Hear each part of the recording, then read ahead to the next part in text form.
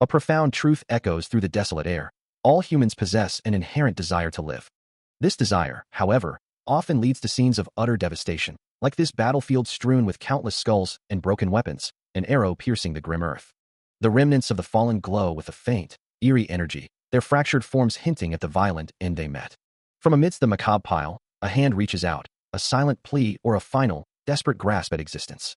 A broken skull lies nearby, its jaw dislocated, a stark reminder of the fragility of life. And from the depths of this ruin, a skeletal figure rises, crackling with malevolent yellow energy, a testament to the horrors that persist even in death. If it weren't for that primal urge to survive, perhaps this endless cycle of death would have consumed all. Min Ryu lies broken amidst the bones, his body battered and bleeding, yet his hand glows with a faint, determined light, a spark of that very desire to live. Nearby, another figure, a woman with striking pinkish-purple hair, also bears the marks of battle, her face streaked with blood, her expression a mix of pain and defiance. A broken sword, clutched in a gauntlet hand, rests among the skulls, a symbol of a fight fought to the bitter end. He would not have come all this way, enduring countless trials and tribulations, past the desolate fields littered with the remains of fallen foes and the lingering echoes of battle, only to falter now. The shattered weapons and scattered bones were a testament to the hardships he had overcome, each step a struggle, each victory hard-won. Yet, the journey continued, illuminated by faint, ethereal sparks, guiding him forward through the darkness. He had suffered through all those hardships, his resolve hardening with every obstacle. Now, Min Ryu stood at the threshold of a new chamber, his gaze unwavering as he stepped into the brilliant light. A voice echoed in his mind, a testament to his relentless pursuit, affirming that after 99 attempts, he was finally here. He walked deeper into the radiant hall, the golden light illuminating his path forward. This time, there would be no turning back, he would see it to the very end. Before him stood the challenge of the final 20th round, guarded by formidable armored figures, their forms glowing with an ethereal light. Multiple guardians, clad in intricate white and gold armor, awaited him, their presence radiating immense power. Their glowing forms and intricate designs hinted at the immense trial ahead, a final test of his strength and resolve. Min Ryu observes the imposing, armored figure before him, recognizing it as one of the 20th round guardian golems. Considering the sheer number of them crowding the space, he knows this will be no easy task. The guardians stand silent, their golden markings glowing faintly. They must be guarding the doorway behind them, he deduces, preparing himself for the inevitable confrontation.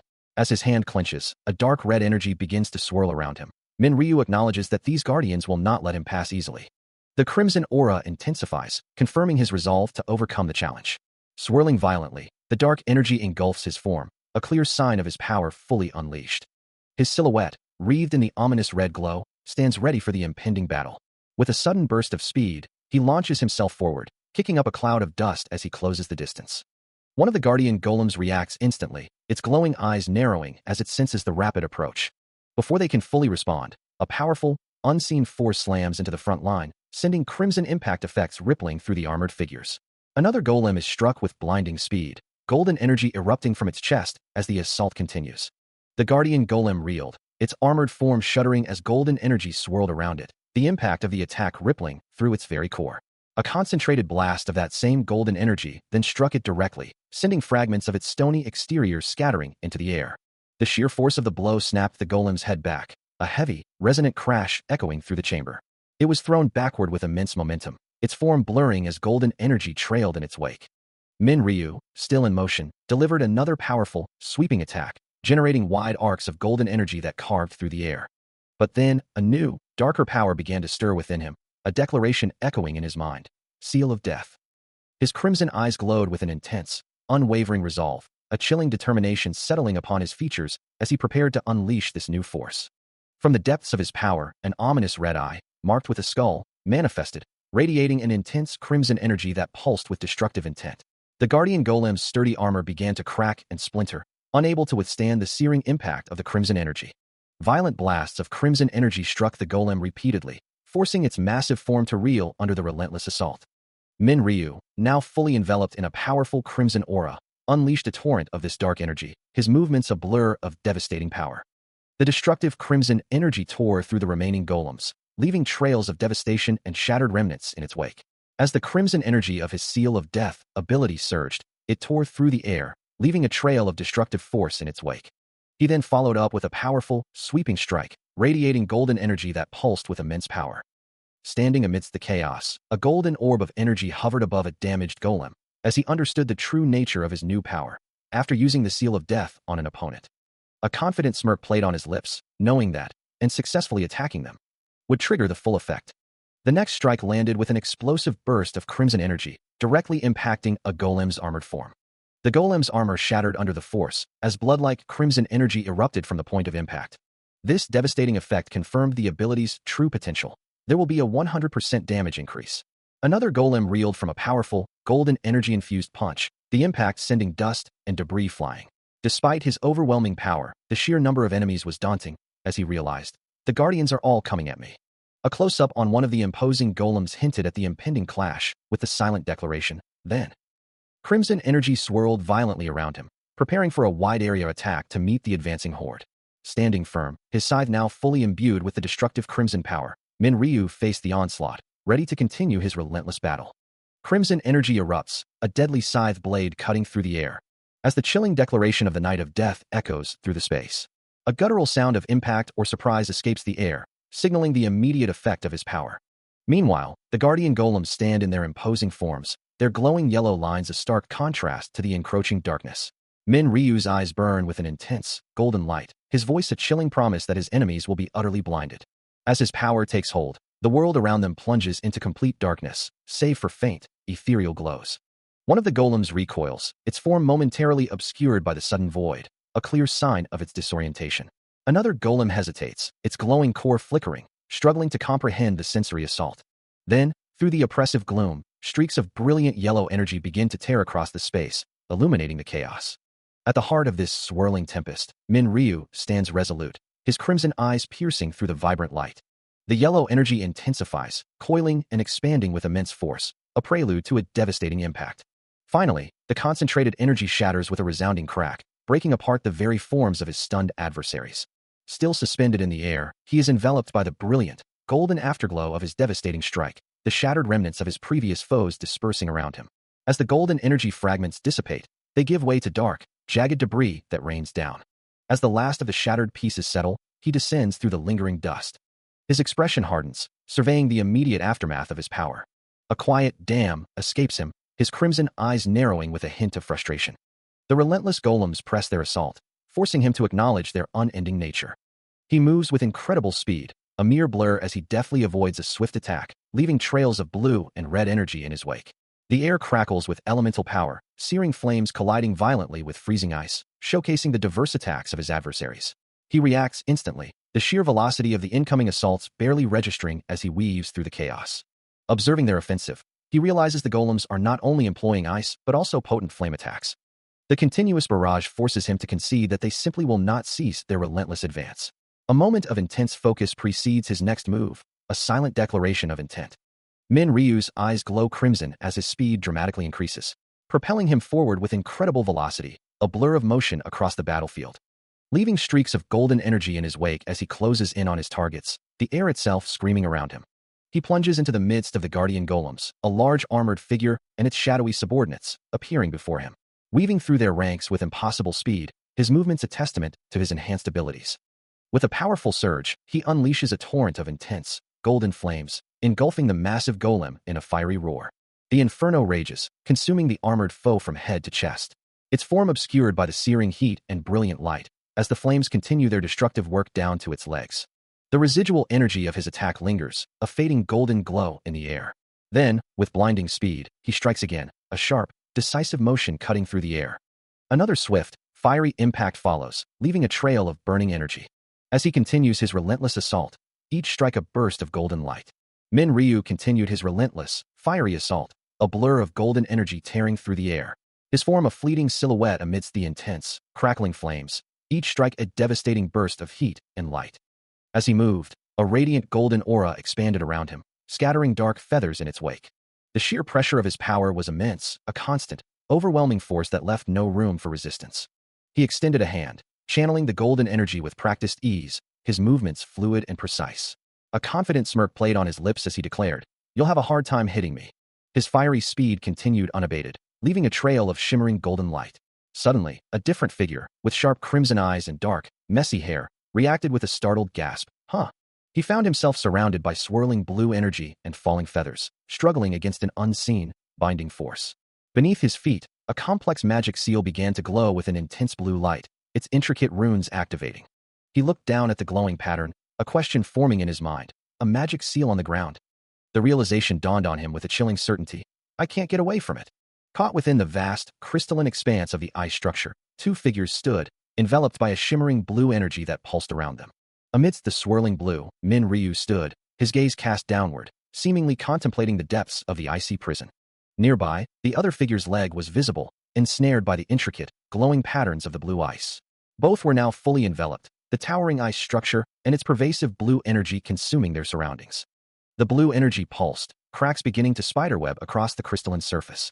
With a resolute expression, Min Ryu's crimson eyes ignited, glowing fiercely as blue energy continued to swirl around him.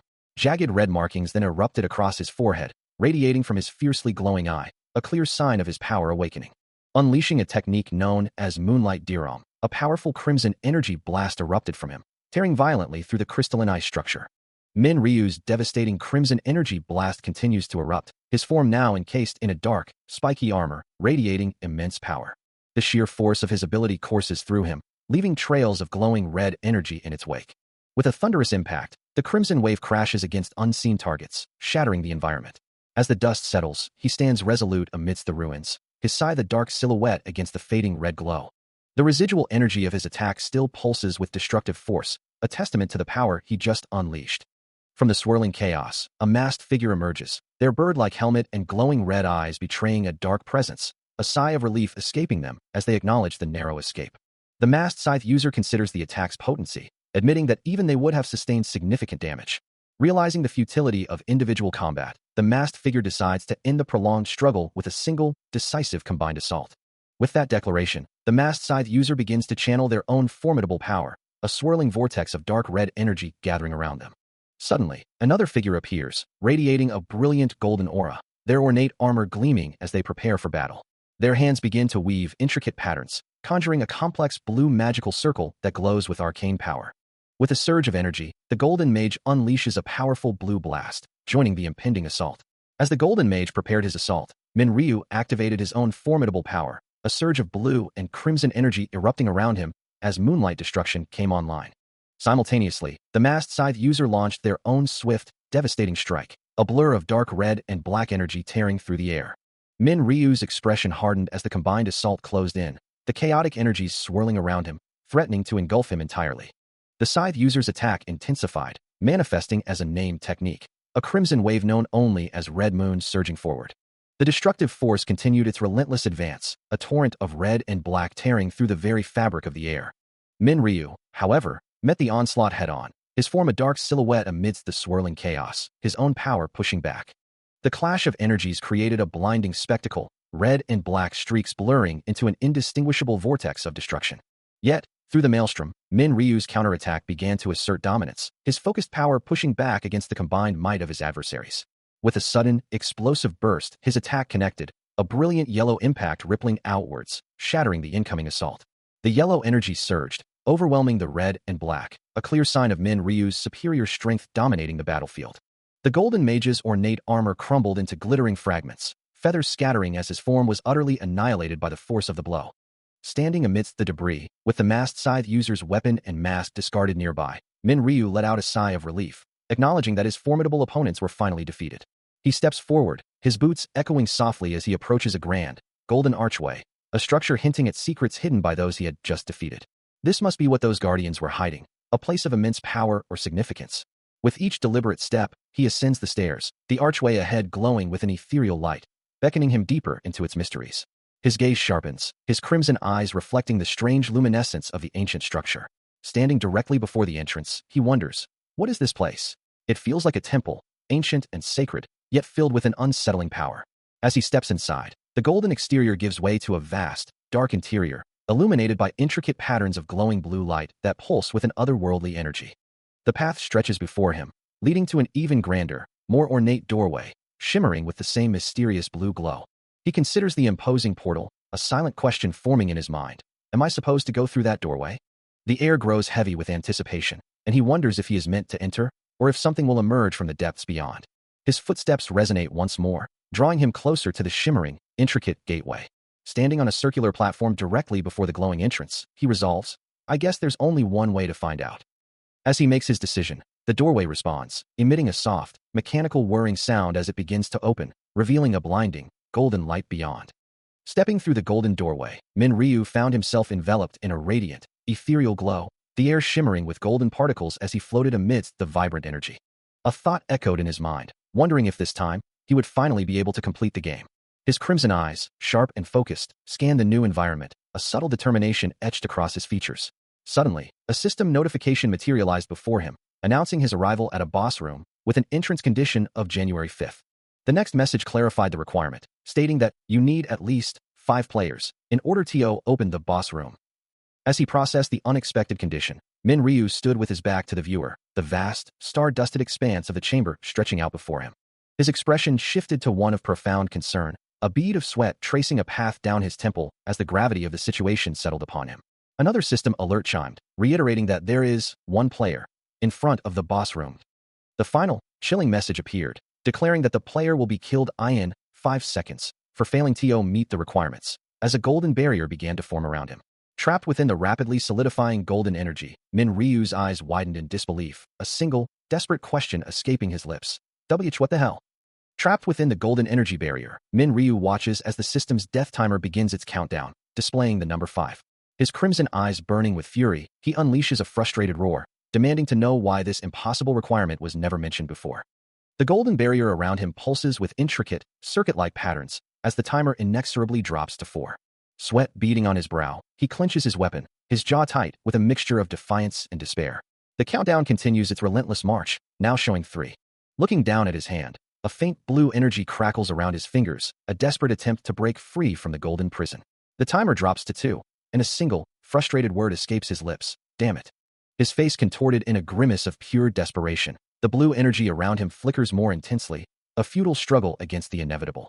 Finally, the timer reaches its end, displaying the number 1. A sharp, crackling sound fills the air as the golden energy around him intensifies one last time. Then, a stark system message appears, declaring his demise. You are dead. Yet, before the finality can settle, another message materializes, revealing a twist. You have fulfilled the conditions to activate the Rune of Regression. The system confirms the activation of the Rune of Regression, declaring that time is now rewinding to the state before the first round. A crackling sound accompanies the display of the rune's usage, now showing all 100 of its activations have been expended. The message clarifies the grim reality. All available activations of the rune have been used up, and it will now disappear. With a final, resonant chime, the system announces the commencement of the 100th regression. Under the glow of a sprawling city at night, a momentous occasion was about to unfold. As a massive crowd gathered, their anticipation palpable, a voice echoed through the air, urging everyone to count down from 5 seconds. The collective excitement surged as the crowd began to chant, down from 5 seconds together. The countdown continued, reaching 5, as the air crackled with unseen energy. Amidst the throng, Min Ryu stood, his form suddenly enveloped in a vibrant, ethereal blue glow, his eyes burning with the same intense light. The countdown pressed on, now at 4, oblivious to the profound shift occurring within him. The blue energy pulsed around him, his gaze fixed and resolute as the world around him seemed to blur. A single, raw expletive escaped his thoughts, a stark realization dawning upon him. He stared at his own hands, the blue light reflecting off them, the words forming in his mind. I came back.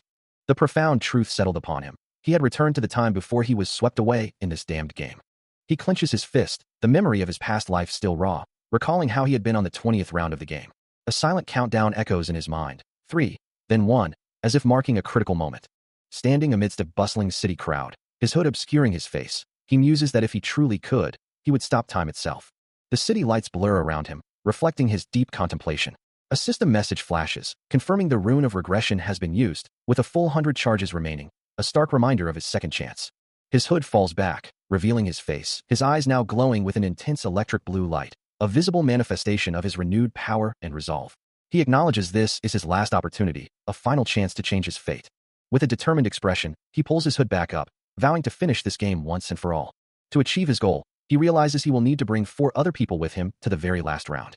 He scans the faces in the crowd, his gaze sharp and calculating, searching for potential allies. He wonders who among them will prove worthy of his trust. The scene shifts abruptly to several minutes before, introducing a new figure, a man with a composed expression, standing against the backdrop of the city night. A sudden, sharp memory pierces Min Ryu's thoughts, a distant echo of a time before, as if a voice from the past cries out, "KYA," proclaiming, "We're going to." He finds himself amidst a group of friends, one of whom, a brown-haired young man, asks with a grin, "Then we don't need our fakies anymore, right?" To which another, a neatly dressed man, readily agrees, "Of course." The bald young man in their circle muses aloud, "What should I do after I graduate? Should I be a deliverer man?" His brown-haired friend, distracted, points excitedly, "Rin? Where?" The bald young man turns to Young Min, asking, "Young Min, what are you going to do?" Young Min grins, a mischievous glint in his eyes, replying, "Didn't I tell you? I'm going to become a gangster." Min Ryu stands silently, his expression unreadable as he listens to the casual banter of his friends. The brown-haired friend warning Young Min, "Bastard, if you make a mistake, you'll really die." The bald young man interjects, "Wasn't that just a joke?" Before Young Min retorts, "Fuck, you only live once, right?" Young Min continues, a defiant edge to his voice, "I just want to live a fucked up life. So what?" The brown-haired friend mutters, barely audible, "Fucking retard." While the neatly dressed man adds, "I should cut him off after we graduate." The bald young man then turns to Min Ryu, asking, "Anyways, what'll happen to your personal shuttle when you graduate?" Min Ryu simply responds with a quiet, "Ah." His gaze falls, a profound sadness in his eyes as he thinks, "That poor soul." As the city lights twinkled around them, a young man declared he couldn't let go of "that bastard" even after graduation, prompting another to remark on the sadness of such a thought. The first speaker continued, insisting that bastard was the devil himself, then added with a mischievous glint, "Who said it was the end? I should play with him as long as I can." A low chuckle escaped Young Min, his smirk hinting at the trouble he intended to cause. Min Ryu and their other friend watched him, when a voice from the crowd cut through the night, asking if a nearby vehicle was "Your shuttle over there?" Suddenly, a collective cheer erupted from the gathered onlookers, as the announcement, "It's finally time," echoed through the air, signaling the start of something significant. A clear instruction then appeared, urging everyone to please count down from 5 seconds together. Young Min, still smiling, agreed, "You are right, it is," as the countdown began with a booming 5. The next number boomed, a stark 4, echoing through the urban canyon. Meanwhile, Min Ryu stood apart from the crowd, a fierce blue energy igniting around him, flickering like ethereal flames as he prepared for whatever was to come. The countdown continued, a sharp 2, cutting through the building tension, followed by a concerned thought about "that bastard." Young Min's expression shifted, his previous mirth replaced by a look of genuine surprise and concern as he stared at something unseen. As the final moments ticked away, Min Ryu stood resolute, the blue fire around him intensifying with a soft sound, his gaze fixed downwards, ready to face his destiny. As the countdown continued, a powerful blue aura pulsed around Min Ryu, his gaze sharp and focused amidst the bustling crowd. The vibrant energy shimmered around his form, a silent testament to the power he now wielded. Nearby, Young Min watched with a stunned expression, a question forming on his lips as he wondered what had just happened. A growing unease settled over him, realizing that his friend was somehow different from his usual self. The tension was palpable, as another friend, held by Young Min, exclaimed, wondering if he had gone insane, given his persistent glare, while Huang Young Min was urged to let him go, as it was the first day of the new year, and not his only chance for retribution. Young Min's expression hardened, a single, bitter thought echoing in his mind about the bastard he was confronting. Despite his anger, he decided to relent, declaring that he would let the matter go for today. As the group rejoined the bustling crowd, a public announcement began, a voice wishing everyone a happy new year, while some in the crowd, including Min Ryu, still glowed with faint blue energy. The unnamed friend, now free, offered a parting sentiment, hoping that whatever Young Min desired would come to pass. From an unseen perspective, a thought emerged, observing that humans were indeed interesting creatures. This unseen observer continued, reflecting on the irony of celebrating the new year, unaware of the true situation they were in. Suddenly, Min Ryu turned to Young Min, asking what he had just said, only for Young Min to deny having uttered a word. As the New Year's celebration continued, a strange sound cut through the festive atmosphere, drawing the attention of Min Ryu and his companions, who looked up in confusion. High above the city, an ethereal being, radiating golden light and adorned with magnificent wings, observed the human spectacle, its voice echoing with a detached amusement, "Seeing you all fall for it when you don't know anything." The angelic figure, a vision of celestial power, hovered majestically, its form shimmering against the golden sky. From its divine presence, delicate feathers began to drift down, glowing faintly as they descended towards the unsuspecting city below. More feathers continued their slow, graceful descent, each one a tiny beacon of the extraordinary event unfolding. The celestial being's gaze remained fixed on the world beneath, its voice dripping with disdain. "To us, you seem like monkeys in a cage." Its form, a breathtaking display of light and power, continued to dominate the heavens, an undeniable presence. 2 more glowing feathers descended, their gentle fall a stark contrast to the profound implications of their origin. Among the bewildered crowd, the unnamed man stared upwards, his mind struggling to process the sight, wondering if he was witnessing an angel or merely a New Year's broadcasting event. Young Min, equally stunned, turned to Min Ryu, pleading for confirmation that this impossible sight was truly real. The unnamed man, still captivated by the celestial display, could only utter a single, awestruck word. So pretty. Min Ryu looks up, his crimson eyes reflecting the golden light of the ethereal being that has just manifested above the city. A familiar, bitter feeling washes over him, a deep-seated resentment he has experienced countless times before. From above, the angelic figure lets out a dismissive sound, its voice echoing with disdain. It regards the humans below as nothing more than worthless trash. The Golden Mage's voice carries across the stunned crowd, observing their awestruck faces and remarking on their apparent infatuation, before warning them against useless thoughts. It then declares its intention to depart, having no desire to remain amongst such trash. A slight smirk plays on the angelic figure's lips, noting the crowd's stunned silence. It seems pleased that its voice is clearly heard, a testament to its power.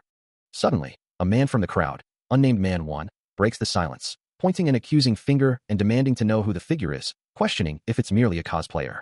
Min Ryu, witnessing the man's outburst, internally dismisses him as a flying tissue for his foolish bravery, lamenting the man's lack of understanding. The Golden Mage pauses, its expression unreadable beneath the hood. A final thought escapes the angelic being, a simple declaration of annoyance at the human's audacity. The Golden Mage's eyes glowed with an ominous red light, a chilling aura of power radiating from its form as it prepared to unleash its wrath. In an instant, a devastating force erupted, shattering the air and causing a gruesome spray of blood to explode outward. The impact left a grim testament on the pristine floor, where dark crimson pooled and splattered. The man who had dared to speak up now reeled in agony, his face and hands drenched in his own blood, a choked ugh escaping his lips. He crumpled to the ground amidst the terrified screams of the crowd, his body utterly broken by the unseen assault. Yeongmin stared, utterly aghast at the sudden, brutal display, a stunned, "Fuck. What is that?" barely audible. The Golden Mage's voice, cold and dismissive, cut through the panic, uttering, "For a lowly human." It then pointed a finger at the terrified masses, its tone laced with fury as it demanded, "How dare you speak informally to my mighty self?" Min Ryu and Yeongmin watched from the stunned crowd as the entity continued its tirade. "You humans don't have any right to ask me questions. Don't arrogantly act up," it declared, while a whisper from the crowd wondered, "What was that sound just now?" The Golden Mage's threat hung heavy in the air, a chilling warning directed at the trembling onlookers. "If you don't want your head to explode like that, human." With a final, contemptuous thought, "On, right? What would inferior humans know?" The Golden Mage ascended into the sky, its golden form shrinking against the vast expanse of the city. Below, Min Ryu and Yeongmin stood among the stunned populace, their gazes fixed on the empty sky where the powerful entity had vanished. A sigh escapes him, a familiar weariness settling in as he wonders if he truly needs to endure this explanation yet again. From the radiant figure above, a voice echoes, declaring, "All right, we will be playing a game from now on." The Golden Mage stands resplendent, her form glowing with divine light, a silent testament to her power. She continues, detailing the rules. For 20 rounds, on the first of every month, your souls will be transported to a new dimension to participate in a game. A chilling smile spreads across her face, her glowing eyes fixed on the terrified crowd, emphasizing, "That's one." The mage's voice carries over the hushed assembly, describing the tasks awaiting them, of the things you humans need to do. Her words hang heavy in the air, to complete the given quests. She offers a glimmer of hope, or perhaps a cruel incentive. If you complete those quests, you will receive rewards and return back to the real world. Among the crowd, an unnamed man voices his confusion, wondering what she means, while Min Ryu, observing the scene, interprets her words with a grim understanding. So she's saying that if we complete the quest, she'll spare us? The Golden Mage, with a dismissive gesture, acknowledges their thoughts. You can say and think. So she's saying that if we complete the quest, she'll spare us? Her tone shifts, revealing a darker truth. However, even if you complete the quest, not everyone will survive. Min Ryu listens intently as she clarifies the grim selection process, since I'm going to spare half of the participants in order of completion. A wave of disbelief washes over the assembled humans, as Yeongmin and another man stare, utterly stunned by the Golden Mage's earlier pronouncements, struggling to comprehend the impossible reality unfolding before them. Yet, the Golden Mage, her face hidden behind a serene smile, continues her chilling address, assuring them with a sinister chuckle that they don't need to worry so much. Her words hang heavy in the air, as she clarifies, since I won't take all of you, sparking confused murmurs among the crowd, quickly silenced by a stern command to be quiet. Min Ryu, his expression grim, processes this new information, as a chilling realization dawns. Only humans around the world aged between 15 and 29 will participate. He looks up, a profound weariness etched on his features, reflecting on the bitter irony that he didn't know I would repeatedly do this game 100 times as soon as I turned 20. Meanwhile, the crowd's reaction is sharply divided, with one man exultantly shouting, "Saved. I'm saved," while another, standing beside him, can only utter a defeated "Fuck." A man in the crowd bursts into maniacal laughter, his face contorted in a grotesque mask of relief, utterly oblivious to the despair of those around him. His callous joy provokes a furious response from another man, who grabs him by the collar, demanding to know, "Is it nice that you're saved? Are you pouring oil on the fire?" The enraged man's voice rises to a shout, his fury barely contained as he screams, What? Shut the fuck up. Do you not understand the situation?" He continues, his voice laced with horror. "Didn't you see that guy's head explode?" As the Golden Mage's ominous voice echoes. Let's see. The Golden Mage stands tall, her golden armor gleaming and her magnificent, feathered wings spread wide, radiating an ethereal glow as countless particles of light drift around her, a vision of terrifying power. Her final calculation is delivered with chilling precision, revealing that the total number of participants will be a staggering 1,801,029,290. The Golden Mage, her form shimmering with divine light, concludes her explanation, her voice echoing with finality.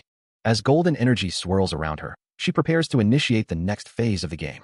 Suddenly, Min Ryu finds himself alone, standing in a vast, empty white space. A disembodied voice informs him that everyone has entered their own individual spaces, visible only to themselves. Min Ryu listens intently, his expression serious as he processes the new reality.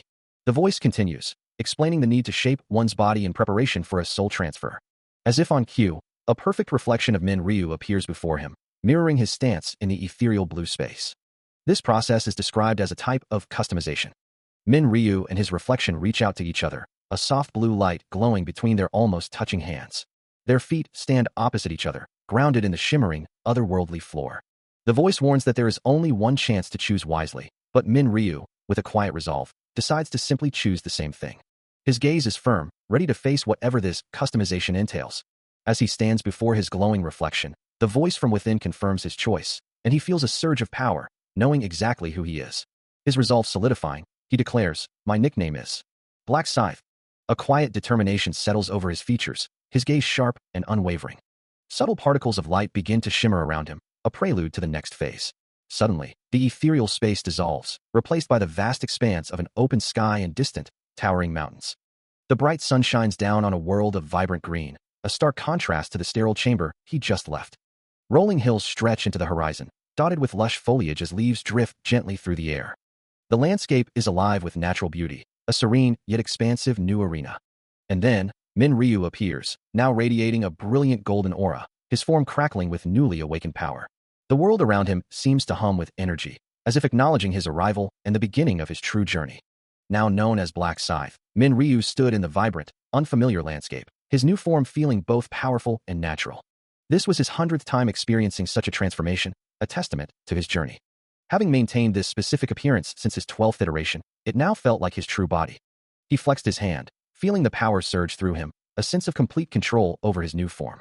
Suddenly, the verdant landscape around him shimmered with green energy, and other figures materialized, some falling, others looking around in confusion, wondering if they had arrived in a new dimension. One man exclaimed about his changed body, even asking if his new face, resembling Kong Dangun, was appealing. A woman confirmed the transformation's success, while Min Ryu observed that, as expected, everyone had chosen to make themselves look cool and pretty. He mused to himself that if they were truly smart, they wouldn't have done that. A blonde woman, smiling serenely, echoed his unspoken thoughts, explaining that in the other world, the strong prey on the weak, and a noticeable appearance only made one an easier target. She continued, her voice grave, warning that death in the other world meant death in the real world. Min Ryu's eyes glowed crimson as he sensed a familiar presence, thinking to himself that it was about time he arrived. And then, with a burst of golden light, Huang Yongmin descended from the sky, his muscular form radiating power. He stands tall amidst the newly transformed, his form radiating a subtle golden energy, as he observes the other individuals who have also arrived in this strange new world. A slight scoff escapes him, noting that, as expected, Yongmin has made himself quite muscular. Feathers drift down from above. An angelic figure, with flowing white hair and golden eyes, descends, asking if they all enjoy their new avatars. She looks down at the cowering crowd, declaring their fearful expressions to be great. The angelic guide then reveals the staggering number of people present, a total of 1,802,910, confirming that all humans from Seoul have been gathered here, a revelation that leaves one of the men gasping at the sheer scale of 1,800,000 people.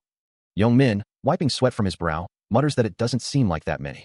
The angelic figure, with a condescending smirk, dismisses them as inferior humans. Her golden eyes flash with irritation as she demands if they believe this is the only space. She asserts that it is none of their concern, as there are other spaces where other angels are proceeding with the round. With the impending official start, she announces her intention to begin with a simple explanation. Her first instruction is to simply say status window in their heads, and a faint, ethereal window begins to materialize. As the angelic guide's words echoed, a golden, translucent window shimmered into existence before Min Ryu, its ethereal glow illuminating the field around him. A moment of silent apprehension passed, as the new reality began to settle in. He focused on the window, revealing his status window with the name Ryumin and the nickname Black Scythe at the top, displaying his beginner rank, level 1, and a class of none, along with basic stats, strength 3, intelligence 3, agility 2, and luck 3, with 0 stat points available. Below, it listed no normal, unique, or additional skills, only placeholders for future unlocks, prompting a weary sigh from him, as the sheer inadequacy of his current state became painfully clear. Her voice cutting through the collective murmurs, the angelic guide addressed the masses, asking if everyone had seen their status windows. She continued, her tone dripping with condescension, explaining that anyone who had played a game before would understand just how utterly useless they were at this moment. Her gaze sweeping over the bewildered crowd, she commanded them to become stronger. Young Min, among the many, stared up at his own newly manifested status window, listening intently as she laid out the terms. If they survived until the end and cleared all 20 rounds, they would be free. A cruel smile played on her lips as she promised their freedom from this survival game. Extending a glowing hand, she added that they would also be granted a wish. The crowd erupted in a cacophony of gasps and exclamations, some questioning the reality of a wish, others outright denying the possibility. Ignoring their disbelief, the angelic guide concluded, her voice echoing with a chilling implication. Since you'll get it if you're first. Continuing her address, the angelic guide reveals a new layer to the challenge, explaining that a special gift awaits those who are first to achieve their goals. Meanwhile, a system window materializes before Min Ryu, displaying his inventory. Within it, a glowing red item catches his eye, prompting a question, wondering if it's some kind of random rune. A subsequent message clarifies the item's nature, confirming that the random rune can indeed only be used once. The rune itself appears as a jagged, crimson crystal, pulsating with an inner light. Further instructions detail its prerequisites, stating it can only be used at level 1 and is the sole item provided at the game's outset. The method of activation is also simple, requiring one to hold it and mentally utter use to activate its power. Min Ryu, now holding the glowing red crystal in his hands, observes it with a mixture of surprise and apprehension. His expression shifts to one of clear displeasure, a furrow in his brow betraying his thoughts. The angelic guide, noticing his reaction, remarks that his expression suggests he is not pleased, but reminds him that no matter what he receives, he must accept the outcome. She adds, with a hint of amusement, that such is his luck. With the rune's explanation concluded, she then shifts her focus, asking if they should now move on to the real thing. She smiles subtly, her white hair and golden adornments shimmering, as a golden light flashes, accompanied by a sharp, metallic sound. Her slender, clawed fingers snap, radiating golden particles. And across the vast field, golden rectangular windows materialize before each participant, glowing with an ethereal light. One such window displays a quest. Round 1. Kill 100 goblins each, detailing the immense number of participants in both the safe zone and this specific area. Another burst of golden energy ripples through the air. And suddenly, a grotesque goblin, armed with a crude blade and glowing red eyes, materializes on the field. A man with sharp features and another participant stare in disbelief, one questioning if it's truly a goblin, the other remarking on the game-like feel of the situation. Min Ryu and Young Min, equally stunned, ponder if they've been thrust into a virtual reality game or kidnapped for an unknown test. The angelic guide's hand gestures, her voice echoing with a warning not to get excited too soon. Her magnificent white wings unfurl, catching the light as she ascends. And below, the field is now swarming with countless goblins, their forms appearing in a golden haze. A brilliant golden light erupts, particles swirling, yet the true threat has not fully manifested. Among the bewildered crowd, a woman gasps, her companion echoing her disbelief as they witness the unfolding horror. Another man stares, his face contorted in shock, as a chilling message appears, detailing a grim battle. 10,000 humans against 50,000 goblins. The angelic guide, her form serene amidst the chaos, watches as white feathers drift gently around her. Her hand extends, a silent decree for a fight to the death, as more feathers descend. The ethereal white feathers continue their slow fall, a stark contrast to the impending violence. Suddenly, a guttural roar tears through the air, signaling the arrival of the monstrous horde. A goblin's snarling face fills the view, its red eyes burning with savage intent. Its claws lash out, a blur of green and red, as the creatures begin their assault. Panic erupts among the participants as the goblins surge forward, their terrified screams echoing across the field. Min Ryu stands among the stunned crowd, observing the unfolding massacre, his expression unreadable. With a determined stride, he begins to walk forward, leaving the terrified masses behind. As Min Ryu strides purposefully across the field, ignoring the growing horde of goblins, two onlookers question his actions, wondering why he would walk directly toward such a dangerous creature. But his resolve is unwavering, his eyes flaring with a deep crimson glow as a surge of power courses through him. Before he can fully unleash his own attack, a swift, red claw-like energy lashes out from the approaching goblin, aiming directly for him. The impact sends him recoiling slightly, the sharp, glowing claws momentarily pushing him back.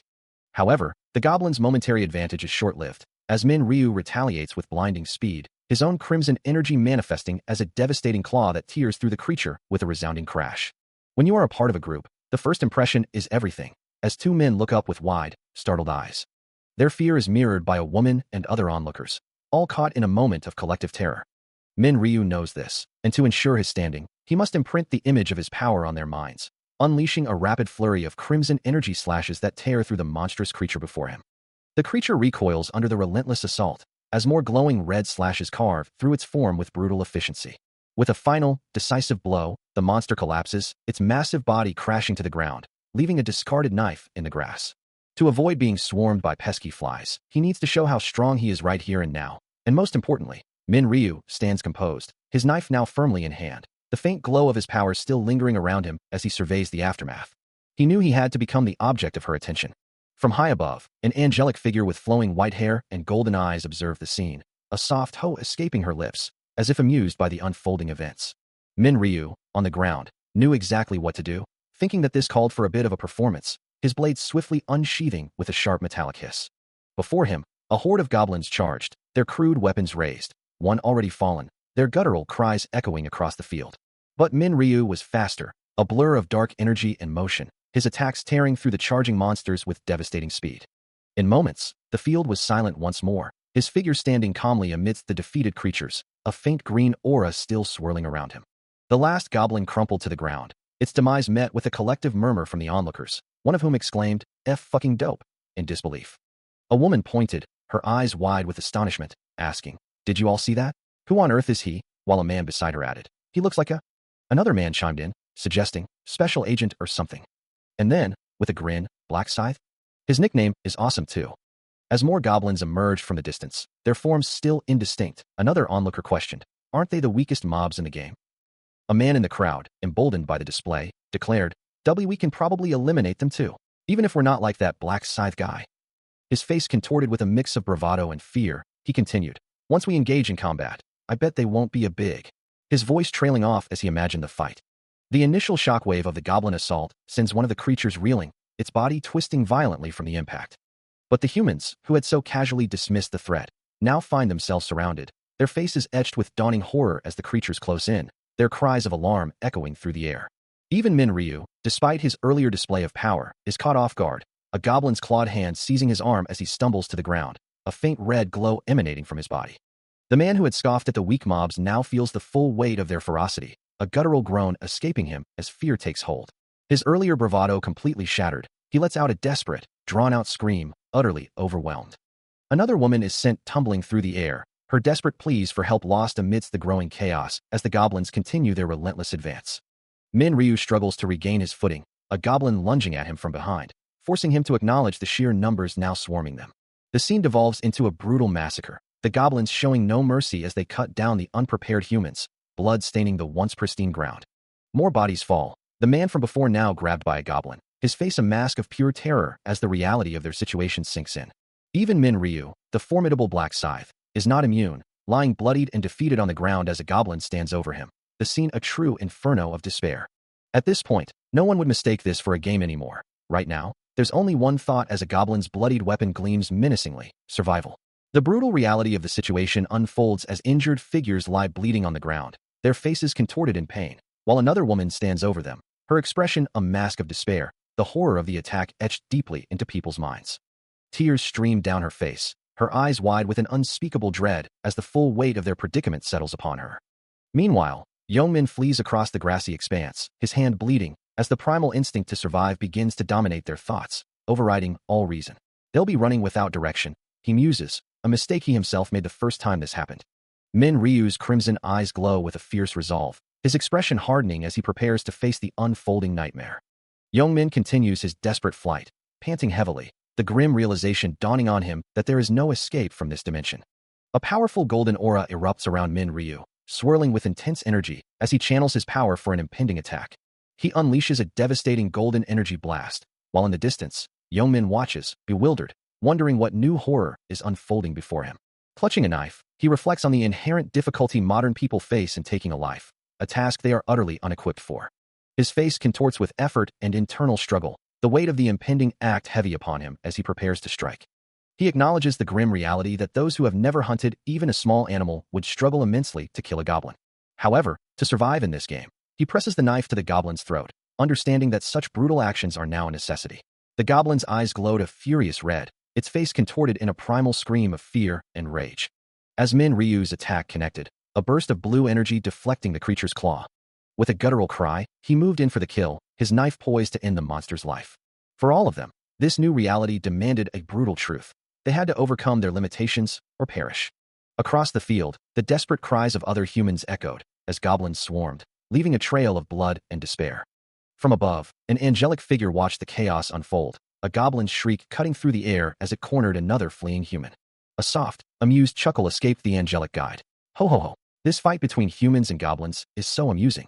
They continued, their voice carrying an air of detached observation. They may be the size of a kid, but you don't stand a chance against a whole swarm of them. Their gaze sweeping over the struggling humans, especially if they're armed with daggers. A slight smirk played on their lips, however. She floats high above the fray, her pristine white wings spread against the vast blue sky. Below, a figure battles fiercely, prompting her to wonder aloud. What's the deal with him? A golden system window materializes before her, displaying a quest update. Black Scythe. Quest progress. Goblin slain. 70/100. Her golden eyes narrow slightly as she repeats the name. Black Scythe? A soft TSK escapes her lips as she thinks, what a shitty system. I can't believe it's blocking all player info except quest progress. Her delicate fingers trace the glowing interface, the light reflecting in her golden eyes. She sighs, continuing her internal monologue. Anyhow, although guiding those mere mortals hurts my pride as a noble being. A faint, knowing smile plays on her lips, her golden eyes gleaming with amusement. Some of them are peculiar, so watching them is unexpectedly interesting. Meanwhile, on the ground, a goblin's grotesque face contorts in agony as a blade of pure blue energy pierces its skull, the system chiming a confirmation. You have slain a goblin. As Min Ryu's efforts continued, the system registered his progress, granting him 10 gold and announcing a level up, while a powerful, arcing slash of brilliant blue energy tore through the air. He looked up, the residual energy of his attack still swirling around him, his gaze sharp and focused. The quest to slay goblins was now at 75 out of 100, with 25 remaining, as a horde of the creatures charged him, their crude weapons raised, and their guttural cries filling the air. Without hesitation, he spun to meet their assault, his form a blur of motion. His scythe, now glowing with an intense azure light, carved through the first goblin, leaving a trail of shimmering energy in its wake. Another fell victim to his relentless, energy-infused strikes, the blue arcs of power tearing through the air. He moved with deadly precision, bisecting a goblin with a single, powerful swing, the vibrant blue energy exploding on impact. A whirlwind of azure slashes followed, clearing the immediate vicinity of any remaining threats. With a final, decisive blow delivered midair, the last of the charging goblins fell. His hand, still crackling with the faint blue energy of his power, gripped the scythe. The battle concluded. As the battle raged, a powerful, resonant sound effect echoed through the air. Even as a grotesque goblin lunged forward, its maw wide in a feral snarl, unaware of the swift, decisive end awaiting it. But before its attack could land, Min Ryu's scythe, crackling with vibrant blue energy, sliced through the space between them with blinding speed. The impact was instantaneous, a burst of explosive blue energy obliterating the creature, leaving nothing but shattered remnants in its wake. His crimson eyes glowed with an intense, almost feral light, a testament to the power he had just unleashed. Looking down at the aftermath, he muttered, a hint of challenge in his voice, wondering why anyone would simply stand by and watch. Gripping his knife, he turned his attention to another group of goblins, their crude forms emerging from the distant grass, ready to continue his relentless assault. After dispatching them, he finally allowed himself a moment to wipe the grime from his face, acknowledging the brief respite.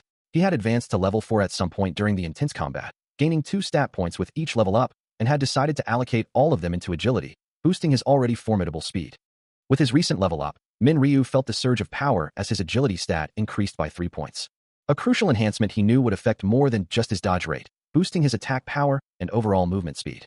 He mused that nothing was more vital than agility in these early stages, believing this rapid progress should be enough to finally draw the angel's attention, wondering how he might bring an end to this ordeal. With a glint in his crimson eyes, he surveyed the horde of goblins before him, his grip tightening on the blade as he prepared for the next wave. Then, with a burst of speed, he launched himself into the fray, a shimmering blue aura trailing behind him as he moved. A goblin barely registered the attack before a swift, blue-tinged blow sent it reeling. He paused for a moment, his face smudged with dirt and determination, pointing forward as if challenging an unseen observer. The battle continued with brutal efficiency, another goblin collapsing to the ground with a pained shriek as its companions scattered in terror. One goblin, caught in the chaos, could only stare in wide-eyed horror as its comrades fell around it. A slight grimace crossed Min Ryu's face as he exhaled, muttering, if you won't come. His words hung in the air as he blurred into motion once more. The remaining goblins didn't stand a chance, swiftly cut down by his relentless, agile assault. As the battle rages, a goblin cries out, struck by a swift, blue-hued energy slash. He moves with incredible speed, leaping through the air, his dagger poised, leaving trails of azure light in his wake. His resolve unwavering, he declares, "I'll get to you myself." A nearby goblin lets out a startled cry, its red eyes glowing with sudden fear. Another powerful blue energy slash erupts, cutting through the air with lethal precision. The attack connects, slicing through another goblin with ease. He continues his relentless assault, sweeping through the remaining goblins with a flurry of blue energy, sending them flying. A system notification chimes, confirming an increase in experience and gold. The fanfare of a level up rings out, as the quest progress for goblins slain reaches its maximum. Another chime confirms the completion of the first round of the quest. Standing amidst the vibrant green field, bathed in a golden glow, he appears calm and collected. Reflecting on his performance, he muses that the first round was an easy pass. He reflects on his recent actions, acknowledging that he had gone after the goblins with frenzied intensity, all to capture the angel's attention. A clear, resonant chime signals a system notification, announcing his achievement of rank 1 in completing the quest within a given zone. Another chime follows, confirming his rank 1 achievement across all zones for the first round. The system displays his impressive completion times, 10 minutes and 21 seconds for all zones, and 10 minutes and 27 seconds for the given zone, under the alias Black Scythe. Golden light emanates from his hand as he continues to process the system's information. A confident smirk plays on his lips as he acknowledges his own deliberate effort to achieve rank 1. The system further clarifies that the rewards become more favorable the sooner a quest is completed, as they are granted according to rank, up to 3rd place. Another chime announces the reward for achieving rank 1 in his given zone, a lowest rank rare weapon selection coupon. The system explains that rewards are given separately for the given zone and all zones categories, and for achieving rank 1 across all zones. The reward is a special reward selection box, which he believes will surely grant him a more favorable outcome than others. His hand reaches out to interact with the holographic interface, his first choice being the weapon selection for the given zone reward. The system presents him with a clear directive. He may choose one of the following rare weapons. Presented with the choice for his desired reward, Min Ryu's finger hovers over 3 options: a blue-edged longsword, a stiletto, or a javelin. He considers the options, acknowledging that while it's a shame he couldn't get more, he's thankful to have even this much at the very beginning of his journey. With a soft tap, he makes his selection, a quiet hum escaping his lips. A notification rings out, confirming the acquisition of the stiletto as it materializes into his hand. The stiletto's details appear in a system window, revealing it to be a rare weapon with 15 attack power, an agility +1 effect, and a durability of 150/150, described as the best dagger available to beginners. Looking down at a worn, basic dagger, he decides it's time to trash this, discarding the inferior weapon. Considering his other reward, he opts to keep the All Zones special reward selection box for later, prioritizing immediate utility. With his immediate choices made, a faint golden glow emanates from his hand as he prepares for his next action. A translucent golden panel shimmers into existence before him, displaying the words "Status Window," ready to provide him with vital information. As the window appears, a memory flashes through his mind, recalling a desperate battle where he, shield in hand, protected others from a horde of goblins, blood staining the ground around them. Snapping back to the present, he muses, come to think of it, as a new thought begins to form. His gaze drifts to his hand, remembering, there's a title I received earlier. A forgotten power waiting to be rediscovered. As the system window materialized before him, Min Ryu's gaze fell upon his current status, noting his beginner rank and level 4, but his attention was drawn to a hidden title, Last Time Regressor. He then reviewed his core attributes, observing the familiar increases in strength, intelligence, and agility, yet a new, unsettling thought surfaced. He had never encountered such a title in his 99 previous attempts. Without hesitation, he decided to activate the mysterious rune fragment. Holding the glowing red crystal in his palm, He prepared for whatever power it might bestow. A system message confirmed his action, announcing the use of a random rune fragment as the crystal shattered into shimmering red particles. Moments later, another notification appeared, proclaiming, "Congratulations! Rune of Regression acquired." As a new, ethereal rune formed in his grasp. The system then indicated that the acquired rune would be imprinted on his body, leaving him to ponder its implications. However, a subsequent message revealed a complication. While remnants of the rune were detected in his soul, the imprinting had failed due to the rune's unique traits. A moment of reflection brought clarity, as he realized the outcome was somewhat predictable. A new imprint would grant him infinite regression, an ability the system likely wouldn't allow. Suddenly, a sharp system alert chimed, and a new message appeared, confirming that the remnants of the rune in his soul had verified this was, in fact, his 100th regression. The revelation struck him with profound surprise, leaving him speechless and questioning the true nature of his existence. His hand clenched instinctively, the weight of 100 past lives suddenly pressing down on him. A sudden system notification rings out, announcing that the title, Last Time Regressor, has been acquired. He stares, a single word escaping his lips, as the system details the title's incredible power. It allows him to stay in soul form for 1 minute upon death, then resurrect at any desired point in time with all health restored, though it is a single-use ability that will disappear afterward. This revelation comes with a crucial piece of lore. In this world, titles are considered concepts superior to runes. Furthermore, the system explains, the very concept of resurrection typically exists only as a priest's skill, a power often depicted through an ethereal, angelic figure surrounded by glowing chains and light. Such skills are notoriously difficult to obtain, and even then, they usually only restore up to 30% of one's health. But this new title, the Last Time Regressor, offers a full restoration of health, leaving him with a confident smirk, realizing he has truly stumbled upon something amazing. A profound sense of wonder washes over him, as he realizes he's stumbled upon something truly extraordinary. A subtle smirk playing on his lips as he contemplates the implications. This discovery, he muses, is something he should definitely keep hidden. A system message appears, confirming the Last Time Regressor title can be set to public or private, assuring him that even if private, its effects will still manifest, though his username won't be displayed. Stretching languidly, he considers that those who completed the quest should be emerging soon, a slight groan escaping him as he thinks about the inevitable aftermath. His thoughts then drift to a specific individual, wondering how Young-min is faring.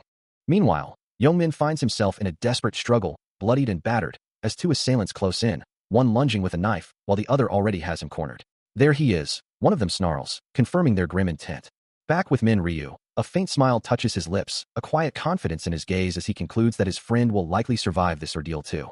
Above, ethereal golden light streams down from the heavens, illuminating the sky with its radiant glow.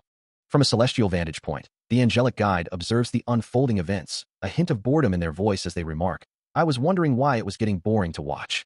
With a subtle, knowing smile, the angelic guide observed the chaos unfolding below, her golden eyes glinting with detached amusement. Meanwhile, on the blood-soaked ground, Young-min lay injured amidst the defeated goblins, while one of his assailants stood over him, acknowledging their victory with a curt apology for the mistake of underestimating the number of creatures. From her lofty perch, the guide's voice echoed, accompanied by a shower of golden energy and falling feathers, asking if she should make the situation more fun. Her form, radiant with power, seemed to shimmer against the sky, a silent testament to her immense, otherworldly presence. Elsewhere, a young woman with long, light hair looked up, tears welling in her eyes, her face etched with fear as she whispered the guide's ominous question back to herself. Her hands, stained with what appeared to be blood, trembled as the golden light of the guide's power reflected in her distressed gaze. Back on the battlefield, Young-min, still wounded, gasped in confusion as a strange green and yellow energy began to emanate from his body. His companion, the unnamed man, stared in disbelief as the dead goblin bodies around them, including the one near Young-min, began to glow with the same eerie energy, slowly dissolving into particles. The man cried out in alarm, watching as one of the goblin corpses completely vanished, leaving only shimmering motes of light behind. Clutching a knife, Young-min looked up, his gaze drawn to a small, ethereal angelic figure descending from the sky, its presence both beautiful and unsettling. As the light intensified, the field around them filled with countless small, glowing humanoid figures, a silent army materializing from the very ground. Suddenly, a menacing red and black energy surged forth, enveloping Young-min and his companion, threatening to consume them entirely. The monstrous goblin-like creatures, their eyes burning with malevolent red light, surged forward, their forms blurring with speed as they closed the distance. Caught in the sudden, overwhelming assault, Young-min and his companions braced themselves, their faces etched with a mixture of shock and grim determination. Meanwhile, from above, the angelic guide observed the unfolding chaos, a chilling indifference in her golden eyes as she mused, "I gave you a free 50,000 refill." Her voice, echoing with perverse satisfaction, declared, "That should be enough." A wave of shimmering purple energy spread across the air, a silent testament to the guide's unseen influence over the battlefield. Back on the ground, the battle intensified as a goblin-like creature lunged, its sharp blade finding its mark on the unnamed man, who cried out as blood splattered across his face. He recoiled in agony, stumbling backward as other creatures pressed their relentless assault, their red eyes burning with hunger. The glint of the blade, still wet with his blood, was a stark reminder of the brutal reality of their struggle. Witnessing his companion's injury, Yeongmin roared with fury, charging forward, his own blade a blur of motion as he struck back with devastating force. The force of his blow sent a spray of crimson across the scene, the goblin-like creature twisting grotesquely as it was thrown backward through the air. But the battle was far from over, as another creature, its face contorted in a snarl of rage, leapt into the fray, its own blade poised to strike. Despite his injury, the unnamed man struggled to his feet, his face a mask of pain and defiance, raising his weapon, ready to rejoin the desperate fight for survival, as the quest continued for the few who had cleared it. Still reeling from the previous attack, the unnamed man cries out as a goblin's blade plunges deeper into his side, the wound gushing blood. The sharp edge tears through his flesh, sending crimson droplets spraying across the chaotic scene. A torrent of blood continues to erupt, a stark testament to the brutal force of the blow. Witnessing the horrific injury, Yeongmin's face contorts with rage as he seizes a goblin by the throat, his own attack a desperate, bloody counter. Meanwhile, the quest's grim tally continues to climb, as Min Ryu observes the escalating violence, his expression unreadable. He rests on the blood-stained ground, his clothes marred by the fight, a moment of respite in the relentless battle. Separated from the fray, the unnamed man presses his bloodied hand against an invisible barrier, a desperate plea for help etched into his face. From his confined position, he can only watch helplessly as another goblin lunges at Yeongmin, the fight continuing without him. The verdant landscape stretches out, a stark contrast to the brutal conflict unfolding within it. As the number of cleared quests steadily increases, the angelic guide's hand glows with a subtle, ethereal light, a silent testament to her influence. A knowing smile plays on her lips, her golden eyes reflecting a detached amusement at the unfolding struggle. Back in the fray, Min Ryu's crimson eyes blaze with renewed resolve, his face still streaked with the remnants of battle. As the quest progressed, the vast plain stretched out under a clear sky, bathed in ethereal light that descended from above. Countless participants were scattered across the verdant landscape, each illuminated by their own column of radiant energy. Suddenly, a wave of confusion swept through the remaining hunters, as Yeongmin exclaimed, the goblins had vanished without a trace. His comrade, the unnamed man, looked around in disbelief, wondering where their enemies could have gone. From her celestial vantage point, the angelic guide observed the scene, announcing that half of the participants had now passed, signifying the quest's completion. Her voice, though seemingly apologetic, carried a chilling finality, declaring that the remaining participants would have to perish. With an unsettling calm, she reiterated that these were simply the rules of this deadly game. A sudden, glowing green barrier erupted from the ground, trapping the unnamed man and leaving Yeongmin in stunned disbelief, shouting "Die!" in horror. The trapped man, his hands now glowing with desperate green energy, cried out, pleading for just one more chance. His pleas turned to anguish as he begged, realizing the futility of his situation. Yeongmin could only watch, helpless, as his comrade was sealed away, his fate seemingly sealed. The angelic guide's voice rings out, questioning the somber expressions of the survivors, asking why they aren't happy to be alive. Her ethereal form glows softly, a stark contrast to the grim reality she imposes. With a dismissive wave, she declares that they have all survived and are free to return. A final, chilling remark follows, congratulating them on passing the first round and expressing a hope for their performance in the next. Her golden eyes gleam with an unsettling amusement, her hand delicately touching her chin. Then, with a slight tilt of her head, she offers to display the detailed results before their departure, a soft chime indicating a system notification. A holographic screen materializes, displaying the first round results, with Black Scythe listed as the top performer in all areas and the specific applicable area, completing the quest in just over 10 minutes. Another notification confirms this achievement, stating that Black Scythe currently holds the first-place position for all areas. The rewards screen appears next, detailing a ranking reward of a lowest-rank rare weapon selection coupon and a special reward selection box, alongside a clear reward of 1,000 gold. The system congratulates him on earning the gold, informing him that he may use it to buy items and will gain access to the shop once he reaches level 10. Min Ryu stands amidst the other survivors, his back to the viewer as he surveys the field. His crimson eyes hold a thoughtful, unreadable expression, while beside him, Yeongmin looks on with a mixture of shock and disbelief. He glances at his hand, a faint smirk playing on his lips, realizing that everyone must now know he secured the first-place ranking. A confident expression settles on his face, his eyes gleaming with a quiet intensity. Meanwhile, the angelic guide observes him, her thoughts betraying a hint of surprise, musing on how impressive it is for someone to achieve first place in all areas within her domain. She then directly addresses him, her voice carrying a subtle challenge, asking if he is indeed Black Scythe, and demanding an answer, to which he simply confirms. Standing tall amidst the verdant landscape, Min Ryu maintains his composed demeanor. The angelic guide, still intrigued, presses him further, wondering aloud how he could possess such immense strength, a thoughtful escaping her lips. She begins to inquire if he obtained some special runes, but then a sudden realization hits her, causing her to flinch internally and curse under her breath, the word shit escaping her thoughts. He responds with a rhetorical question, asking if she can't discern his runes from his stat window, then internally confirms her understanding with a dry "oh, of course." From a distance, Huang Yongmin watches Min Ryu, his expression unreadable. The angelic guide recovers her composure, asserting that she already knew everything, because, after all, she is an angel. With a dismissive gesture, she clarifies that she was merely asking, her wings subtly shifting behind her. Min Ryu, however, remains unconvinced, his internal thought is skeptical, as if. Addressing the ethereal figure before him, Min Ryu simply states, "Angel." The angelic guide, with a subtle tilt of her head, responds, "Yes, human? Could I ask you for a favor?" A moment of silence hangs in the air as Min Ryu considers her words, his thoughts echoing, "A favor?" His expression hardens with a quiet resolve, a subtle smirk playing on his lips.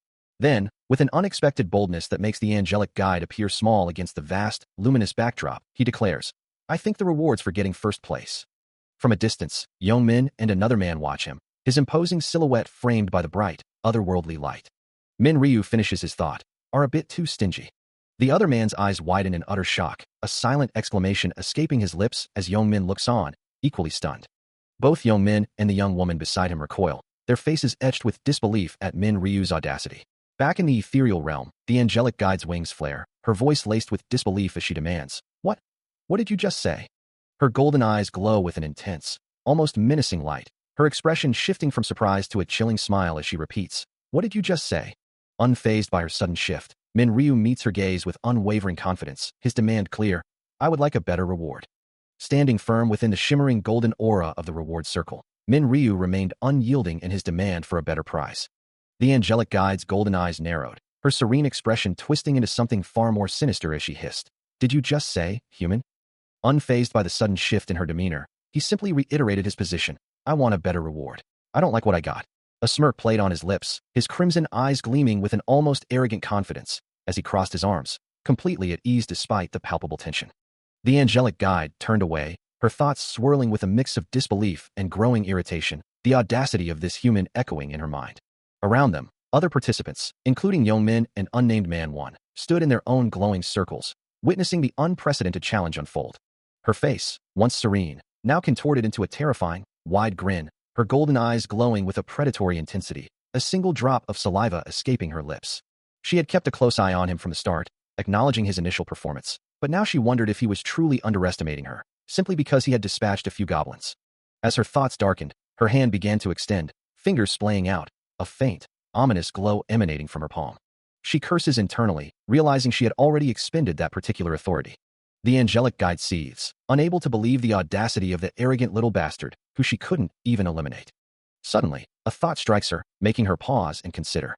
A sly smile spreads across her face as she declares, "I have a great idea." Meanwhile, Min Ryu stands within a shimmering green interface, hearing the question, "So you want a better reward?" He remains within the glowing circle, a system message appearing below him, indicating that such a request would normally be rejected immediately. The angelic guide's bare feet gently touch the grass, signifying her return to the physical space. Addressing Min Ryu, she states she will consider his request, but only in private, dismissing the other humans present by saying, "The other humans can wait until I'm back." Min Ryu watches her as she turns away, her large wings prominent. As he walks away, Yongmin wonders aloud, a negotiation like that worked with an angel? He then considers, should I ask for a better reward too?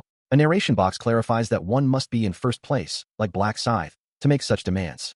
The unnamed man watches Min Ryu and Yongmin, admitting, "Yeah, I envy him." A faint smirk plays on Min Ryu's lips, his crimson eyes glowing subtly as he processes the angel's unexpected agreement. He turns, a silent question hanging in the air, as if acknowledging the unspoken thoughts of those left behind. The unnamed man, still bearing the marks of battle, watches him go, a mix of envy and frustration etched onto his face. Min Ryu glances back, a knowing expression crossing his features, before turning to follow the angelic guide. Soon, he finds himself walking along a sun-dappled forest path, the sounds of his footsteps echoing softly. The angelic guide, her magnificent wings catching the light, leads the way, her presence radiating an ethereal glow. She glances at him, a hint of irritation in her voice as she instructs him. Such distance from me? I have to keep checking to make sure you're there. Stay close. He simply replies, ah, sure. Internally, however, her thoughts are far less composed, as she fumes about the stupid humans who only understand when yelled at. Her expression hardens, a clear disdain for humanity showing through, as she labels them as greedy as they are stupid. She ponders the absurdity of his request, wondering how she could possibly change a reward she didn't even choose. Her thoughts continue, revealing her true feelings, that even if she had the power, she wouldn't give him better rewards. With a sinister glint in her now glowing golden eyes, she looks back at him, deciding he should just take what he gets, and she'll teach him a lesson for his greed. She silently vowed to end him as soon as they passed a certain point. The angelic guide continued her walk through the sun-dappled forest. Her internal monologue continuing as she considered the implications of her plan. Killing a player for personal reasons would undoubtedly cause significant problems, especially if others complained about fairness, potentially leading to her superiors blaming her for disrupting the entire game. Her thoughts then turned to the practicalities, ensuring there would be no witnesses to her impending act. A cruel smile spread across her face, her true feelings about the stupid human boiling to the surface. He truly should have just stayed quiet, she mused, her golden eyes glinting with malice. Now, she thought, recalling his earlier request, he wanted a reward, yes? Her smile widened, a chilling question forming on her lips as she turned to him. What kind of reward did he truly desire? Without warning, her fist shot forward, a blur of white and gold. The impact was brutal, sending him reeling as red energy erupted from the force of the blow. The angelic guide's attack is met with a sudden, explosive counter as a crimson-tinged impact shatters the air around her. Before she can even register the blow, he follows through with a powerful punch, sending her recoiling violently. The force of the impact propels her backward, her elegant form a blur against the verdant forest as she loses all control. Golden particles scatter around her as she tumbles, her face contorted in a rare expression of shock and pain, utterly unprepared for such a swift and decisive retaliation. Her mind races, a single, incredulous thought echoing through her divine consciousness. What just happened? A sharp impact sends the angelic guide reeling, a cry of pain escaping their lips. Their golden eyes wide with disbelief as a single tear streaks down their cheek. The force of the blow sends them crashing to the forest floor, Minryu standing impassively above the fallen celestial. A red glow emanates from the angelic guide as they look up, a single thought echoing in their mind. What just happened? A golden tear, or perhaps something more, drips from their eye as the realization dawns. This mere human had dared to strike them. Enraged, the angelic guide erupts in a golden aura, their voice filled with fury, cursing the human who dared to challenge them. Golden energy crackles around their outstretched hand, preparing a devastating counterattack. But before the celestial can retaliate, a blur of yellow energy slices through the air, Minryu's attack striking first. The angelic guide is caught off guard, their form momentarily obscured by the impact. And as they regain their composure, looking around in confusion, Minryu has vanished without a trace. Red slashes appear across the angelic guide's pristine white robes, a testament to the speed and precision of the attack. The angelic guide's feathers are violently gripped, the force of the impact sending shockwaves through their form, leaving them wide-eyed with sudden, agonizing surprise. A golden glow flickers from their lips as they try to protest, but the words are cut short. As Minryu continues his relentless assault, pulling the angelic guide by their hair and hood through the vibrant forest. The angelic guide's pleas to stop turn into a desperate, drawn-out cry of pain. But Minryu remains unfazed, his crimson eyes burning with cold resolve amidst a flurry of torn feathers. The impacts continue, each one echoing the violence of the attack, sending the angelic guide tumbling backward through the air, their form a blur against the green canopy. Minryu looks down, golden energy swirling around his hand as he maintains his hold, and more red impacts flash across the angelic guide's wings, signifying further damage. Finally, he looks up, a calm, almost bored expression on his face as he dismisses their suffering, telling them, "Don't be so dramatic." Minryu stands amidst the sparkling forest, golden particles clinging to his dark clothing, completely unfazed by the chaos he has wrought. Minryu continued his brutal assault, violently pulling the angelic guide by their hair and hood, sending a flurry of white feathers scattering into the air. A guttural cry of agony escaped the angelic guide, their face contorted in sheer pain. Looking down with a cold, dismissive expression, Minryu declared that they wouldn't be able to run now. The angelic guide trembled visibly, still reeling from the relentless assault. Minryu's voice cut through the air, mockingly asking, "Does it hurt?" To which the distressed angelic guide stammered, "Oh, of course, it hurts." He continued, his tone dripping with sarcasm, "I'm sure you were planning to ask me that question, while laughing that stupid laugh of yours." Shocked and indignant, the angelic guide demanded, "Are you out of your mind, human? What are you talking about?" They recoiled further, a mixture of terror and confusion etched onto their features. Min Ryu, still gripping their wing, revealed his knowledge, asking, "You were going to kill me with a hidden dagger in your wing, no?" A small, ornate dagger was then revealed, concealed perfectly within the angelic guide's feathered wing, confirming Min Ryu's accusation. With a calm certainty, Min Ryu stated, "I knew it," while the angelic guide, now fully exposed, stammered in disbelief. "T try to kill you?" He had never once considered such a thought, yet the man before her simply stated, "You don't need to lie." A faint smirk played on his lips as he added, "I can just read your face, Brielle." The angelic guide recoiled, a gasp escaping her as she whispered, "H. How? Do you know my name?" Her golden eyes widened in disbelief, a bead of sweat tracing a path down her temple, the revelation shaking her composure to its core. Despite her visible distress, she quickly regained a semblance of defiance, snapping, "None of your business." His hand, still holding the small, ornate dagger he had extracted from her wing, pulsed with a faint golden light, the weapon itself seeming to hum with suppressed energy. He remained unperturbed by her outburst, his crimson eyes fixed on her as he calmly inquired, "Can't you tell?" Brielle's frustration boiled over, her voice rising in a desperate threat. Do you want your head to explode?" She raised a hand, glowing particles swirling around her fingertips as if to unleash a devastating attack, declaring, "With just a flick of my finger, you're—" But the man simply watched her, a knowing look in his eyes as he calmly cut her off. "You don't have that skill anymore." The words struck Brielle like a physical blow, her face contorting in utter despair and disbelief, her golden eyes wide with a horrifying realization. Despite her powerlessness, she still managed to muster a final, desperate threat. "Why you think you'll be able to get away with this? My fellow angels won't forgive you for this." Still reeling from the revelation of her true name, the angelic guide could only stare up at him, wondering if he knew about her fellow angels. He simply scoffed, dismissing her kind as selfish creatures, assuring her that no one would care if she lived or died, leaving her to question his words. As he declared her time was up, she desperately pleaded for her life, insisting that killing her would bring him no benefit, but he merely countered that she wouldn't understand. Threatening him with regret and the inability to return home, she was met with his calm assertion that they automatically returned, leaving her stunned by his knowledge. In a final, desperate attempt to save herself, she offered to tell him everything he wanted, begging for a chance. But with a cold, unwavering gaze, he simply dismissed her offer, his hand glowing with a faint green energy. He revealed that he already possessed all the information he needed from torturing her, understanding their way of life and their goals, and even knowing that they were mere pawns in this game, whose sole duty was to be a guide. Her golden eyes widened in shock, a silent gasp escaping her lips as the full weight of his words settled upon her. As she tried to activate her powers, a desperate surge of orange and red energy flaring around her hands, he moved with blinding speed. His glowing green hand slammed into her chest, shattering her nascent energy with a powerful impact. The force sent her recoiling violently, her form erupting into a shower of shattered light and particles as a pained cry escaped her. Standing over the fading remnants of her power, he looked down, his hand still radiating a soft, golden glow. Standing over the defeated angelic guide, a system notification immediately appears, confirming his success. "You have defeated an angel." The guide lies motionless, her golden eyes now dull, as another message flashes, highlighting the unprecedented nature of his feat. "You are the first player to kill an angel."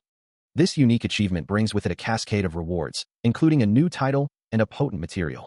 You have obtained the title First Ever Angel Slayer. You have obtained Angel's Blood as a reward for being the first to kill an angel. A faint golden glow emanates from his hand as he considers the implications, a familiar thought echoing in his mind. "I'm the first this time, too." His hand closes around a newly manifested, glowing red crystal, another reward for his pioneering act. "You have obtained Rune of Slaughter, as a reward for being the first to kill an angel." The system further clarifies the nature of this powerful artifact, explaining that the obtained rune will be automatically sealed to the user's body. Golden energy swirls around him, his crimson eyes glowing with renewed intensity, as the power of the rewards begins to integrate into his very being, reminding him that the rewards I just got are given to the first player to kill an angel, and detailing the first ever Angel Slayer title, which doubles all stats when fighting a divine type. He recalls having learned about these rewards ever since my 13th time around, understanding that since these are rewards meant for only one person, he is uniquely positioned to benefit from the Rune of Slaughter, which increases all stats by 1% per kill, up to 100%, lasting until the round is over. Each of the rewards he had just acquired were comparable to a unique item, each holding immense power and potential. And he knew the angels would be shocked once they discovered he already possessed a rune. There was also something else, a deeper, more significant reason for his actions. This was the biggest reason for killing an angel, holding a glowing, ornate item that pulsed with golden energy. A faint, golden mark glowed on his palm, while dark residue clung to his fingers, a testament to the brutal battle he had just endured. The system window for Angel's Blood appeared, detailing its unique properties. a one-time use item of unique rank, capable of changing one's class to Grim Reaper for those level 10 and above. It was explicitly given to the first person to kill an angel, granting only them the right to take on the Grim Reaper class. While all players could acquire a class once they reached level 10, the path to these powerful roles varied greatly. There were 30 different jobs available, and the simplest way to change between them was to find an item that allowed class swapping. Usually, such items were naturally earned during hunts or through simple conditions, appearing as glowing artifacts in the environment. But there were exceptions to this rule. Some class change items were so rare and powerful that only one person could obtain them, and only then in the right environment, once they had fulfilled very specific conditions. Such an item, radiating with divine light and intricate golden patterns, represented a path to unparalleled power, a path Minryu was now uniquely positioned to walk.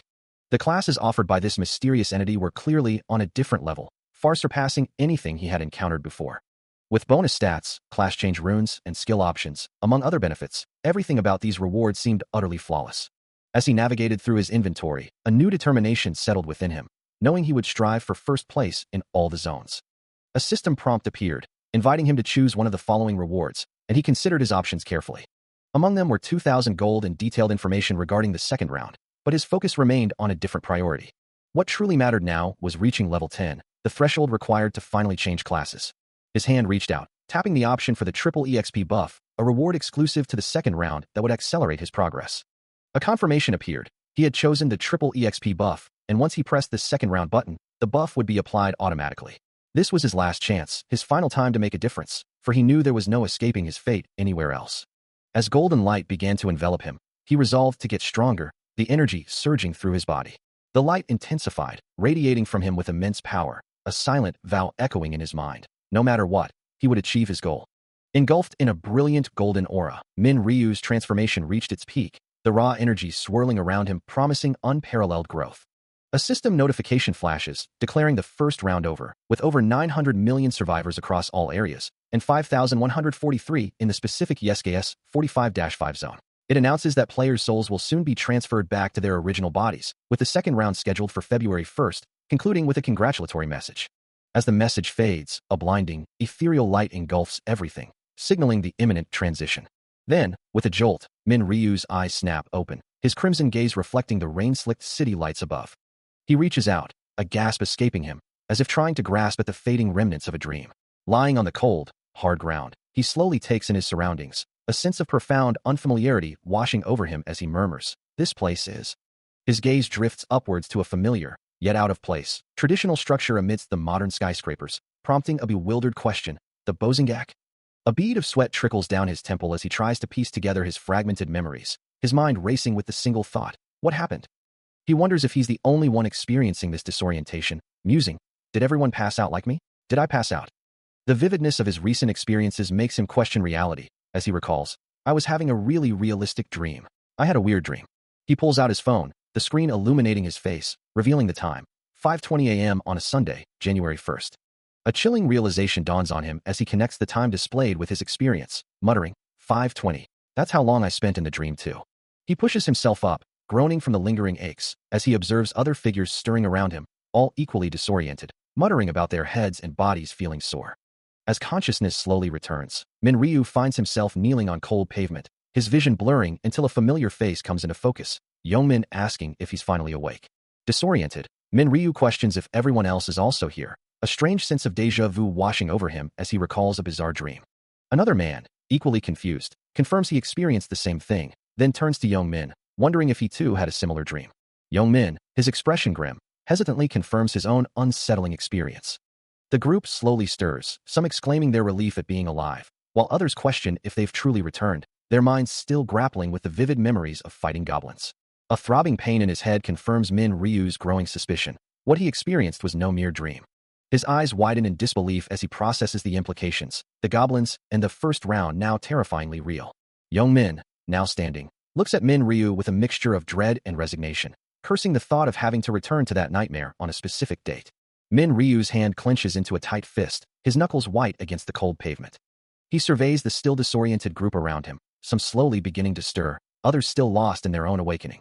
Minryu's face is a mask of shock and dawning comprehension, his eyes wide with the weight of their shared, unbelievable reality. His hand clenches once more, a silent testament to the profound shift in his world. A man lies motionless on the ground, bathed in an eerie purple light, his eyes closed in an unsettling stillness. Kneeling beside him, Min Ryu reaches out, a gasp escaping him as he tries to rouse the unresponsive figure. His hand trembles as he checks for a pulse, the man's face remaining pale and still beneath his touch.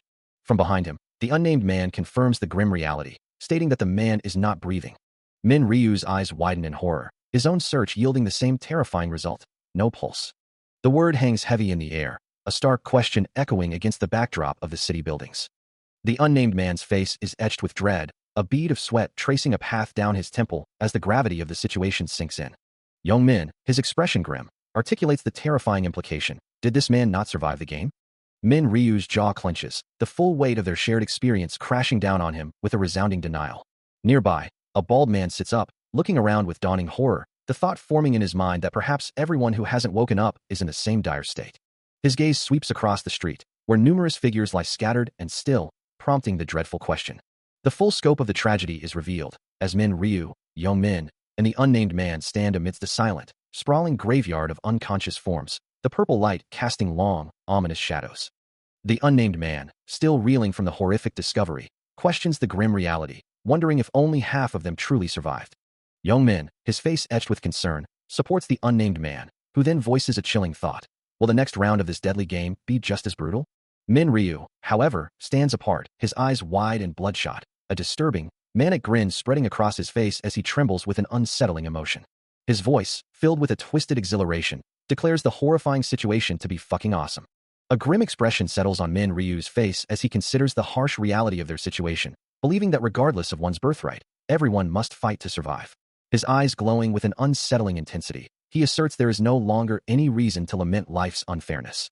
Nearby, a white-haired survivor attempts to calm the rising tension, telling the others to settle down, questioning their worries when all that matters is survival. But Young Min, kneeling in despair, cries out that it's unfair, lamenting that he hasn't lived enough if he is to die now. The white-haired survivor dismisses his plea, calling him a lunatic for finding anything unfair in their shared predicament.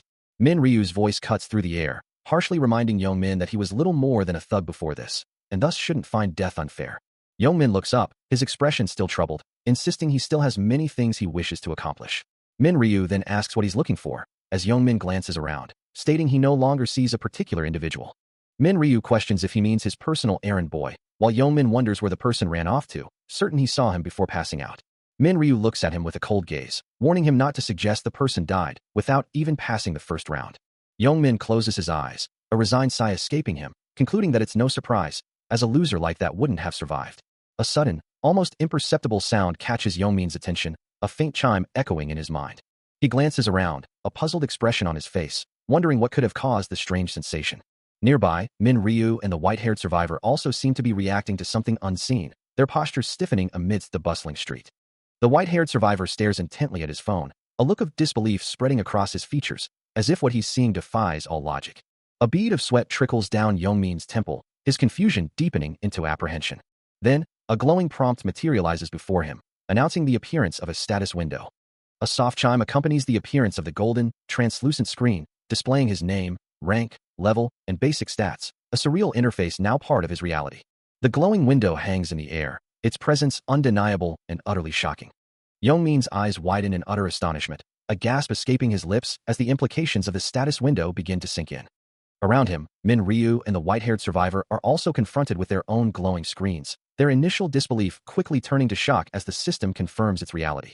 The phenomenon isn't limited to them. Others in the vicinity are also staring blankly into the air, realizing they each have their own private, visible only to them, status windows.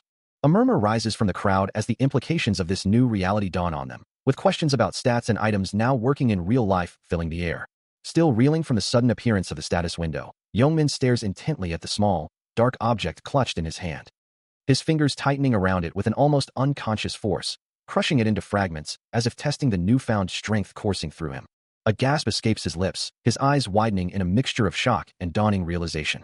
From his now open palm, a dark, viscous substance drips, a tangible manifestation of the strange new reality he inhabits. A wide, unsettling grin spreads across his face, his expression shifting from surprise to one of manic delight. He holds up his hand, the remnants of the crushed object still clinging to his fingers, a single thought echoing in his mind: this is awesome. Meanwhile, the world outside is grappling with its own unbelievable events. This morning, a staggering 10,000 citizens lost consciousness during the bell-tolling ceremony at the Boshingak Pavilion in the Jongro area. A news anchor reports gravely from a studio, her expression reflecting the widespread confusion and concern. The broadcast highlights the bell-tolling ceremony as the focal point, then prompts viewers to watch a video detailing the bizarre incident. The footage reveals an ethereal, angelic figure, an unidentified woman, hovering majestically above the Boshingak Pavilion, her presence both awe-inspiring and deeply unsettling. She addresses the gathered citizens, and in her wake, masses of people inexplicably faint, collapsing to the ground. Moments later, a woman points at the angelic figure and speaks, only to be instantly consumed by a mysterious explosion, as panic erupts and police begin their investigation into the cause of the mass fainting and the sudden death. As the news continued to unfold, it was revealed that after the angelic woman reached out her hand towards the citizens, an unidentified figure, she initiated a mass fainting event. This mysterious phenomenon caused 10,000 people to collapse simultaneously, their bodies littering the streets. Police reports later confirmed that those who suddenly collapsed were exclusively in the age group of 15 to 29 years old, a chilling detail that only deepened the mystery. The news anchor continued, revealing that the same event occurred not just in their country, but across 128 other nations, signifying a global catastrophe. Online comments flooded in, with many expressing disbelief, questioning if reporters were fabricating the story or if it was an elaborate prank. As a finger scrolled through the skeptical remarks, one comment stood out, sarcastically asking if 1.8 billion souls had been kidnapped, highlighting the sheer scale of the unbelievable reports. Amidst the chaos and disbelief, a chilling realization settled in. It had finally begun. Min Ryu, his crimson eyes reflecting the blue glow of his phone, absorbed the news, a grim understanding dawning upon him. The news continued to report that around 5:20, half of those who were in a state of sleep paralysis regained consciousness, but this was just the beginning of the unfolding horror. The remaining half, however, were declared virtually dead after going into cardiac arrest on site, with even celebrity Miss A found deceased in the plaza. This unprecedented event marked the first time in history that 11% of the nation's people had died, and articles of deaths were pouring in, painting a grim picture of widespread devastation. Min Ryu, pulling up his hood, knew that while the death toll was horrific, the actual problem was something far more profound and sinister. As the news continued to unfold, detailing how the survivors of the mass fainting were now being called players and their numbers assessed. The reports highlighted the critical fact that these players' abilities, along with their generated weapons and clothes, had been carried into the real world, strengthening them beyond ordinary human capabilities. Min Ryu, his eyes glowing with a faint blue light, acknowledged that while there weren't many high-stat individuals yet, limiting the immediate impact, the true danger lay in the future. Because as these players continued to level up, they would inevitably become transcendental beings. He envisioned the terrifying potential of this evolution, a shadowy, powerful form of himself manifesting in his mind's eye. Knowing this would result in the birth of literal human weapons, forces that no state-of-the-art weapon or even military could ever hope to overpower. With a determined stride, he affirmed his resolve, stating he didn't intend to sit idly by as the world descended into chaos. Because if he did, the Earth would be destroyed before even round 20. There was only one way to prevent such a catastrophe: controlling the players. His eyes burning with resolve, he knew this would require nothing less than overwhelming force. Of course, he mused, this new challenge called for a different method than his previous life, especially with the system's requirement that at least 5 players were needed to open a boss room. His shadow form loomed, a silent testament to the power he wielded and the path he was determined to forge, his glowing blue eyes fixed on the daunting task ahead. He considers the path ahead, knowing he has a few candidates in mind for his plans, and has already devised ways to bring them on board as allies. Yet, he understands it's not time to act just yet. Because right now, he has a more important task to complete. The city lights begin to dim as he makes his way through the quiet streets, approaching a familiar apartment complex. From above, the intricate network of balconies and stairwells reveals the path leading to his own unit. With a soft click, he opens the door to his apartment, stepping into the quiet space. His footsteps echo faintly as he crosses the threshold, leaving the world outside behind. He glances around the familiar, sparsely furnished room, a moment of calm before the storm of his grander plans. A sigh escapes him as he spots his dinner, realizing it's noodles for dinner again. As he stands in the doorway, his eyes begin to glow with a faint blue light, reflecting the power simmering beneath his calm exterior. The blue luminescence intensifies, a silent declaration of his resolve, even as he faces the mundane reality of another instant meal. He stands over his younger brother, Ryuan, who sleeps soundly on the floor, a stark contrast to the turmoil within him. A wry thought crosses his mind, that Ryuan is in a deep sleep for someone whose brother didn't even come home, a faint smirk playing on his lips as his eyes glow with an ethereal blue light. He remains clad in his casual attire, the blue jacket a familiar comfort in the quiet apartment. This is Ryuan, his younger brother. He's still in his 3rd year of middle school, a reminder of the normalcy they once shared. Their family had once been ordinary, a snapshot of happiness captured in a framed photograph. But everything changed dramatically after their parents passed away in a car accident, leaving a void that could never truly be filled. That accident brought about the biggest change, shattering their world and forcing them to adapt to a new reality. Ryuan sleeps on, unaware of the heavy thoughts weighing on his older brother. Gently, he reaches out, his fingers brushing against the small bandage on Ryuan's arm, a soft sound escaping him. His touch is light, a silent gesture of care, as his blue eyes, now fully illuminated, gaze down with a mixture of concern and resolve. A soft tap, a quiet moment between brothers. A young man stirs in his sleep, a small band-aid visible on his left forearm, as the morning light begins to filter into the room. Suddenly, a voice cuts through the quiet, calling out, "Wonnie, wake up." He responds with a sleepy, "Hyung." The older brother insists, "It's morning." To which Ryuan groggily replies, checking his phone, "Huh. It's only 6 though." A sudden jolt of alarm shoots through him as he fully registers the urgency in his brother's voice, making him sit up abruptly. Minryu, holding a fresh change of clothes, states firmly, "We don't have any more time to be sleeping right now." Ryuan, now more alert, asks, "What is it? What happened?" His older brother turns his back to the viewer and instructs, "I'll tell you everything, but change your clothes first. We gotta go." Ryuan, still holding the clothes, looks bewildered, asking, "Where on earth are we going? If it's to watch the sunrise, I'd rather sleep a bit mo." Minryu's expression hardens, his gaze intense as he commands, "Listen to what I say." He reiterates with unwavering resolve, "There's no time to be sleeping peacefully." Ryuan, still trying to process the sudden rush, recalls, "I thought you went to see the bell-tolling ceremony. Did something happen?" Minryu, now looking down at his brother's bare feet, urges, "Just come out for now. Let's talk as we go." As evening settled over the city, casting long shadows down a narrow alleyway, Minryu led his younger brother, Ryuan, away from the main streets, their hurried footsteps echoing softly between the buildings. His expression was grim, a stark contrast to the usual calm he projected, leaving Ryuan to wonder what could possibly have him so serious. The younger brother couldn't help but think, what could it be that he's so serious? His own face still bore the lingering traces of sleep, a stark reminder of how abruptly he had been pulled from his slumber. Minryu finally turned to him, his voice low and urgent. "Wonnie, you don't know what's happening in the world, do you?" Ryuan, unnerved by his brother's intensity, could only ask, "Why are you being so scary? Did something happen while I was asleep?" Instead of answering directly, Minryu pulled out his phone, instructing him to look at the trending searches.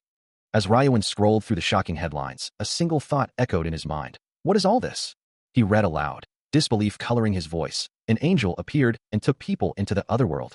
Minryu clarified. To be precise, only their souls were taken.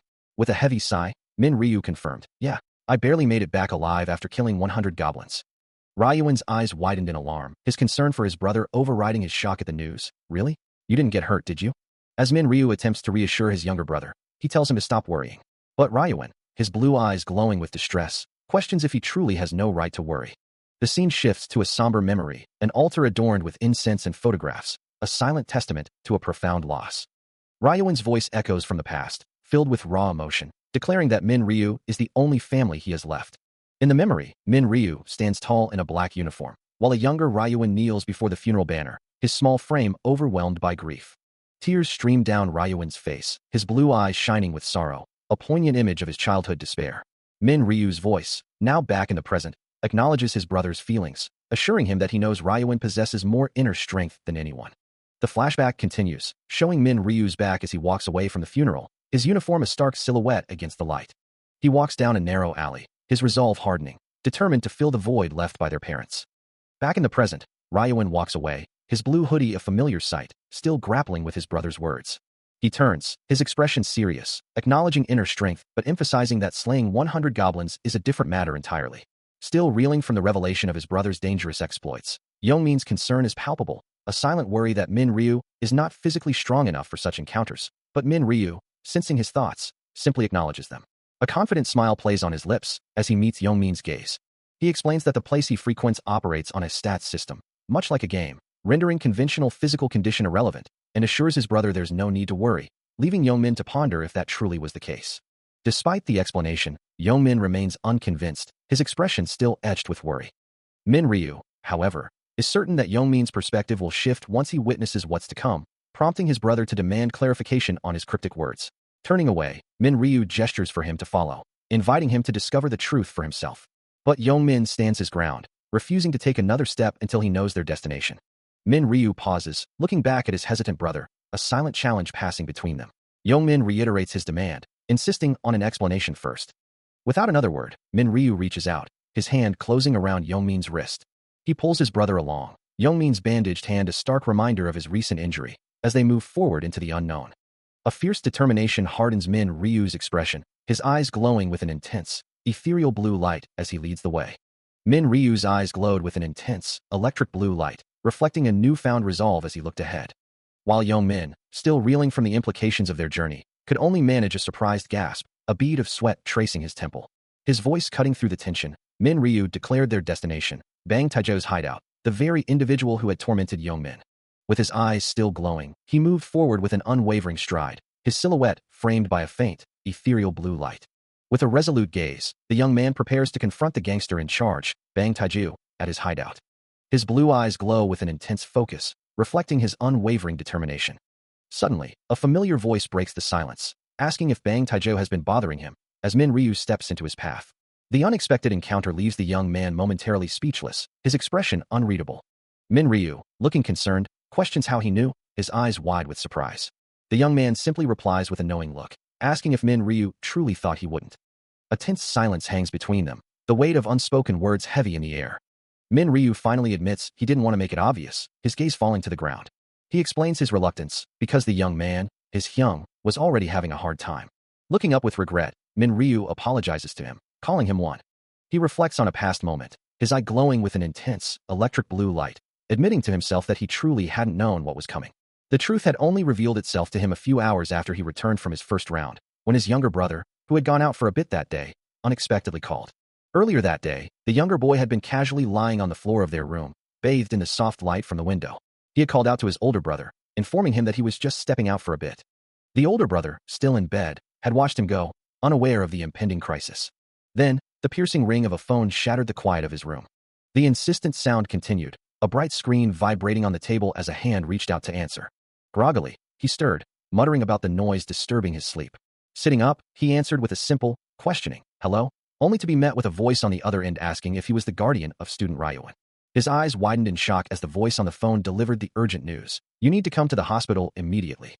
The sound of frantic footsteps echoed through the silence. He plunges through a blinding white rectangle, a stark contrast to the oppressive darkness surrounding him, as if falling through a tear in reality itself. This was the moment he learned the truth, the moment his younger brother, Min Ryu, came back blind, his sight stolen after a brutal beating at the hands of Bang Taizhou. The memory flashes, showing Min Ryu huddled on the floor, broken and defeated, while he stood over him, a silent witness to the devastation. He remembers the crushing weight of his own inadequacy, a weakness he now despises. His hand clenches into a tight fist, the knuckles white with suppressed fury and regret, a physical manifestation of his failure to protect his younger brother. A wave of profound sorrow washes over him, a silent apology echoing in his mind for Min Ryu. Looking down at his injured brother, a fierce resolve hardens his gaze, vowing that no one would ever harm him again. His conviction solidifies, an unshakable promise that no one would dare. The scene shifts, the memory fading as the light of a new day begins to break, illuminating the exterior of a building. A heavy thud echoes through a desolate alleyway. As a foot descends with crushing force onto a prone figure's head, the victim letting out a pained gasp. The aggressor's voice rings out, demanding, "I told you to bring 200,000 won each." The large man stands over his victim, his words a stark reminder of the debt owed, while two other figures watch from the periphery. The injured figure groans, unable to respond, prompting the man to press further. "Huh? You're not replying? Do my words not seem like words to you?" His face contorts in a furious snarl, a clear sign of his escalating rage. Another brutal stomp follows, emphasizing his cruel authority. Turning to a small group of his subordinates, Bang Taizhou points, asserting, "As expected of Bang Taizhou, right?" One of them, a man with a buzz cut, remarks to his companions, "He's ruthless even to those losers." The three subordinates stand together, their expressions a mix of apprehension and resignation. As Bang Taizhou rubs his head in frustration, one of his men thinks, "No matter what happens, we shouldn't play around with him." Another laments, "Fuck, I was going to buy a motorcycle with the money from today." Bang Taizhou himself, clearly annoyed, thinks, "These bastards aren't helpful at all." With a final glance, the white-haired man and his bald companion watch him walk away, his departure leaving a tense silence in its wake. Still fuming, Bang Taizhou is approached by the bald subordinate, who hesitantly asks, "Hey, is there nowhere we can get money from?" A subordinate, his face etched with concern, ponders aloud where they might find more money, a question echoed by another, who simply hums in agreement. The tension hangs heavy in the air as Bang Taizhou listens, his expression unreadable. Suddenly, a bald subordinate's eyes widen in realization, a sharp "ah" escaping his lips. Another subordinate, the white-haired one, points towards Bang Taijeu, identifying a potential solution. There's that bastard. Taijeu, your errand boy. The bald subordinate, still surprised, clarifies, the tall curly-haired one. Why didn't you call him? Bang Taijayu's face twists into a smirk as he recognizes the name. Oh, that bastard Ryuan? I was going to call him today anyway. He continues, his voice dripping with malice. He needs to get beat up a bit for the... Finishing his thought with a cruel suggestion. Then we can just get money from him. The bald subordinate readily agrees. Yeah, that'll work out. The white-haired subordinate, however, looks on with a questioning what? As Bang Taijeu dismisses Min Ryu as a complete bum. Bang Taijeu elaborates on his disdain for Min Ryu, recalling, even after getting completely beat up by me, he couldn't bring even a single penny. And he lives in some shabby-ass place too. A cruel smirk plays on Bang Taijayu's lips, his eyes glinting with a predatory resolve. The bald subordinate asks, ah yeah? As Bang Taijeu delivers the final, cold detail. And that bastard doesn't have parents. One of Bang Taijeu's subordinates addresses him, calling him Hyung, as the group stands in what appears to be a dimly lit hallway. A tense silence hangs in the air, before another subordinate questions the sudden quiet from Taijeu. The group's attention is suddenly drawn to something unseen, their faces etched with surprise and a hint of apprehension. As a figure emerges from the bright light of a doorway, one of Taijeu's men mutters about the speak of the devil coincidence. The two newcomers, Min Ryu and Young Min, stride forward with an almost ethereal glow, their presence casting long shadows. Their footsteps echo softly on the polished floor, a subtle sound effect marking their approach. Recognizing the black-haired youth, one of Taijeu's subordinates exclaims, it's Ryuan, while Taijeu himself dismisses his initial fear, cursing the unnecessary fright. Taijeu's subordinate reiterates the uncanny timing, confirming Min Ryu's arrival just as they were discussing him. With a sneer, Taijeu confronts Min Ryu, acknowledging his presence with a derogatory remark and then shouting his name in a challenging tone. His face contorted in a furious snarl, Taijeu unleashes a venomous accusation, calling Min Ryu a bastard once more. Min Ryu, looking somewhat taken aback and apologetic, offers a quiet sorry. To the enraged Taijeu, while Young Min stands stoically beside him. Young Min subtly nudges Min Ryu, a silent gesture amidst the tense confrontation. Bang Taijayu's expression tightens with annoyance, his gaze fixed on an approaching figure, wondering who this bastard could be. As Min Ryu and Young Min step into view, Bang Taijayu's anger flares, demanding to know the identity of the person beside Min Ryu, accusing him of bringing another errand boy to alleviate his boredom. Min Ryu, caught off guard, can only stammer a shocked response, his eyes wide with surprise. But before he can explain, a new voice cuts through the tension, as Min Ryu's older brother steps forward, his eyes glowing with an intense blue light, declaring himself, one is Hyung. Bang Taijayu's face contorts further in rage, his fists clenching as he glares at the newcomer, accusing him of tattling after being warned to keep his mouth shut. With a chilling promise, Bang Taijou declares that both brothers are dead today, but Min Ryu's brother simply meets his threat with a calm, defiant hey. The sound of footsteps echoes as Min Ryu's brother stands over one of Bang Taijou's subordinates, who lies bound and gagged on the ground, a clear demonstration of his capabilities. Another of Bang Taijou's men observes the scene, remarking with surprise that the world's gotten better if even Taijou's errand boy can defy him. Meanwhile, Min Ryu and Young Min continue their advance, their expressions now resolute. The subordinate then turns to Min Ryu, inquiring about his brother's fighting prowess. From an overhead perspective, Min Ryu and his brother stand side by side, ready to face whatever comes next. As the tension reached its peak, he didn't hesitate, his voice cutting through the air. Fuck, should we fight? HM. Before anyone could respond, a blur of motion erupted, as Min Ryu's brother launched a devastating, unseen strike. The impact was immediate and fierce, another powerful blow landing with concussive force. One of Bang Taijou's subordinates reeled back, a pained grunt escaping him, as the force of the attack sent him stumbling. Witnessing the swift incapacitation of his man, Bang Taijou's face contorted in rage, his voice a furious roar. Fuck, you bastard. He lunged forward, his own fist blurring through the air, aiming a retaliatory strike at Min Ryu's brother. The impact sent the brother flying, his body arcing through the air with violent speed. He skidded across the ground, managing to regain his footing, but the force of the blow was evident. As his brother was struck, Min Ryu's eyes flared crimson, and he unleashed a powerful, arcing kick towards another of Bang Taijou's men. The kick connected with brutal efficiency, sending a spray of blood into the air as the subordinate crumpled. A choked Kyoke escaped the man, as he was sent flying through the air, incapacitated. Bang Taijou's fury intensified, his voice now a guttural snarl. You fucking bastard, how dare you? Bang Taijou, fueled by rage, lunges forward, delivering a devastating punch with a guttural cry. The force of the blow sends Min Ryu's brother reeling backward, his body twisting midair from the impact. A blinding flash of blue energy erupts as the punch lands squarely, obscuring his face in a burst of light. The sheer concussive force radiates outward, a starburst of power marking the devastating blow. Min Ryu's brother collapses to the ground, groaning in pain, joining the two other incapacitated figures already sprawled nearby. Bang Taijiu looks down at his fallen opponent, a cruel, mocking sneer twisting his features. He dismisses the young man with contempt, declaring him nothing more than a nerd. A flicker of annoyance crosses his face as he considers the possibility that his opponent might have learned some boxing, but quickly dismisses it, wondering how he dared to challenge him with such meager skill. Suddenly, Min Ryu's eyes blaze crimson, his voice cutting through the taunts as he calls out to his brother. Bang Taijiu turns his attention back to Min Ryu's brother, who is now struggling to his feet, continuing his condescending assessment of his fighting ability. He maintains his sneering expression, implying a fundamental lack in his opponent's training. With a final, dismissive remark, Bang Taijiu lectures him on the importance of weight class in boxing. Min Ryu's brother, his expression a confident smirk, dismisses the notion of being unaware, stating that one simply must not watch the news. His casual demeanor continues, as he questions what news could possibly be so important. Bang Taijiu, however, is far from amused, his face contorted in rage as the brother simply clicks his tongue in annoyance. The blond man explodes, demanding to know what news the other is referring to with a furious shout.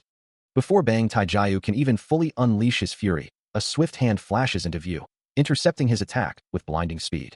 With a surge of purple energy emanating from his fist, Min Ryu's brother delivers a devastating counterpunch, his eyes fixed on his opponent. The impact sends Bang Taijiu hurtling through the air, a gasp escaping him as he becomes a mere projectile, surrounded by streaks of light blue energy. He sails backward, almost like a flying squirrel, while Min Ryu's brother recoils slightly from the sheer force of his own strike. Still airborne and enraged, Bang Taijiu curses, unable to believe the turn of events. Before he can even land, a powerful kick, wreathed in light blue energy, connects with him, sending him further away. As the dust settles, Min Ryu's brother stands amidst the fading energy, a faint gasp escaping him as the world around him begins to distort with strange, chromatic blurs. The visual anomaly persists, prompting him to observe that something feels profoundly strange. Overwhelmed by the sudden shift in power, his vision blurring with chromatic distortion, Bang Taijiu could only question the impossible. He couldn't understand why he was utterly unable to land a single hit. Meanwhile, Min Ryu's brother stood calm and collected, a vibrant blue energy crackling around him, ready to unleash his full might. With a powerful surge, he launched his fist forward, the glowing blue energy forming a devastating impact as he declared, "You wouldn't come at." His form a blur of motion and light, he continued his relentless assault, each strike infused with overwhelming power. The final blow connected with brutal force, sending his opponent reeling backward, a broken figure against the swirling blue energy. He finished his thought, his voice echoing with undeniable authority, "A player like me." A surge of brilliant blue energy erupts, crackling with raw power, as the unnamed protagonist initiates a swift and decisive attack. He lunges forward, his fist enveloped in a swirling vortex of azure light, aimed directly at his unsuspecting opponent. The impact is immediate and brutal, sending the blonde-haired man's head snapping back as blue energy radiates from the point of contact. Still reeling from the initial strike, he is caught in the lingering force of the blow, unable to regain his footing. The momentum carries him backward, his body twisting awkwardly in midair as he struggles against the unseen power. A choked exclamation escapes him, his voice barely audible amidst the chaos, as he tries to comprehend the sudden, brutal assault. Before he can even recover, the protagonist delivers another swift, powerful kick, a trail of purple energy following his leg as he strikes the man on the ground. The blonde-haired man's face contorts in a grimace of pain and fury, purple energy flaring around him as he endures the relentless assault. He screams in disbelief, unable to comprehend the sheer brutality and speed of his attacker. But just as quickly as he appeared, the protagonist vanishes, leaving the blonde-haired man to look around in confusion, wondering where his assailant could have gone. A chilling realization dawns on him, his eyes widening in terror as the implications of his opponent's sudden disappearance become clear. The blonde-haired man recoils, a sharp blue impact rippling across his face as the unnamed protagonist's assault continues. His fist a blur of motion. Staggering back, the blonde-haired man can only manage a choked, "You." As the protagonist looms over him, a chilling declaration echoing, "I could knock you out with a single punch." A pained UHP dash escapes him, his face already bruised and bleeding, eyes wide with a dawning, terrifying realization. He stares at his own hand, blood dripping from his knuckles, a silent exclamation of shock hanging in the air. But shock quickly gives way to fury, his eyes glowing crimson as a guttural roar tears from his throat. His face contorted in a scream, he vows, "I'll fucking kill you." With a desperate, enraged lunge, he charges forward, a desperate cry of "Die!" on his lips. But before his attack can land, the protagonist's fist, wreathed in crackling blue energy, intercepts him with devastating force. The blow connects squarely, sending the blonde-haired man's head snapping back. A spray of blood erupts as the impact ripples through his skull, the blue energy of the protagonist's attack overwhelming him completely. He is sent flying backward, his body a mere projectile against the unseen force. The blonde opponent gasps, a ragged sound escaping him as he reels from another brutal impact. Stumbling backward as the unnamed protagonist stands before him, while Min Ryu's brother and Young Min watch the unfolding violence.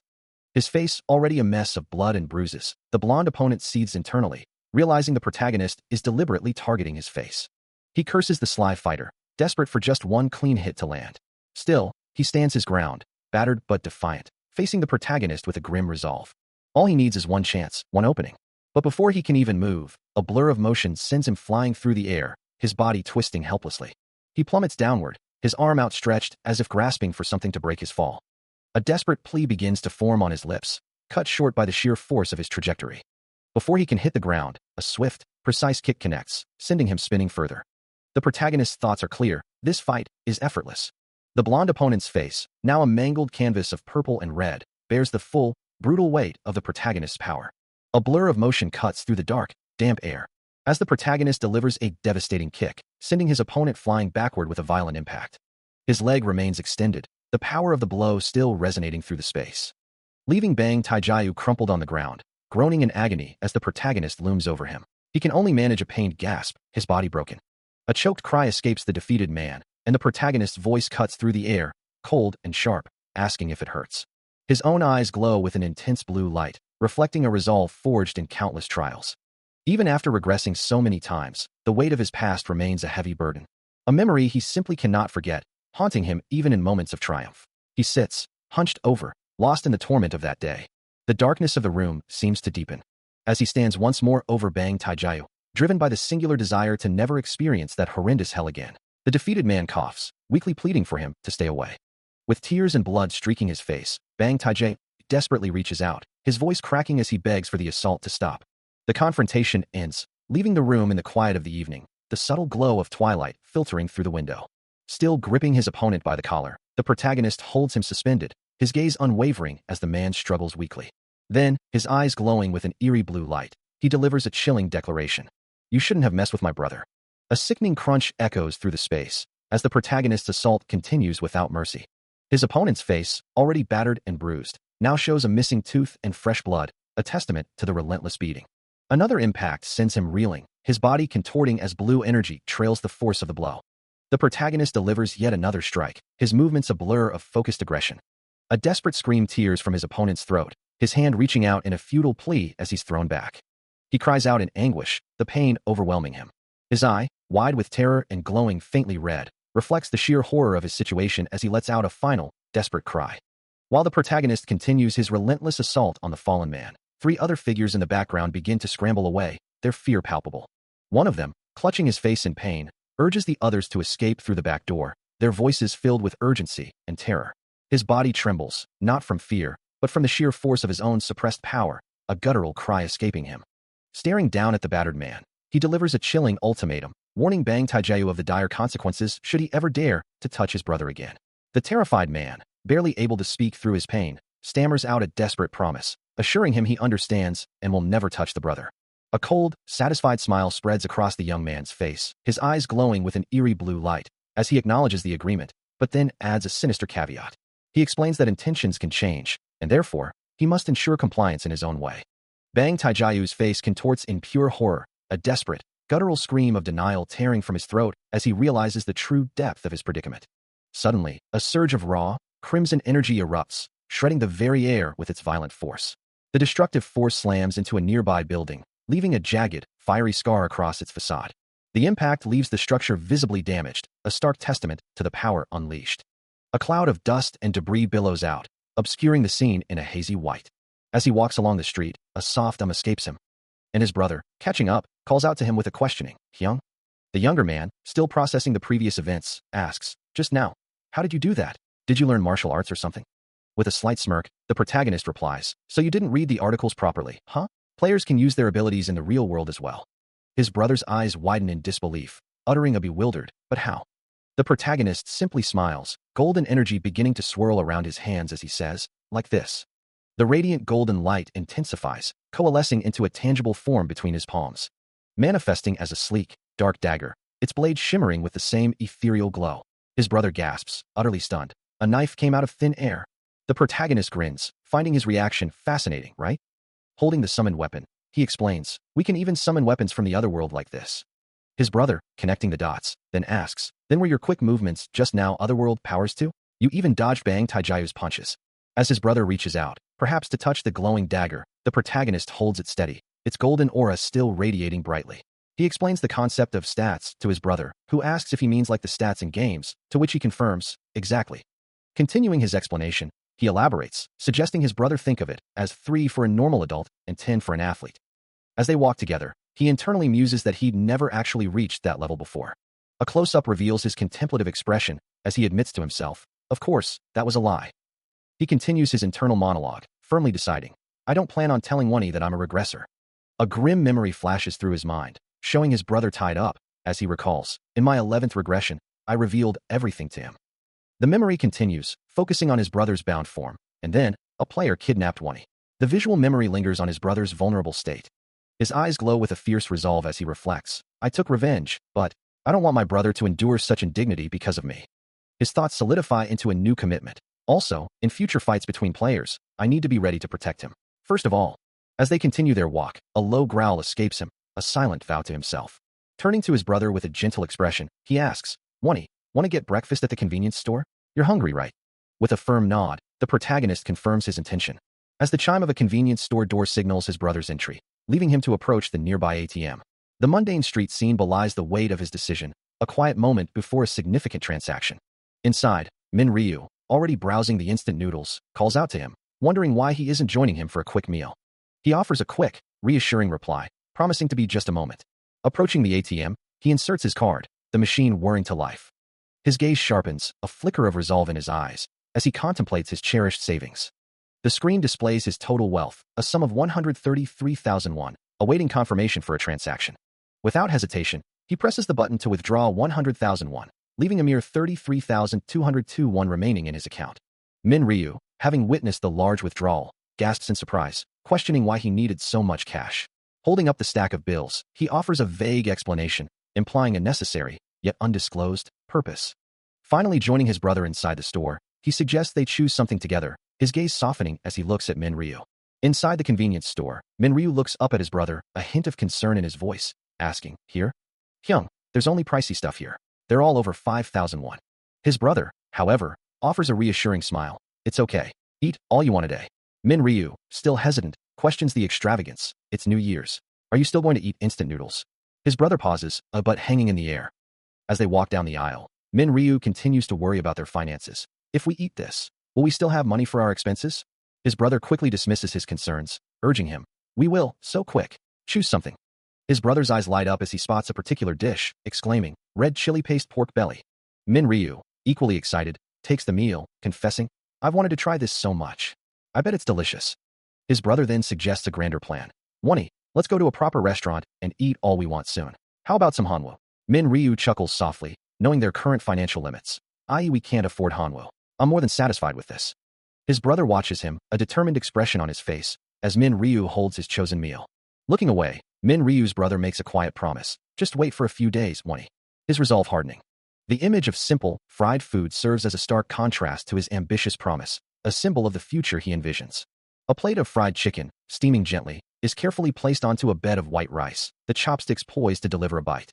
With a satisfied hum, the protagonist savors a mouthful, his eyes closed in pure enjoyment. He declares the simple meal to be incredibly tasty, prompting Min Ryu to question if it truly is so delicious. As they continue to eat together, he encourages Min Ryu to eat a lot, a warm smile gracing his face. Min Ryu expresses his gratitude, but then notices his Hyung rising from the table, asking if he's going somewhere. Placing a hand on the table, the protagonist simply instructs him to wait there. The evening settles in, marking the passage of time. Moments later, he stands at the convenience store counter, looking back towards the aisles. His hand drops a pen onto the counter, a small sound echoing in the quiet store. Min Ryu, now standing beside him, looks on with concern, asking if he's withdrawn all his money. The protagonist's hands are filled with numerous lottery tickets, revealing his intention to buy them all. With a simple, yeah, he confirms it, leaving Min Ryu stunned and asking just how many he managed to acquire. Still at the convenience store counter, he meticulously fills out another lottery ticket, a subtle smirk playing on his lips. His companion, Min Ryu, can barely contain his shock, his eyes wide as he demands to know why anyone would spend 100,000 won on lottery tickets. He continues to mark his tickets, seemingly unfazed, while Min Ryu insists that there's no way to know if he'll even win. The protagonist's hand moves with practiced ease, filling in the numbers on sheet after sheet.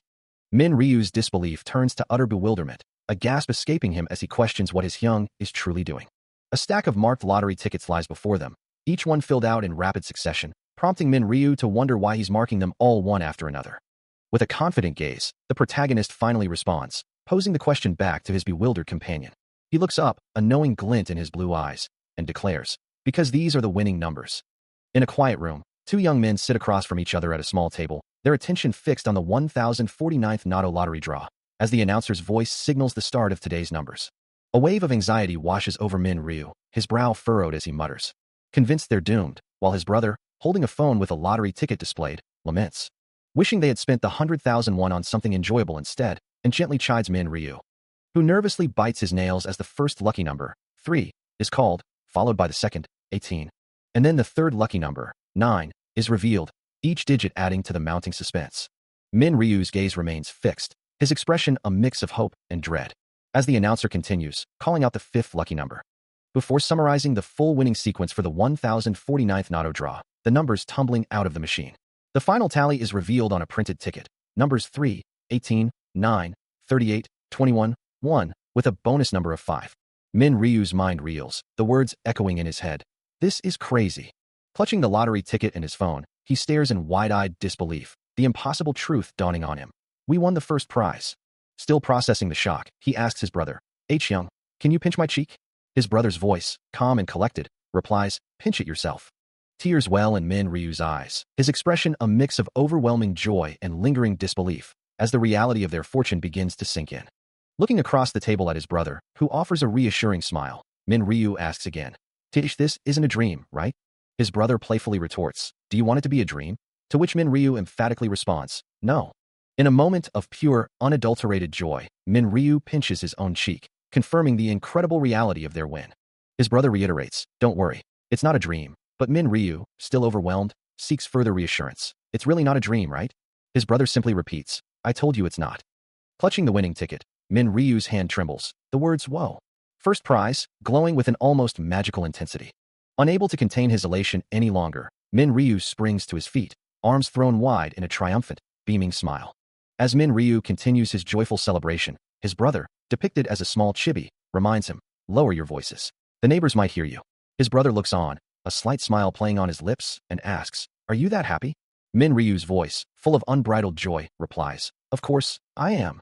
Aren't you? Still reeling from the unbelievable news, he clutched the lottery ticket, his gaze fixed on the numbers that promised a new future, while his brother watched him with a knowing, patient expression.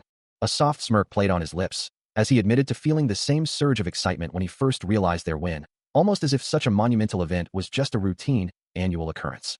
He recalled his own outburst, shouting in excitement when he first confirmed the winning numbers, a memory that now seemed distant as he watched his brother's current disbelief. Min Ryu, eyes wide with a mix of shock and elation, turned to him, pleading, Hyung, this isn't a dream, right? His brother, beaming, confirmed, Wonnie, we won the first prize. Despite the joyous confirmation, the sheer weight of the reality settled in, and Min Ryu found himself on the floor, head in hands, as the thought echoed in his mind. Though he'd repeated it dozens of times, it became more than just a phrase. After his regression, he knew he needed to quickly secure cash, a necessity driven by the fact that they had already endured 900 million deaths, a grim reality that caused the economy to falter. He pictured the desolate remnants of a world where even simple bouquets of flowers seemed to mourn the faltering economy, and the very air shimmered with the lingering dust of countless lives lost. He knew that soon, the trade of powerful, glowing magical items among players would intensify, becoming the new currency in a world reshaped by catastrophe. Every transaction, every acquisition of these ethereal artifacts would ultimately hinge on the availability of cold, hard cash. Snapping back to the present, Min Ryu's eyes widened again, the sheer scale of their win hitting him anew as he murmured, I can't believe this. First place in all 100 games. How much is the winning amount then? His brother, still calm, simply replied, not sure. As his brother stood holding stacks of crisp bills, a tangible representation of their newfound fortune, Min Ryu remained lost in thought, the implications of their win, both personal and global, swirling in his mind. He stares into the distance, his mind consumed by the thought of a prize so immense, it could only be described as world-changing. Indeed, it was the jackpot of the highest level, a fortune beyond most people's wildest dreams. Stepping into the bustling bank, a faint chime echoes in his mind, He muses that perhaps because he has won the first prize dozens of times before, he feels no nervousness at all. With a calm demeanor, he approaches a counter, ready to claim his winnings. Seated across from a bank employee, Min Ryu states his purpose plainly. I'm here to collect my first prize winnings. The employee, a polite man with dark hair, responds with a surprised smile. Ah, is that so? His expression shifts to one of formal congratulation as he offers, Congratulations, sir. However, a moment later, the employee's thoughts betray his initial composure as he silently wonders, the lotto first prize winner? He looks like a student though. Can you tell me where you bought it? A voice asks, referring to the lottery ticket from the QS24 Yonhui store. Min Ryu, still at the bank counter, offers a slight smile, his expression calm despite the inquiry. But the question quickly shifts his demeanor, his eyes widening in sudden shock, a wave of surprise washing over him. He stares ahead, a look of utter disbelief spreading across his face, his composure completely broken. As he processes the implications, a nearby bank employee, overhearing the conversation, leans into another, asking, Did you hear? 115 games of Nado had first prize winners this time. The other employee, a man in a brown jacket, responds with a hint of disbelief. 115 games? That many? Yeah, crazy, right? He then emphasizes the most astonishing detail, pointing a finger as he explains, but what's even crazier is that, of them, 100 were all won at one store. The first employee, his eyes wide, then asks, his voice filled with awe, then did one person buy them all? Whoa. The young man, having listened intently, brings a hand to his chin, a thoughtful, almost troubled expression settling on him. The employee in the brown jacket, unaware of the true winner, continues to instruct his colleague. Anyhow, if anyone says they bought it at QS24 Yonhui store, call the bank's president, because that person will become a VVIP customer. Got it. The words hang in the air, and Min Ryu's eyes snap open in a dawning realization, a single word escaping his lips. Me? He then turns to the employees, a small, apologetic smile forming, asking if they could wait for just a bit longer. Agreeing to the meeting, he waits patiently, and a little while later, a voice thanks him for his patience. A middle-aged man in a sharp suit, looking slightly flustered but beaming, introduces himself, his smile wide as he extends a hand. Declaring, My name is Kwon Juno. I'm the president of Non-Heap Bank, to which Ryumin replies, My name's Ryumin. The two men shake hands, a formal gesture marking the beginning of their significant encounter, their expressions composed. President Kwon offers his congratulations, a wide smile still on his face, and he politely returns the sentiment, thanking him. The president then suggests they move to a more comfortable setting, offering to personally escort him, gesturing towards a private area. Following the president's lead, he walks through the bank's interior, his back to the viewer as they proceed. A soft click echoes, signaling their arrival at a new destination. They stop before a door marked Lottery Ticket Business Team, the president gesturing for him to enter. With another soft click, the door opens, and they step inside. Inside, a female employee at a desk turns, bowing slightly as she greets the president, acknowledging his presence. Her gaze then shifts to the young man beside him, a question forming in her mind. Who's that besides the president? His son. As they entered the office, President Kwon Juno introduced Min Ryu to the bank employee, explaining that he was their VVIP customer, here to collect his winnings, and instructed her to ensure his comfort. Standing side by side, the two men presented a striking contrast, one a picture of corporate authority, the other a calm, unassuming presence. The employee's eyes widened in disbelief, the words VVIP and winner of 100 games echoing in her mind, a clear sign of the extraordinary situation unfolding before her. President Kwon assured her she could be at ease, while Min Ryu offered a simple word of thanks. Internally, the employee struggled to compose herself, a bead of sweat tracing a path down her temple as she tried to process the implications of such a high-profile client. Regaining her professional demeanor, she greeted him politely, inviting him to take a seat at her desk. He settled into the chair, his presence still commanding despite the casual setting. The employee then offered him a selection of beverages, listing coffee, juice, and green tea. Min Ryu dismissed the offer with a wave of his hand, his focus unwavering as he stated his priority was to collect his winnings. Understanding his directness, she acknowledged his request, then asked to see his winning lottery ticket. A professional smile returned to her face, ready to proceed with the official process. Without hesitation, Min Ryu extended his hand, placing a thick stack of Nado 645 tickets onto the desk. The bank employee, her eyes wide with disbelief, struggles to comprehend the stack of tickets before her, murmuring about the impossibility of stamping them all with identical numbers, questioning if he somehow possessed knowledge of the future, before finally confirming that the process was complete, and he was indeed the winner of all 100 games. As the gravity of the situation settled, the employee looked up at him, her expression a mix of awe and bewilderment. Her mind reeled at the sheer magnitude of the prize, the word winnings echoing in her thoughts. He remained impassive, his gaze steady, unaffected by the employee's astonishment. The total prize money amounted to an astonishing approximately 22.5 billion won. However, after the necessary deductions for taxes, the net winnings would be a still staggering 15 billion won. A bank statement confirmed the exact figure, showing a deposit of 15,133,217,831. After receiving the prize money, everything proceeded smoothly, as if guided by an unseen hand. His first priority was to secure a new residence, signing the necessary documents to find a house for them to move into. Later that same afternoon, he opened a stock account, preparing for future investments. The financial markets, including Kospi, Kosdaq, S&P 500, and Nasdaq Composite, were displayed on his screen, all trending upwards, signaling a promising start to his new financial endeavors. With a clear vision for the future, he knew that next month, Bitcoin would surge fivefold, and once that value increased, he planned to invest heavily in stocks, setting the stage for today's events. Approaching his brother, Min Ryu's brother, he inquired, "Wonnie, what did you think about the house we contracted yesterday? Do you like it?"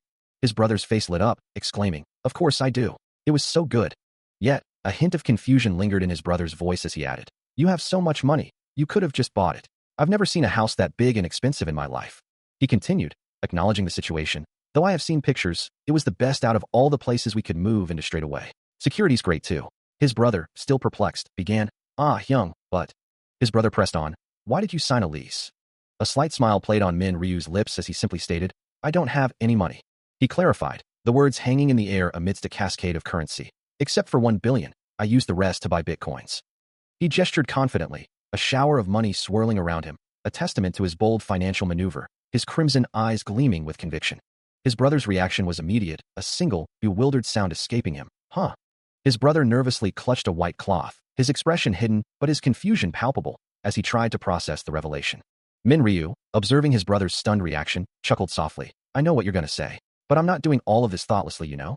He then leaned in, a mischievous glint in his eye, revealing his next audacious plan. "We can always get more money from the lottery. I saw a total of 4 numbers in my dream." Min Ryu's brother finds himself embraced from behind, a playful gesture from Min Ryu, as he processes the implications of the previous conversation. His eyes widen in disbelief, the words echoing in his mind. What? The infamous lottery number dream? The sheer audacity of it leaves him stunned. Shaking Min Ryu vigorously, he demands confirmation. Young, you remember all the numbers, right? Don't forget those, okay?" Min Ryu chuckles softly, assuring him, "Haha, I won't forget them." He adds, feeling a little dizzy from the shaking, "Do you know how many times I've done this? I couldn't forget if I tried." His brother stares back, a mixture of awe and bewilderment on his face as Min Ryu meets his gaze. Min Ryu then turns towards the door, proposing, "Anyhow, let's go get lunch outside and get ready to go." His brother, still processing, asks, "Ready to go? To where?" Min Ryu stands by the threshold, his back to his brother, a slight pause hanging in the air. Then, a realization dawns on him. I didn't tell you, huh?" He turns back, a knowing smile gracing his lips, ready to deliver the unexpected news. The words hang in the air, "We're moving today." The announcement hits with the force of a sudden impact, shattering the calm and leaving a trail of shock. The weight of the revelation crashes down, a powerful blow that reverberates through the moment. Still reeling from his brother's sudden announcement, he channeled his focus into a new endeavor, his fist slamming into a concrete wall, sending cracks spiderwebbing across its surface as debris rained down. Each subsequent impact deepened the fissures, revealing the raw power now coursing through his veins. A wide, almost predatory grin spread across his face as he admired his hand, a testament to his newfound capabilities. The air around his fist crackled with faint energy, a subtle hum accompanying the thought of his incredible luck. He couldn't quite believe he had acquired the muscular strength rune, an artifact that doubled his physical might, a truly fortunate draw. With another resounding impact, the wall groaned under the relentless assault. The concrete structure was now a mangled mess, its integrity completely compromised. A confident smirk played on his lips, convinced that even the greatest boxers would envy his nuclear fist. His expression hardened slightly, deciding that the preliminary testing was complete. He clenched his fist once more, the raw power contained within a palpable force.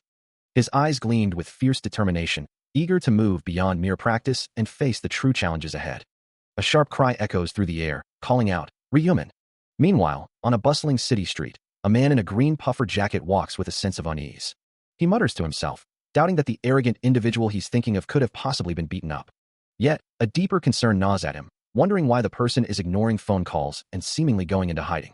Elsewhere, the unnamed protagonist stands amidst a crowd, his blue eyes burning with a fierce intensity as he labels someone an arrogant bastard. A hand grips his collar tightly, the unnamed protagonist recalling the glare he received from those eyes. His face contorts with pure fury, a chilling promise escaping his lips. "You'll die by my hands." With explosive force, he unleashes a barrage of powerful punches, the impacts echoing loudly. The man in the puffer jacket braces against a door, enduring the heavy blows, his thoughts dismissive. "Even if we're both players, a loser is a loser. The relentless assault continues, as the unnamed protagonist resolves to teach him a lesson in manners. Finally, a moment of quiet descends, leaving the man in the puffer jacket to stare at the door, the echoes of the confrontation fading. Still at the door, the man in the green jacket pounds his fist, convinced that the person he seeks is deliberately hiding inside, his frustration mounting with each unanswered knock. A scoff escapes him as he mutters, wondering if the bastard isn't home after all. He decides to leave, but not without a veiled threat, promising to return if he hears even the slightest sound. His face contorts in rage as he prepares to break down the door, only to be interrupted by a voice asking, "Excuse me, student?" An older man stands at the top of the stairs, questioning his presence, demanding to know what he's doing in front of someone else's door. The man in the green jacket, looking up with an annoyed expression, retorts, asking how it's the older man's business and if he's the owner of the house. The older man simply responds with a confused, "Huh?" Adjusting his glasses as he tries to process the aggressive inquiry, his confusion evident in his drawn-out, "What?" The man in the green jacket presses on, asking what the older man is doing there, and if he's come to meet a friend, repeating the word friend with a hint of sarcasm. A smirk plays on his lips as he confirms, "Yes, my friend."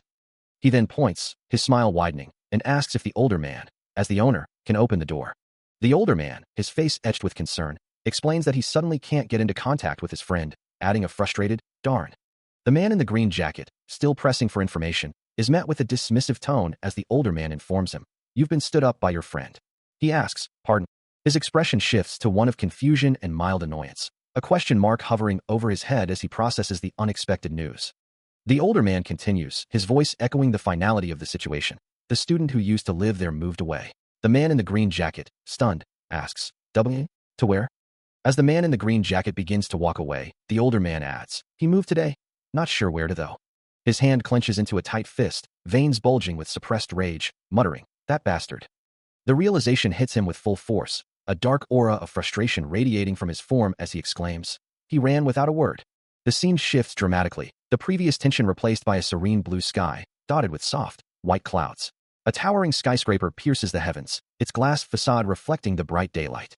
The building continues to ascend, its sheer scale eliciting an awed, "Wow." Looking up at the colossal structure, the protagonist, his eyes wide with wonder, remarks, "It's so tall." He takes in the new surroundings, a sense of wonder beginning to build within him. Stepping into the grand entrance, he marvels at the sleek, modern design, noting the revolving door with a quiet exclamation. At the reception desk, a woman processes their entry, and he observes the advanced access card system, impressed by the building's security measures. Moving towards the elevators, their identities are swiftly confirmed by another employee, a seamless process reflecting the building's efficiency. He silently acknowledges the pervasive security, a testament to the importance of this location. Inside the elevator, as the floor indicator climbs, he turns to his companion, his eyes wide with genuine excitement, declaring the place awesome. A shared glance passes between them, a silent acknowledgement of the impressive journey. As the elevator reaches its destination, his companion signals it's time to disembark, a simple yup, confirming their readiness. Stepping out, they are greeted by a breathtaking view, the city sprawling beneath vast, sunlit windows. From an overhead perspective, the sheer scale of the luxurious space becomes apparent, eliciting another soft wow from him. He turns to his companion, his voice filled with disbelief, questioning the immense size of the area. His companion, equally stunned, can only utter a single, bewildered word, "Pyong," as they both gaze at the expansive interior. He looks around the expansive, opulent apartment, a sense of disbelief washing over him, wondering if this space isn't far too large for just the two of them. His companion, however, simply shrugs, stating that with his newfound wealth, he might as well live in a place like this, prompting the other to ask about the exact cost. The protagonist then reveals the staggering figures, a deposit of 5 billion won and a monthly rent of 22 million won. The sheer amount causes his companion to reel back in shock, a nervous laugh escaping him as he processes the exorbitant monthly rent. He floats in disbelief, remembering a time when even a simple convenience store lunch made his heart pound, a stark contrast to their current lavish surroundings. As they walk through the clean, modern hallway, his companion voices his concern, suggesting that the apartment is too expensive and they should find somewhere cheaper. But the protagonist remains firm, explaining that they need to spend at least this much, because despite the cost, the security offered is exceptional. Later, settled into their new home, the two men reflect on their new, secure surroundings. However, a deeper, more unsettling truth looms. On the first of each month, all players fall into a state of hypnolepsy. During this vulnerable period, players are at their absolute weakest. This leaves them susceptible to various dangers, from natural disasters like fires or earthquakes, and even worse. The chilling image of a blood-stained dagger suggests a far more sinister threat, hinting at the deadly consequences of their monthly vulnerability. The monthly hypnolepsy event, a period of extreme vulnerability for all players, also opens them up to assassins hired by other players. That's why players need to prepare for those times, seeking the safest possible place, the otherworld. He knows that no matter how much one struggles and crawls through the otherworld, the stakes remain terrifyingly high.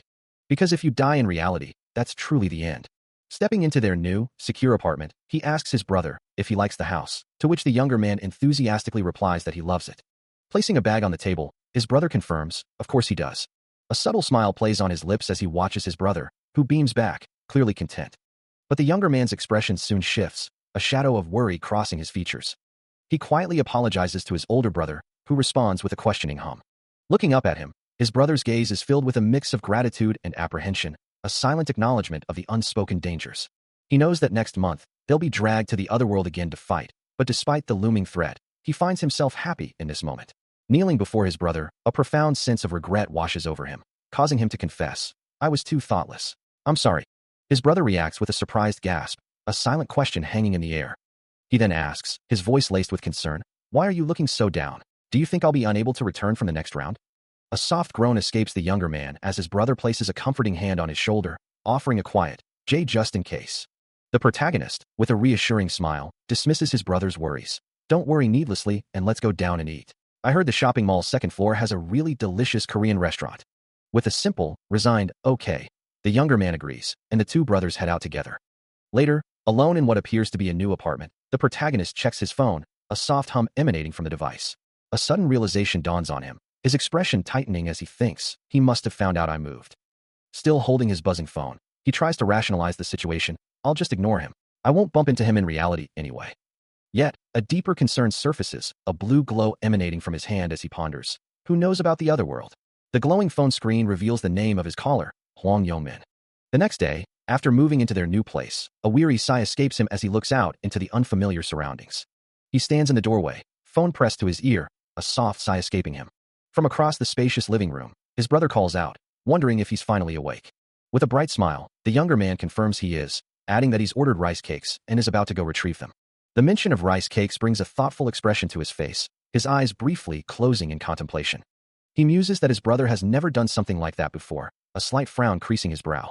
He understands that regression doesn't mean situations repeat exactly, but the novelty of his brother buying rice cakes still strikes him as unusual. His brother explains that since they've moved, they need to distribute rice cakes to their new neighbors to make a good impression.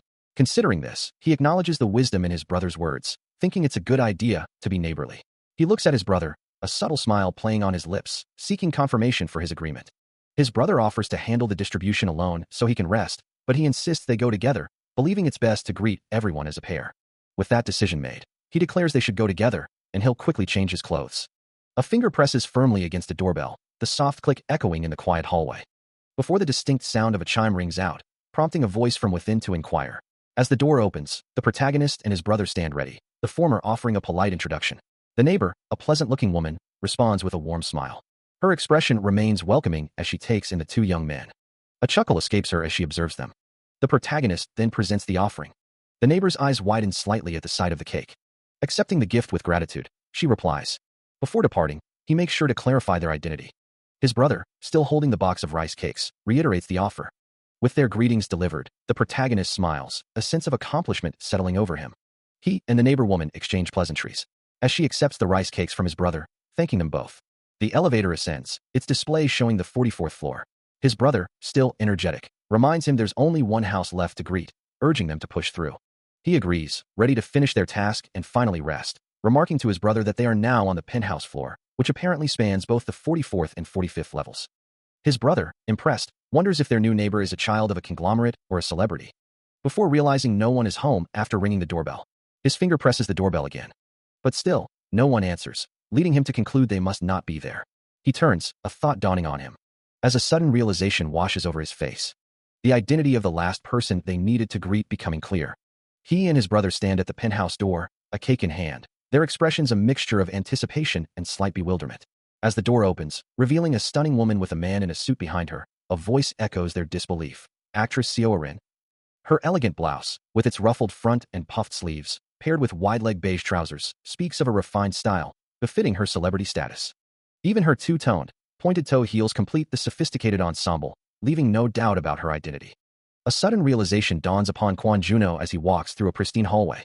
His attention drawn by the elegant presence of Seo Rin, who glides gracefully beside him, her long, wavy brown hair flowing as she moves with an air of refined beauty. Her steps are light and poised, her white and black heels clicking softly against the polished floor. From a nearby doorway, a voice whispers in awe, marveling at her beauty, proclaiming her as lovely as an angel. The unnamed protagonist, holding a plate of rice cakes, stands wide-eyed with a blush, while Min Ryu beside him looks on with a more composed, yet equally surprised, expression, both caught off guard by the unexpected sight. As the unnamed protagonist tries to compose himself, his hand instinctively reaches out, a gesture of awkward surprise.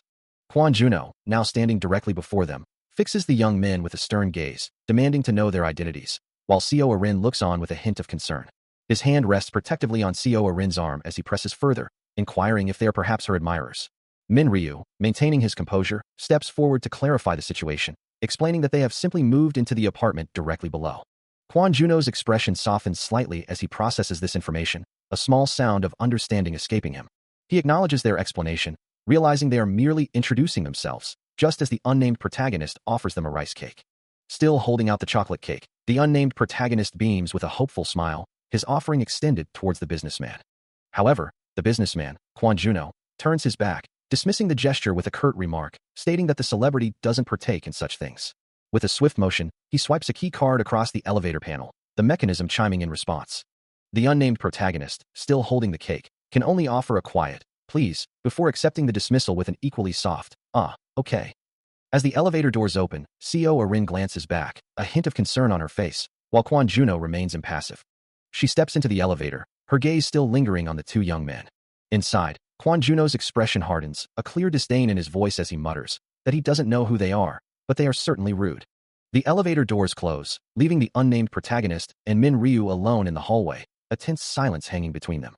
Min Ryu, his crimson eyes narrowed, turns to his companion, reassuring him, "Wonnie, don't mind guys like him." The unnamed protagonist, still processing the interaction, can only manage a confused, I'm fine but... Suddenly, a golden glow emanates from the unnamed protagonist, a thought bubble appearing above him, proclaiming, "This is amazing," as if he's discovered something incredible. His previous confusion replaced by an intense, almost manic grin, he stares intently at something unseen, his blue eyes wide with wonder. A moment of hesitation, then his gaze sharpens, a single question escaping his lips. "What is?" He looks down, his expression a mix of wonder and confusion, asking what the other means, and if he too saw her. As Min Ryu leans in, a question mark hanging over his head, as if seeking clarification from the protagonist. The protagonist's eyes widen slightly, a name escaping his lips, Seo Rin. The question hangs in the air, Seo Rin? Who's that? The title card for the max level player's 100th regression appears, marking the 10th chapter, as news from Inner News begins to surface. News headlines flash across various screens, reporting a series of celebrity deaths and disappearances, with only half of those taken to the other world having survived. More grim news surfaces, detailing the death of actor Lee Hyun-ju and actor Gwang Mi-ho taking a break due to anxiety. Elsewhere, Seo Rin sits on a plush couch, scrolling through her phone, a sigh escaping her lips. The protagonist stares down, a profound question forming in his mind, wondering what is truly happening to this world. Rin's brow furrows with concern as she continues to read the news on her phone. A message from Hong Siana pops up on her screen, asking if she heard the news about Gwang Mi-ho's break. Another message follows, delivering the shocking news that Gung Seojin Sunbae has died, to which Rin can only respond with a somber "yeah." A message appears on the screen, asking if she plans to attend the funeral tomorrow, to which she replies that she should, acknowledging how much the deceased Sunbae had looked after them all. Another message quickly follows, suggesting they go together, and she simply types, "all right," in response, her expression unreadable as she stares at her phone. Her thoughts drift to the grim reality of their world, where even those more famous than her couldn't survive the first round, a chilling realization that makes her wonder if she would have even made it this far without her sponsorships. The luxurious penthouse, a symbol of her success, was also provided for her, a stark reminder of the precariousness of her position. A sigh escapes her lips as she muses on her newfound fame, a fame she ironically feels she's gained by merely surviving. She had always assumed that if she were to die, it would at least make the news. A quiet phew escapes her, a small breath of relief for her continued existence, even as the weight of her thoughts presses down on her. A man in a dark suit approaches her, his voice gentle as he asks, "What are you thinking about, Rin?" Startled, she quickly turns, a slight blush on her cheeks as she dismisses his concern with a quick, nothing." The man sits down, his demeanor calm and reassuring as he insists, "It's okay. You can tell me. I'm always ready to hear you out."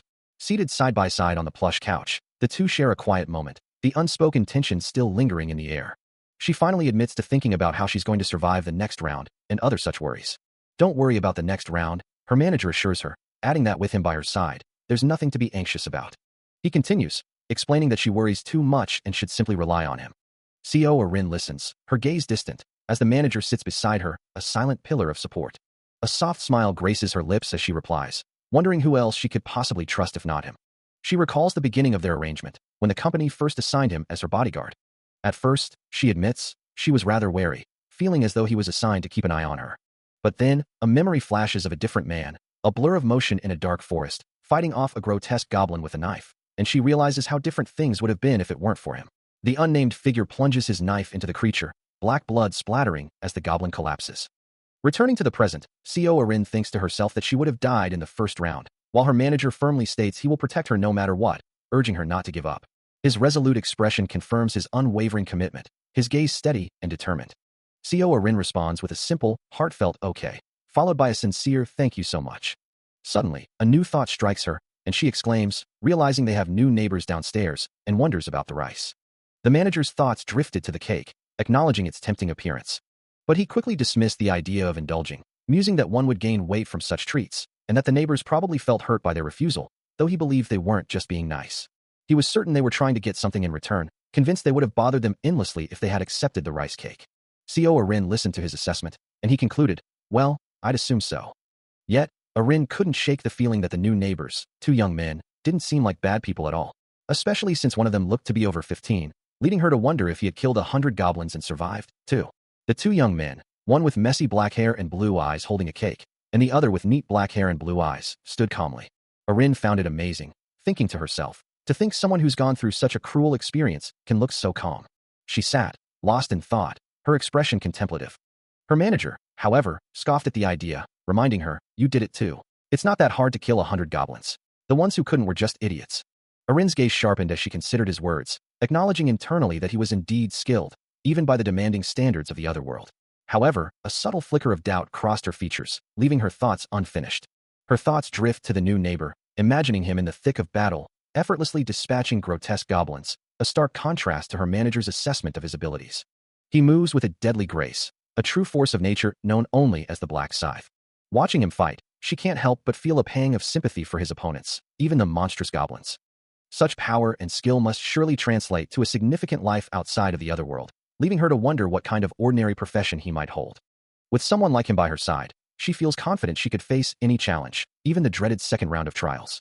Meanwhile, Arin herself stirs in bed, a quiet sigh escaping her lips, her expression tinged with a subtle weariness. Her manager, too, reflects on his own precarious situation, acknowledging his good fortune in surviving the last ordeal, but questioning his chances for the next. Time marches on, bringing a new day, January 31st, a Tuesday. The morning hums with activity, the clock now showing 11 a.m. From a high-rise window overlooking the sprawling city and its winding river, a vacuum cleaner's handle glides across the floor. The machine diligently cleans the pristine surface, its head moving with quiet efficiency. The unnamed protagonist, having finished his chores, looks out at the cityscape, a contented smile gracing his lips as he enjoys the quiet morning. He continued his mundane task, the rhythmic hum of the vacuum cleaner filling the quiet apartment. Suddenly, the door opened, and Min Ryu stepped inside, announcing his return to Wonnie, who greeted his older brother with a casual hyung. Without preamble, Min Ryu cut straight to the chase, asking if he had managed to get the money. Wonnie confirmed he had, though he dismissed the amount as not much, a statement that made Min Ryu recall the previous sum of 17 billion, noting this time it was about 15 billion. Min Ryu couldn't believe it, wondering if the bank hadn't raised any questions about this being his fourth time withdrawing such an astronomical sum, to which Wonnie simply replied, ah. Min Ryu sighed, a hint of exasperation in his voice as he acknowledged his brother's recurring presence. He looked at Wonnie with a mix of concern and curiosity, his expression betraying his deeper thoughts. Min Ryu pressed him for his secret, but Wonnie simply reminded him that he had already explained it last week. Wonnie reiterated his cryptic explanation, stating that the money came to him in a dream, a revelation that left Min Ryu wishing he could have such amazing dreams too. Min Ryu's face showed a clear mix of disbelief and concern, his brow furrowed as he processed the unbelievable claim. Meanwhile, Wonnie offered a slight, knowing smile, his eyes sparkling with a hint of mischief. Changing the subject, Min Ryu then asked if Wonnie was going to invest all the money into Bitcoin again. As he walks through the bustling hall, the protagonist confirms the staggering growth of his assets, now reaching 150 billion. His brother, Min Ryu, expresses his apprehension, wondering if they shouldn't sell before the value potentially drops. A slight, knowing smile plays on the protagonist's lips, unfazed by his brother's worries. Min Ryu reassures him, promising to handle everything and telling Wonhee not to worry. Wonhee simply offers another enigmatic smile, his gaze distant. Later, the two brothers are seen walking together, their conversation continuing as they move through the city streets. Their day progresses with a meal, sharing food at a restaurant. And as evening falls, they continue their stroll, the city lights illuminating their path. The brothers blend into the crowd, a familiar sight amidst the urban landscape. Time passes, marking the day as Tuesday, and the hour approaches midnight at 11:55 p.m. Later that night, Min Ryu sits by Wonhee's bedside, who lies in bed, looking unwell. He gently holds his brother's hand, a silent gesture of comfort and concern. As the unnamed protagonist lay in bed, his brother's voice was a gentle anchor, reminding him, "You have to come back alive." Min Ryu, ever the protector, offered a soft reassurance, "Don't worry. You saw me overpower even Bang Taijiao." Still, a lingering worry creased the unnamed protagonist's brow, a quiet, "Yeah, but still," escaping his lips. His brother gently pressed his head back onto the pillow, advising him to get some sleep instead of worrying for nothing. As the unnamed protagonist's eyes fluttered, the comforting words echoed in his mind, "When you wake up, I'll be awake too." With a final, tender gesture, Min Ryu pulled the blanket up to his chin, ensuring his brother was warm and secure. A silent farewell hung in the air, a simple, heartfelt "see you." Then, a surge of brilliant golden light erupted, swirling and coalescing into intricate patterns, hinting at immense power. Within the radiant glow, the unnamed protagonist appeared, his form illuminated, eyes glowing with an ethereal blue light, as if channeling the very essence of the golden energy. A hand reached out, enveloped in the same shimmering aura, the golden particles dancing around it like tiny, obedient stars. The golden energy then soared into a cloudy sky, leaving trails of light as it ascended, a beacon against the gray expanse. Moments later, Min Ryu stood in a dense forest, surrounded by other individuals, including a man with white hair and a red scarf, and a brown-haired woman, all enveloped in the same vibrant golden energy, ready for whatever challenge lay ahead. A blinding flash of golden energy erupts, momentarily obscuring everything, before the world solidifies around them. Min Ryu, disoriented, questions their sudden relocation, as a male companion exclaims at the instantaneous shift, realizing they've been here before. A female companion, clutching her head in confusion, echoes the sentiment, wondering aloud about their current whereabouts, as the male companion glances around nervously. Her eyes widen in alarm as she recognizes the unfamiliar surroundings, realizing this isn't the same location from their previous round, before her gaze locks onto a figure in the distance. The unnamed protagonist stands apart, his presence immediately noted by the others, who whisper about him being the one who achieved the top rank in the last challenge. He surveys the group, a subtle shift in his posture indicating his awareness of their scrutiny, as Min Ryu and the companions observe him from a slight distance within the shadowy forest. A thought crosses his mind, acknowledging the widespread recognition he now commands, and he overhears hushed questions about whether he is the one responsible for the massacre of goblins, his rank also being mentioned. The unnamed protagonist notes their collective apprehension, observing how they consciously maintain their distance from him, a clear sign of their fear or respect. Meanwhile, the male companion remarks that everyone seems to have arrived, while the female companion looks on with a worried expression. Min Ryu, standing among the other companions, ponders the arrival of another, wondering when she will make her appearance. The unnamed protagonist's eyes, now glowing with an intense crimson light, reflect a deep focus, perhaps anticipating the very arrival Min Ryu mentioned. As golden energy and ethereal feathers drift through the air, a voice echoes, questioning if everyone is gathered. A new angelic figure descends from above, its form radiating brilliant golden light, vast white wings unfurled behind it.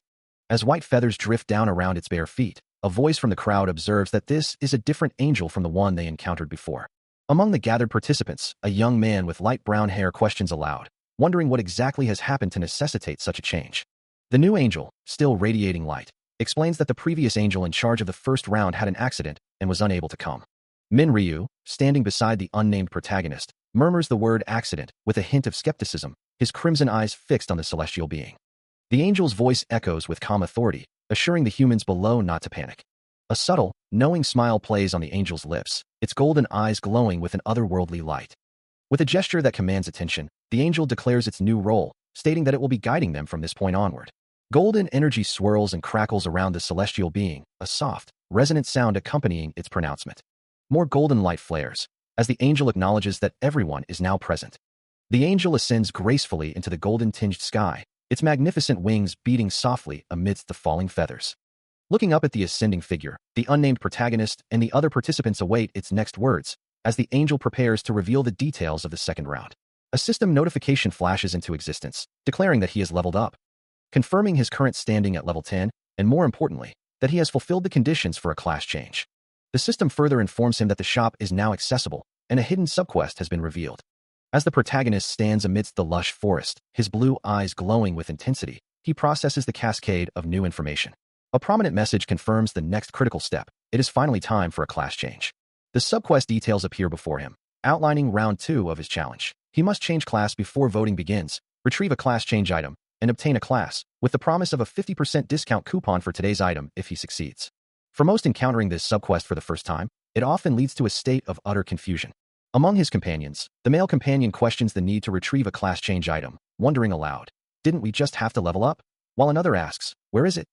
The female companion, equally perplexed, voices her concern, lamenting that there's no information on what kind of classes are even available.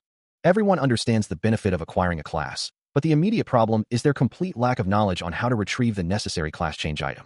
Ultimately, one must fulfill specific conditions to obtain the class change item and successfully transition into a new class. The system had laid out specific paths for each archetype, explaining that warriors, for instance, must raise their strength stat to 10 and then capture 30 monsters within a single hour. He remembered the sheer effort, the blue energy of his attacks blurring through the air, as he pushed himself to meet such demanding criteria. To receive a class change item, the rules were clear. One could only obtain it by performing actions directly related to a specific class. Berserkers, for instance, were required to hunt relentlessly for an hour while bleeding, a brutal test of endurance he had also experienced in his past. Assassins, on the other hand, had to successfully execute several ambushes from behind their monstrous targets. He recalled the swift, decisive strikes he'd made, moving with precision against his foes. At first, he had repeatedly chased monsters, often finding himself on the run, forced to hide and observe before striking. Through these trials, he had eventually received the Hunter class, though he couldn't help but reflect that after learning about the Grim Reaper class, that was all he truly desired. Now, holding the glowing class change item in his hand, he prepared to make his choice permanent. With a resolute breath, he commanded the item to use, and a blinding golden light erupted from his palm, engulfing him in its power.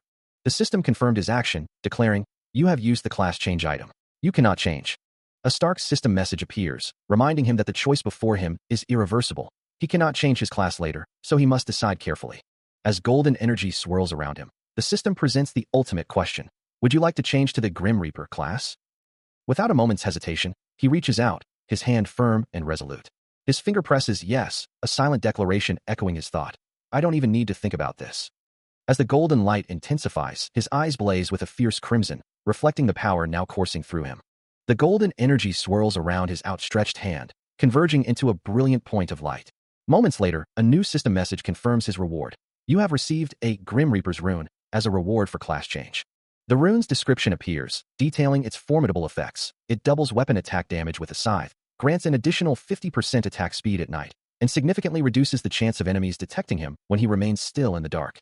Now enveloped in a sinister red aura, he holds the glowing rune, his crimson eyes fixed on the new source of his power.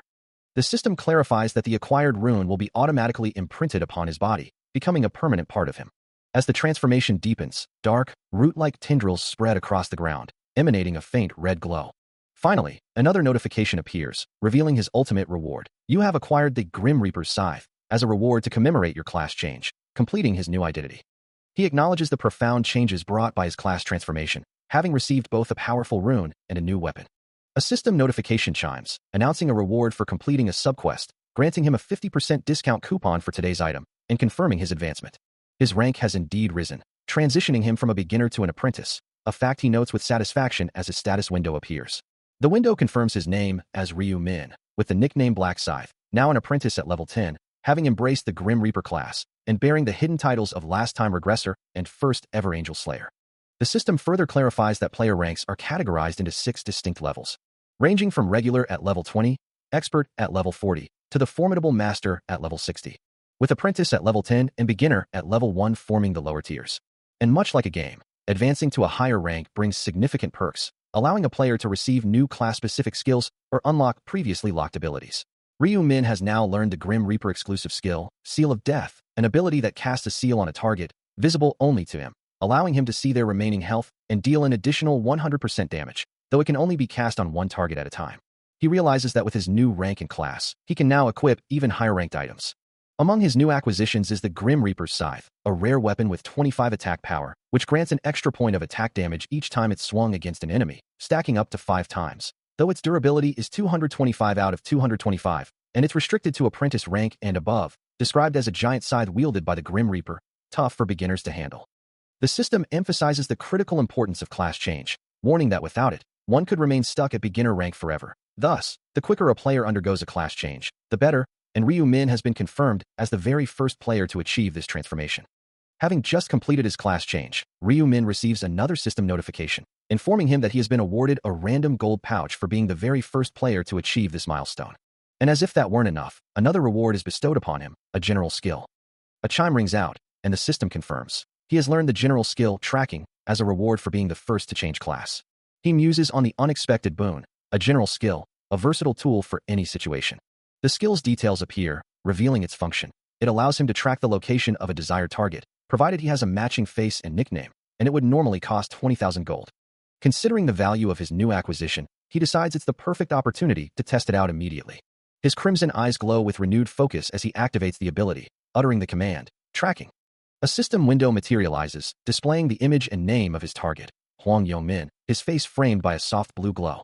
The system confirms the successful identification, stating that the face and nickname match, and begins tracking the target's location. Moments later, the system provides an update, confirming the location of Huang Yongmin and specifying his distance at 190 meters. A glowing blue arrow materializes on the ground before him, directing him to follow its path to track down his target. He considers the proximity, a mere 190 meters separating him from Huang Yongmin. He stands amidst glowing blue energy, a guiding arrow pointing forward, contemplating if his target has truly entered the forest. Recalling the target was 2,000 meters away in his previous regression, his eyes ignite with a fierce blue light. He resolves to investigate, a surge of blue energy marking his decision. Elsewhere, a male companion struggles for breath, his chest heaving with exertion. He and Arin push through the dense forest, their escape desperate and fraught with peril. Their footsteps echo with exhaustion, each labored breath a testament to their struggle. Suddenly, Arin collapses to her knees, a cry of pain escaping her lips as red energy lines signify her injury. Her companion implores her to continue, but she confesses her legs have given out. Still, he pulls her forward, knowing the consequences if their pursuers catch them. She murmurs an apology, and he acknowledges the burning pain from her arrow wound. He muses on the nature of their injuries, wondering if wounds sustained in this other world truly affect their real bodies, yet the agony is undeniably present. Still supporting Co Arin, her companion reassures her that they can return home, so long as they somehow survive this ordeal. But Arin glances back, her face etched with fear, the relentless pursuit taking its toll. She vows to bear with it, even as a taunting voice from behind questions how she expects to run in her current state. Both she and her companion turn their heads, their expressions a mix of exhaustion and dread, as the sounds of their pursuers grow closer. Footsteps echo through the forest as a group of figures emerges from the trees, one of them smirking, asking if it still doesn't hurt enough. Meanwhile, Ryu Min strides through the same dense woods, red energy crackling around his leg, his presence a stark contrast to the desperate flight. He clenches his jaw, sweat beading on his brow, his resolve hardening with each step. Back with the fleeing pair, Arin's companion curses their fate, blaming her for their capture. He stands protectively in front of her, both of them looking back at the encroaching danger, their escape route now completely cut off. Elsewhere, Ryu Min's eyes blaze crimson as he contemplates his options, realizing he has no choice but to fight. Golden energy swirls around his hand, manifesting a dagger, as he prepares to face two of the pursuers head-on. The smirking pursuer, flanked by his bald companion, taunts him, challenging him to a fight. A group of hunters, led by a man with sharp, light blue eyes, confronts the cornered companions, one of them tauntingly asking if they can count how many pursuers stand before them. With a confident smirk, the leader of the pursuers gestures, his expression unwavering. One of the male companions, his face etched with frustration, demands to know why they are being targeted, insisting they have done nothing wrong. The leader's voice cuts through the air, acknowledging their claim with a chilling certainty. His smirk widens as he poses a rhetorical question, asking why they continue to attack others if they are so innocent. The gray-haired pursuer looks on, while Co Arin, standing beside her companion, appears visibly distressed, her eyes wide with fear. The leader's gaze shifts, focusing on the woman beside the male companion. Co Arin flinches, her expression a mix of shock and terror, as the attention turns to her. Her companion's voice, filled with defiance, declares that they have no business with men like them, attempting to ward off the confrontation. The pursuer leader's confident smile returns, as he reveals their true target, Co Arin. Among the other pursuers, a hushed conversation begins, one asking if it is truly her, while another confirms her identity, citing her recognizable face and nickname. Yet, a third voice expresses doubt, suggesting that someone could be impersonating her. As the confrontation escalates, a voice from the pursuers dismisses any concern for identity, declaring that the body's the same, regardless of who she is, a sentiment met with a chilling chuckle and agreement from another. The leader of the pursuers then makes his offer, proposing that if they simply hand over Seo Rin, the companion will be allowed to leave unharmed. His subordinates descend from the trees, their movements swift and silent, reinforcing the threat. The male companion considers their words, a flicker of annoyance crossing his face, thinking that if their true target had been revealed earlier, he would have simply abandoned her without a word. He continues his internal debate, firmly stating to himself that he has no intention of sacrificing his life for this woman. Seo Rin watches him with a worried expression, a faint golden glow emanating from her hand, while her companion's gaze hardens with resolve. Yet, a deeper concern gnaws at him, the thought that failing to protect her would lead to President Ma Jiangrok's disappointment. A mental image of his manager in a sharp suit flashes through his mind as he grips a dagger, ready to fulfill his duty. Despite his resolve, a fresh wound on his thigh betrays his current struggle, a testament to the dangers he has already faced. One of the pursuers, observing his stance, mocks him, questioning his intent to fight with such a form. Unyielding, the companion retorts, accusing them of committing a crime. The pursuer reacts with a look of feigned surprise, repeating the word crime, as if unfamiliar with the concept. A scoff escapes the pursuer leader, his laughter echoing through the forest as the companion stands firm, protecting Seo Rin. He challenges the companion, asking, "What are you going to do? Report me when you get back." The leader continues to press, his subordinates chuckling behind him. "Go ahead, but what's your proof?" He adds, with a chilling implication, "What if this isn't my real face?" The companion, his face etched with a fresh cut, acknowledges the truth in the taunt, realizing that while infuriating, the leader's words hold a grim validity. He knows threats won't deter them, and despite his injuries, he has no choice but to prepare for a fight. Suddenly, the pursuer leader's confident smirk vanishes, replaced by a look of utter shock as he exclaims, "Aren't you?" The companion, dagger in hand, remains poised for battle, unaware of what has so startled his opponent. His gaze shifts, however, as a new figure emerges from the shadows of the forest, a man with dark hair and an intense stare. The pursuer leader's voice trembles with recognition and fear. Black Scythe? Min Ryu's crimson eyes glow with an otherworldly light, his sudden appearance leaving everyone stunned. The pursuer leader, utterly bewildered, can only wonder, when did he get here? Having just arrived, he surveys the tense scene before him, questioning the group of men surrounding the two figures, wondering what they are doing here. One of the pursuers, attempting to dismiss him, curtly tells him to mind his own business, but he quickly retorts that he didn't ask him. Instead, he turns his attention to the leader of the group, demanding to know the real deal with this situation. From behind the leader, Rin's companion, bruised and desperate, shouts out the truth, explaining that these men attack them because they are after Rin. The companion, recognizing the newcomer's formidable reputation, desperately pleads for his help, promising to make it up to the Black Scythe if he intervenes. Min Ryu's gaze remains fixed on the pursuer leader, his expression unreadable.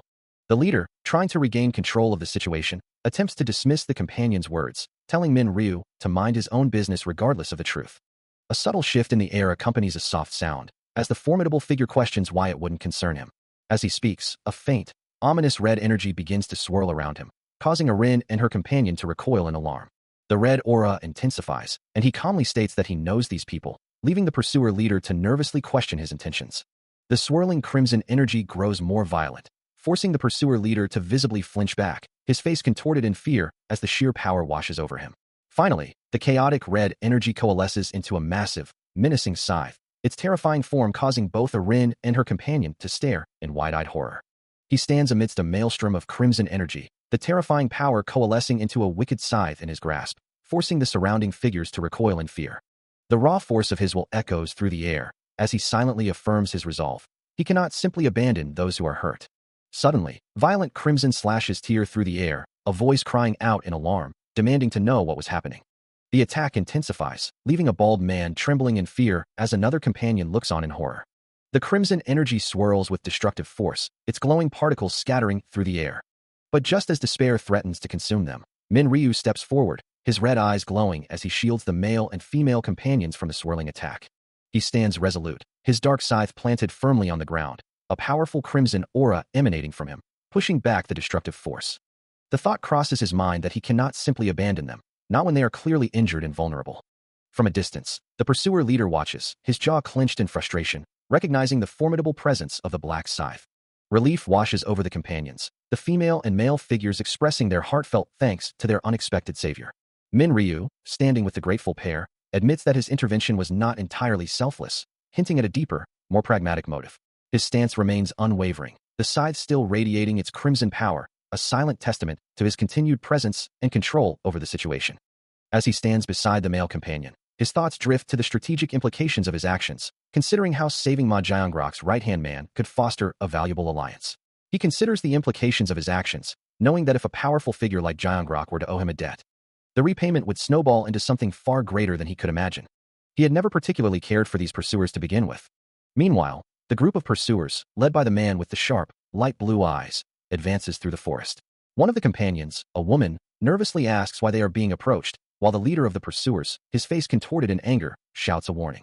"We'll kill you if you come any closer," he threatens, his voice echoing through the trees.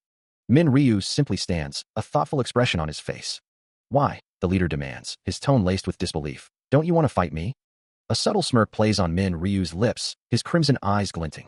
The pursuer leader recoils slightly, a bead of sweat forming on his brow, muttering about the ridiculousness of the question. "You slashed past those goblins in a flash," he recalls, a memory of a swift, glowing attack against a creature. "And you ranked first place in the last round," he exclaims, the image of a powerful, blue-hued strike filling his mind. The memory of Min Ryu's overwhelming power still lingers, a formidable force that once made others question, who would dare challenge a monster like that? That lingering thought, a sharp, painful echo, causes a ripple of unease through the pursuer leader. His eye twitches, a bead of sweat tracing a path down his temple, as he struggles to reconcile the past with the present. Standing before him, Min Ryu's calm demeanor only fuels his irritation, while his companions watch the tense exchange unfold. The pursuer leader, trying to regain control of the situation, demands to know if Min Ryu would let them go, if he were to be honest about his intentions. Min Ryu's response hangs in the air, a silent challenge, as the forest around them remains still. He stands poised, his crimson eyes reflecting the leader's desperation, a subtle smirk playing on his lips. The leader's patience wears thin, his voice laced with venom, suggesting that perhaps a display of earnest humility might change things. The leader's gaze drops, a flicker of doubt crossing his face, as he considers the implications of his own words. He can hardly believe he's being asked to humiliate himself, to bow down to Min Ryu. The thought of such a public display of submission, with his friends watching, is an unbearable prospect. The pursuer leader stands over Min Ryu, who lies defeated on the ground, his thoughts consumed by the unexpected mention of Seoa Rin, wondering aloud if she too was involved. Her long, brown hair flows in his memory, a stark reminder of another complication in his already volatile situation. He would much rather avoid a direct confrontation with Min Ryu, but the defiance radiating from the man on the ground is pushing him to his limits. His grip tightens on the spear he carries, a silent testament to his growing impatience. A flicker of surprise crosses his face as he processes Min Ryu's continued silence, a silent weight, echoing in his mind. He recalls his own formidable strength, imagining himself delivering a blow powerful enough to shatter a solid wall. Who knows, he muses, perhaps a single punch could send the legendary black scythe flying. A smirk plays on his lips, a silent promise of the violence he's capable of unleashing. His companions watch with growing unease as he finally snaps, accusing Min Ryu of going too far with his defiance. His hands clench into fists, the raw frustration evident in every taut muscle. He demands to know what Min Ryu just said, then mockingly repeats the idea of him begging on his knees, the words dripping with contempt. Finally, his patience completely exhausted, he unleashes a furious threat, asking Min Ryu if he truly wishes to die. The pursuer leader's smirk widened, a dark satisfaction settling over his features as he considered the situation. He moved with predatory intent, planning to swiftly close the distance and land a decisive blow, certain his opponent wouldn't even have time to react. His fist shot forward with explosive force, a blinding impact erupting as he believed his target would be utterly helpless against such power. A confident sneer twisted his lips, convinced that no mere human could withstand the sheer, wall-crushing might of his attack. But then, a glint of dark metal appeared, as Min Ryu's hand moved with impossible speed, drawing a wicked, scythe-like blade. Crimson energy erupted around him, his companions watching from a distance as the pursuer leader stared, utterly bewildered by the sudden display of power.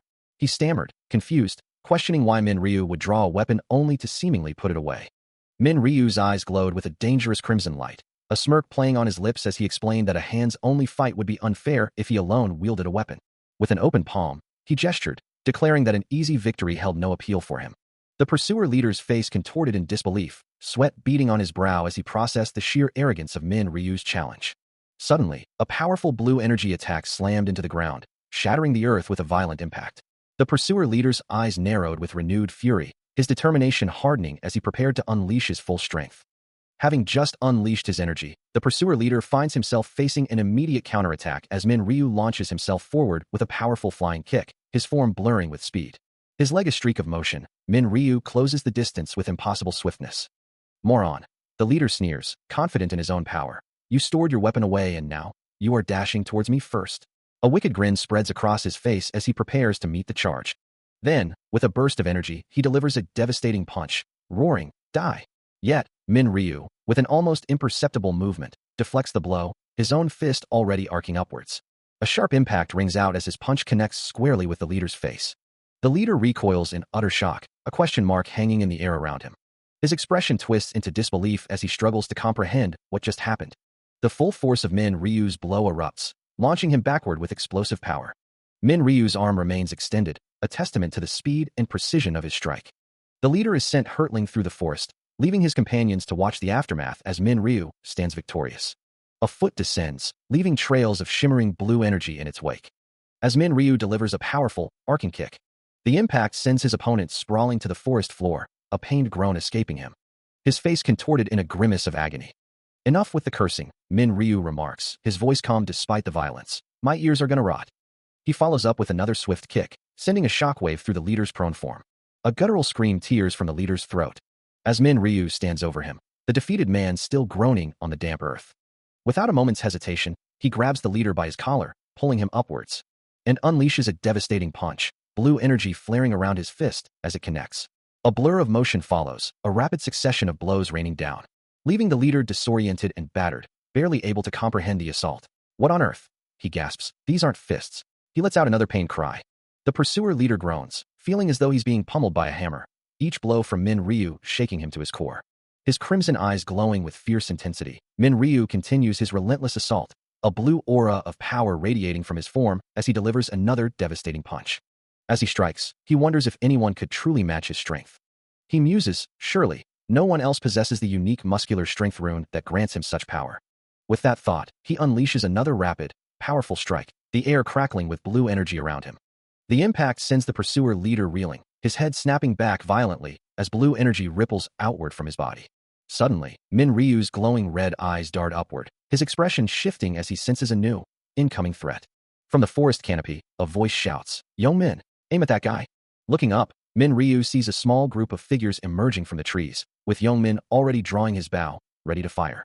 A burst of light signals the launch of their attack, as multiple projectiles are sent hurtling towards him.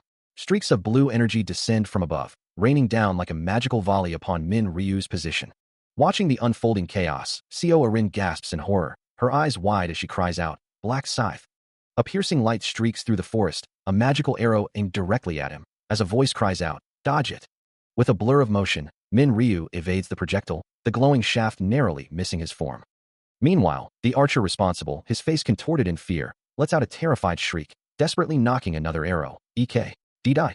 Unfazed by the barrage, Min Ryu's gaze sharpens, his resolve hardening as he prepares his own move. The ground blurs beneath him, a testament to his incredible speed. He weaves through the dense foliage, a phantom amidst a hail of glowing arrows, each one narrowly avoided as he closes the distance to the group of archers. His movements are fluid, almost impossible to track, as he continues his relentless charge, the archer's desperate attacks proving futile. In an instant, the distance vanishes, and he seizes one of the archers, his grip firm and inescapable. A cold smirk plays on his lips as he addresses his captive. I guess you're lucky enough to shoot arrows at monsters, huh? The archer can only gasp, H-okay. His hand presses against the archer's face, a silent promise of pain, as a dark energy begins to swirl around him. His eyes glow crimson, and tendrils of raw, red power erupt from his form, a terrifying aura surrounding him as he finishes his thought. Fact that you met me. The red energy swirls violently, a clear and deadly declaration, means you've run out of luck. A crimson blur of energy and blood streaks across the air, a violent testament to the hunter's swift and brutal efficiency. The impact leaves a bow dripping with fresh crimson, a clear sign of a successful strike against one of the archers. One of the pursuers stumbles back, his eyes wide with shock and pain, his arm gushing blood from the sudden assault. A guttural scream tears through the forest as the archer clutches his mangled limb. Without a moment's pause, Min Ryu moves again, his leg a blur of motion, leaving trails of red energy in his wake as he closes the distance. Two more pursuers step forward, one of them snarling, demanding to know if he truly believes he can escape after crossing them.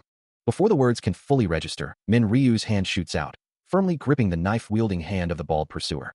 With a surge of power, the bald man is violently repelled, red energy radiating from the force of the impact as he's thrown backward. Min Ryu stands amidst the chaos, his scythe resting casually on his shoulder, a silent, dominant figure surveying the scene of his swift victory. His voice, calm yet laced with menace, echoes through the trees, a chilling response to their earlier bravado. A smirk plays on his lips, and his eyes glow with an intense, crimson light, a terrifying display of his awakened power. This is the declaration of his ultimate technique, the Seal of Death. As the crimson energy surged, Min Ryu's grip tightened on his weapon, the very air around him distorting with the power of his Seal of Death technique.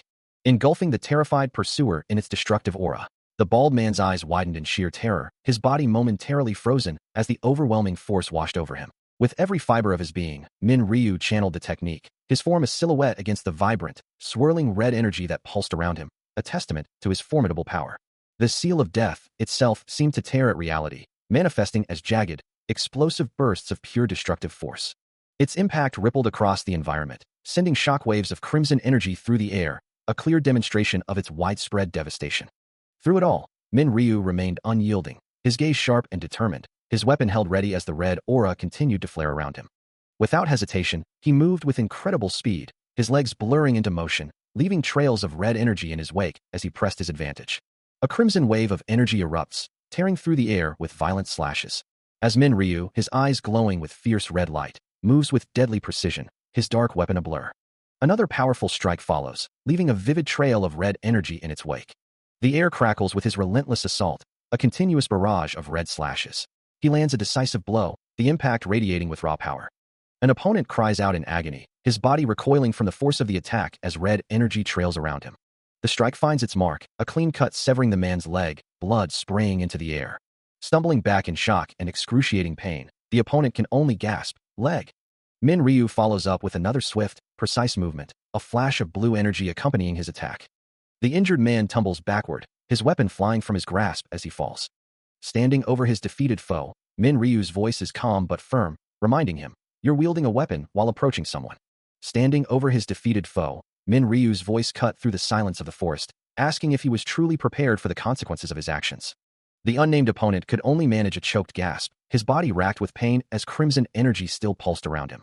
A guttural scream tore from his throat, the lingering magical impact intensifying with each passing moment. He collapsed fully to the forest floor, clutching his mangled leg as a dark, ominous symbol of despair materialized above him.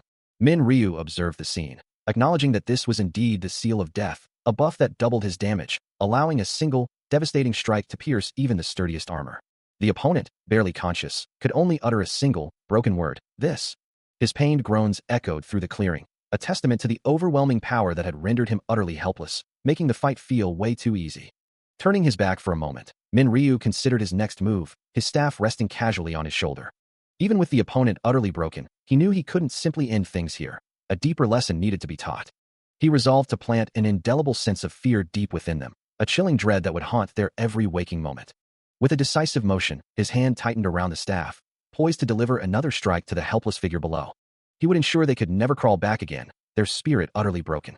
The defeated opponent writhes on the blood-soaked ground, his leg mangled and his body broken, as he desperately pleads for the torment to cease.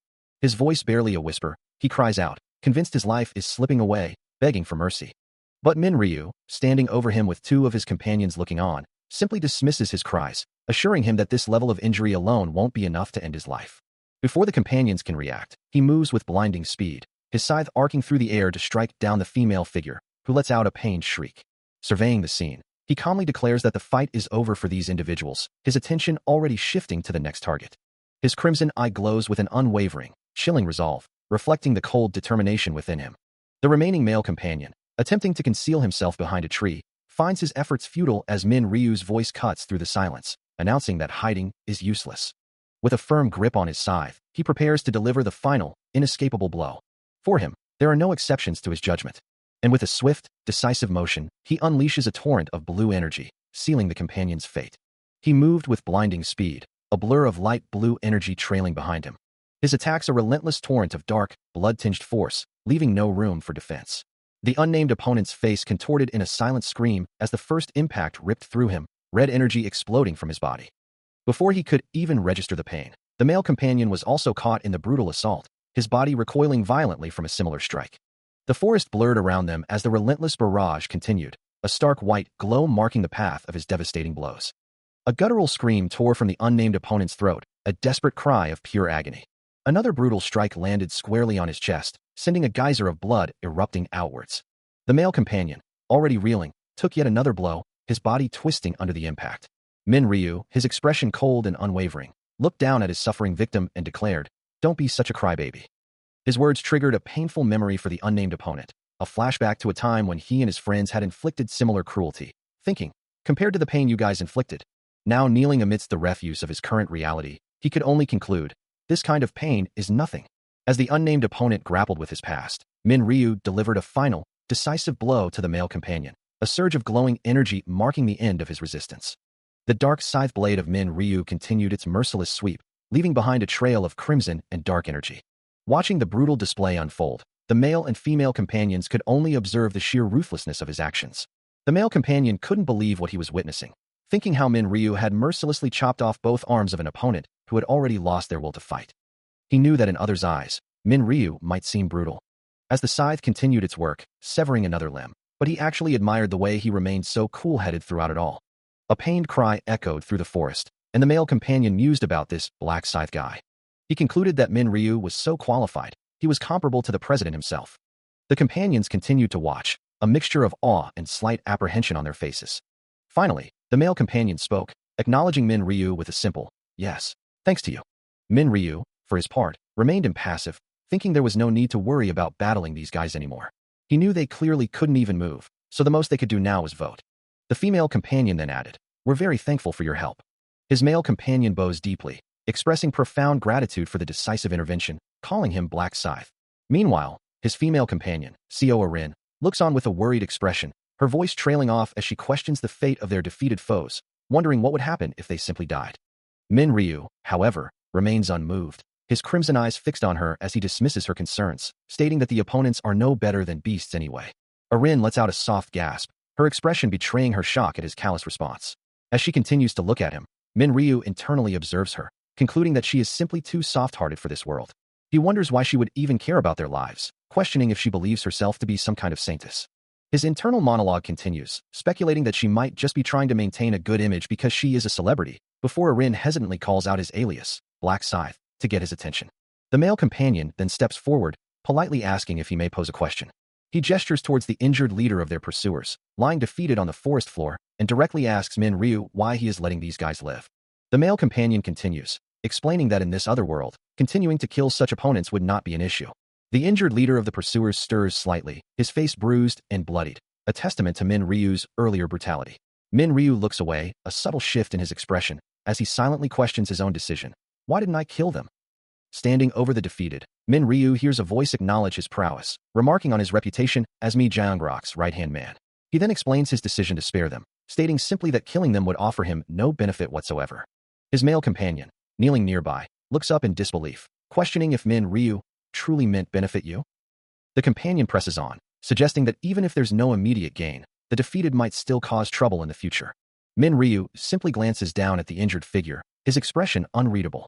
He then dismisses the concern, asking with a hint of amusement if they truly believe these individuals could cause him trouble. The companion looks from Min Ryu to the defeated pursuer, a flicker of doubt crossing his face. A slight smirk plays on Min Ryu's lips as he reiterates, challenging the notion that these guys are even capable of causing trouble.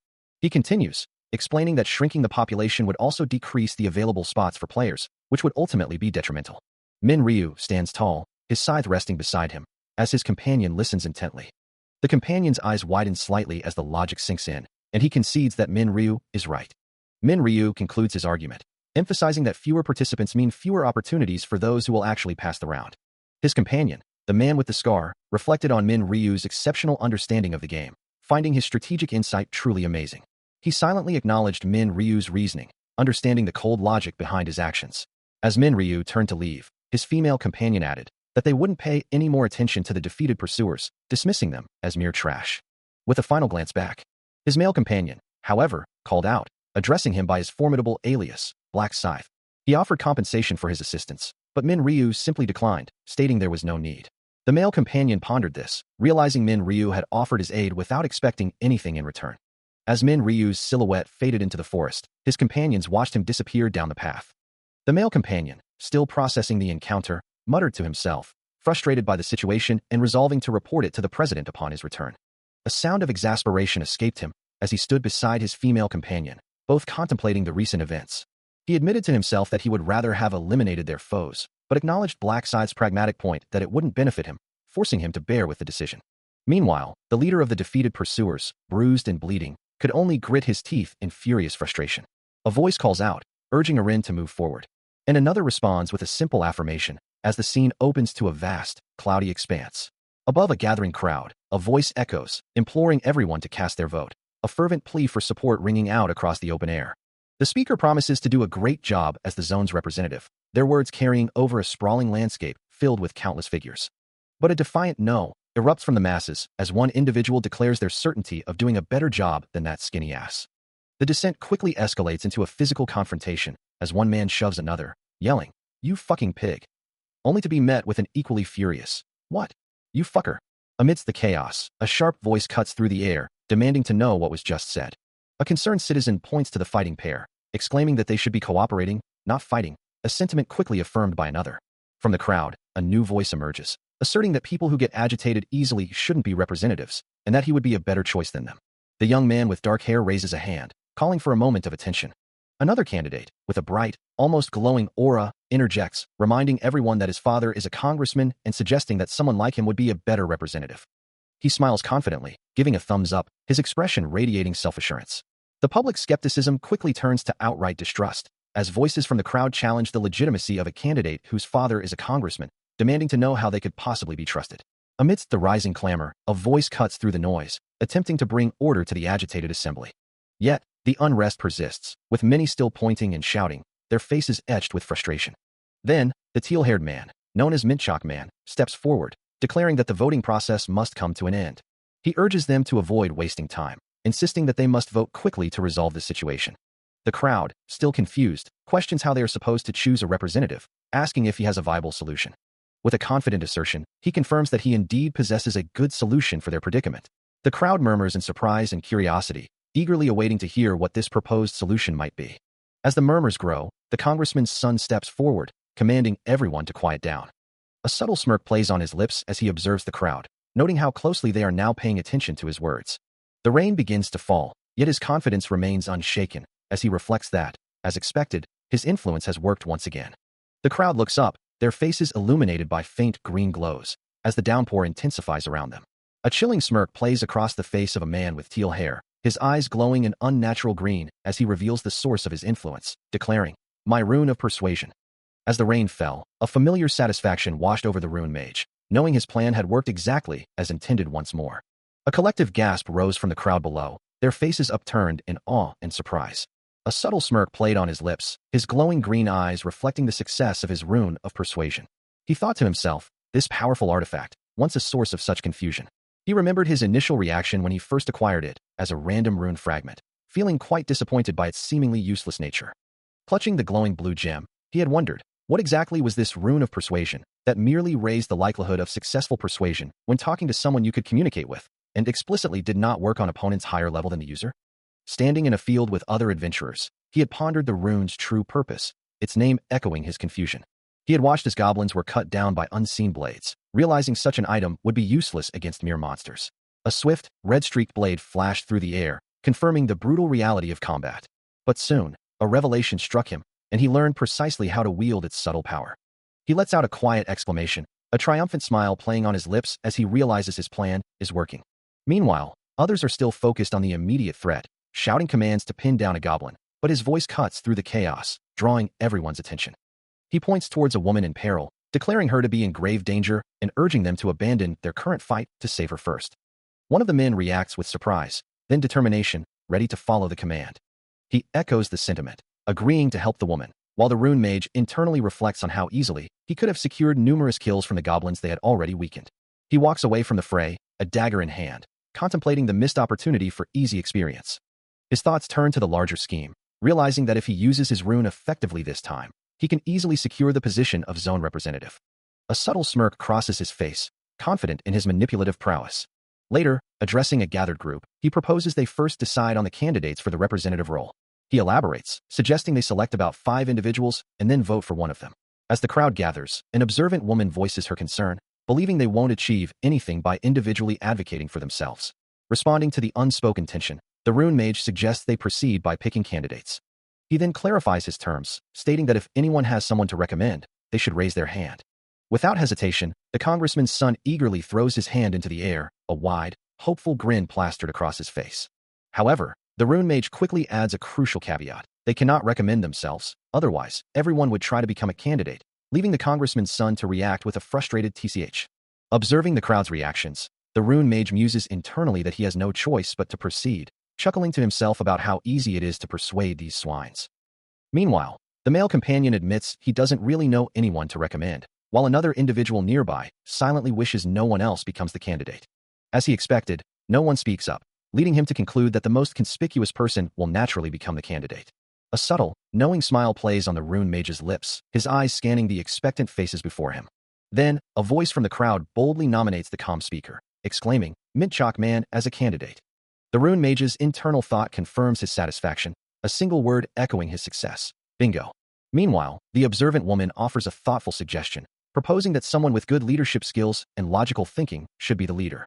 He turns, a slight smile playing on his lips, as the calm speaker from the crowd asks if he is truly the one they've been following. Acknowledging the sentiment, the rune mage confirms their assessment, then subtly probes for further recommendations from the gathered crowd. Meanwhile, the congressman's son, who had previously attempted to self-nominate, is internally dismissed by the rune mage as a mere idiot. With a polite demeanor, he expresses appreciation for the initial nomination before reiterating his request for additional candidates. From the crowd, a hand rises, offering the name of Black Scythe as a recommendation. A knowing smile spreads across the rune mage's face, pleased that the powerful Black Scythe has been put forward, acknowledging his previous first-place finish. Another hand emerges from the assembly, proposing Life is a Documentary, who had secured second place in the last round. Following swiftly, a third voice recommends Black Flame Dragon in Hand, a participant who had placed third. The rune mage observes the growing list of nominees, noting that 4 candidates have now been put forward for the single remaining slot, and asks if anyone else wishes to make a recommendation. A brief silence hangs in the air, as the crowd considers his words. Deciding to move forward, the rune mage declares that they will proceed with the 4 candidates, suggesting each speak a few words before the final vote. With a confident smile, he announces his intention to speak first. He muses to himself, a hand resting casually over his chest, that swaying these people is nothing short of effortless. With a confident smile, the rune mage declares his intentions, promising grand things if he becomes the zone representative, a claim met with an immediate, silent scoff from the crowd. The calm speaker, identified by his alias Life is a Documentary, begins his own address, his words drawing a sharp, questioning gaze from the rune mage, who seems to recognize him. As the rune mage continues to speak, the calm speaker turns away, his expression hardening with growing frustration. He looks down, his thoughts consumed by the rune mage's words, muttering internally about Life is a Documentary being second in zone rankings, and how he can no longer tolerate the endless bluster. His anger boils over, his eyes flaring with intense irritation. The rune mage, noticing his agitation, addresses him directly, asking what the problem is and calling him Mint Chalk Man. The calm speaker's thoughts echo in the sudden silence, wondering if the rune mage truly believes the world is so simple. He looks down again, his internal monologue continuing, accusing the rune mage of effortlessly swaying everyone with just a few words. The rune mage then speaks, his words catching the calm speaker off guard, who internally questions if the rune mage knows about his unique skill. Dismissing the thought as mere bluff, the calm speaker finally snaps, demanding to know who the rune mage is to decide the zone representative.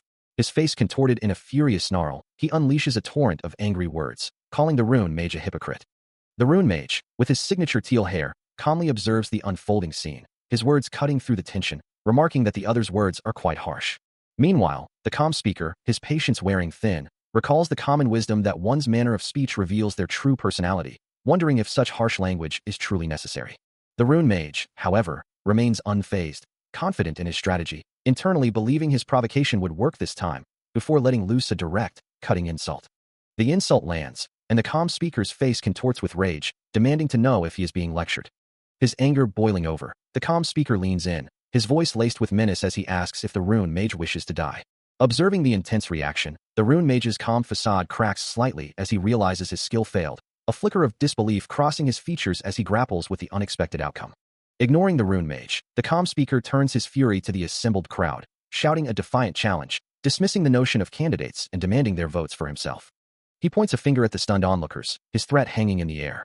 The calm speaker's voice drops to a chilling declaration, promising death to anyone who defies him. The rune mage, now with a smirk, dismisses the calm speaker's outburst, thinking him truly stupid. He then addresses the calm speaker directly, his tone condescending, questioning if anyone would truly listen to such a display and advising him to stop embarrassing himself and get out of the way.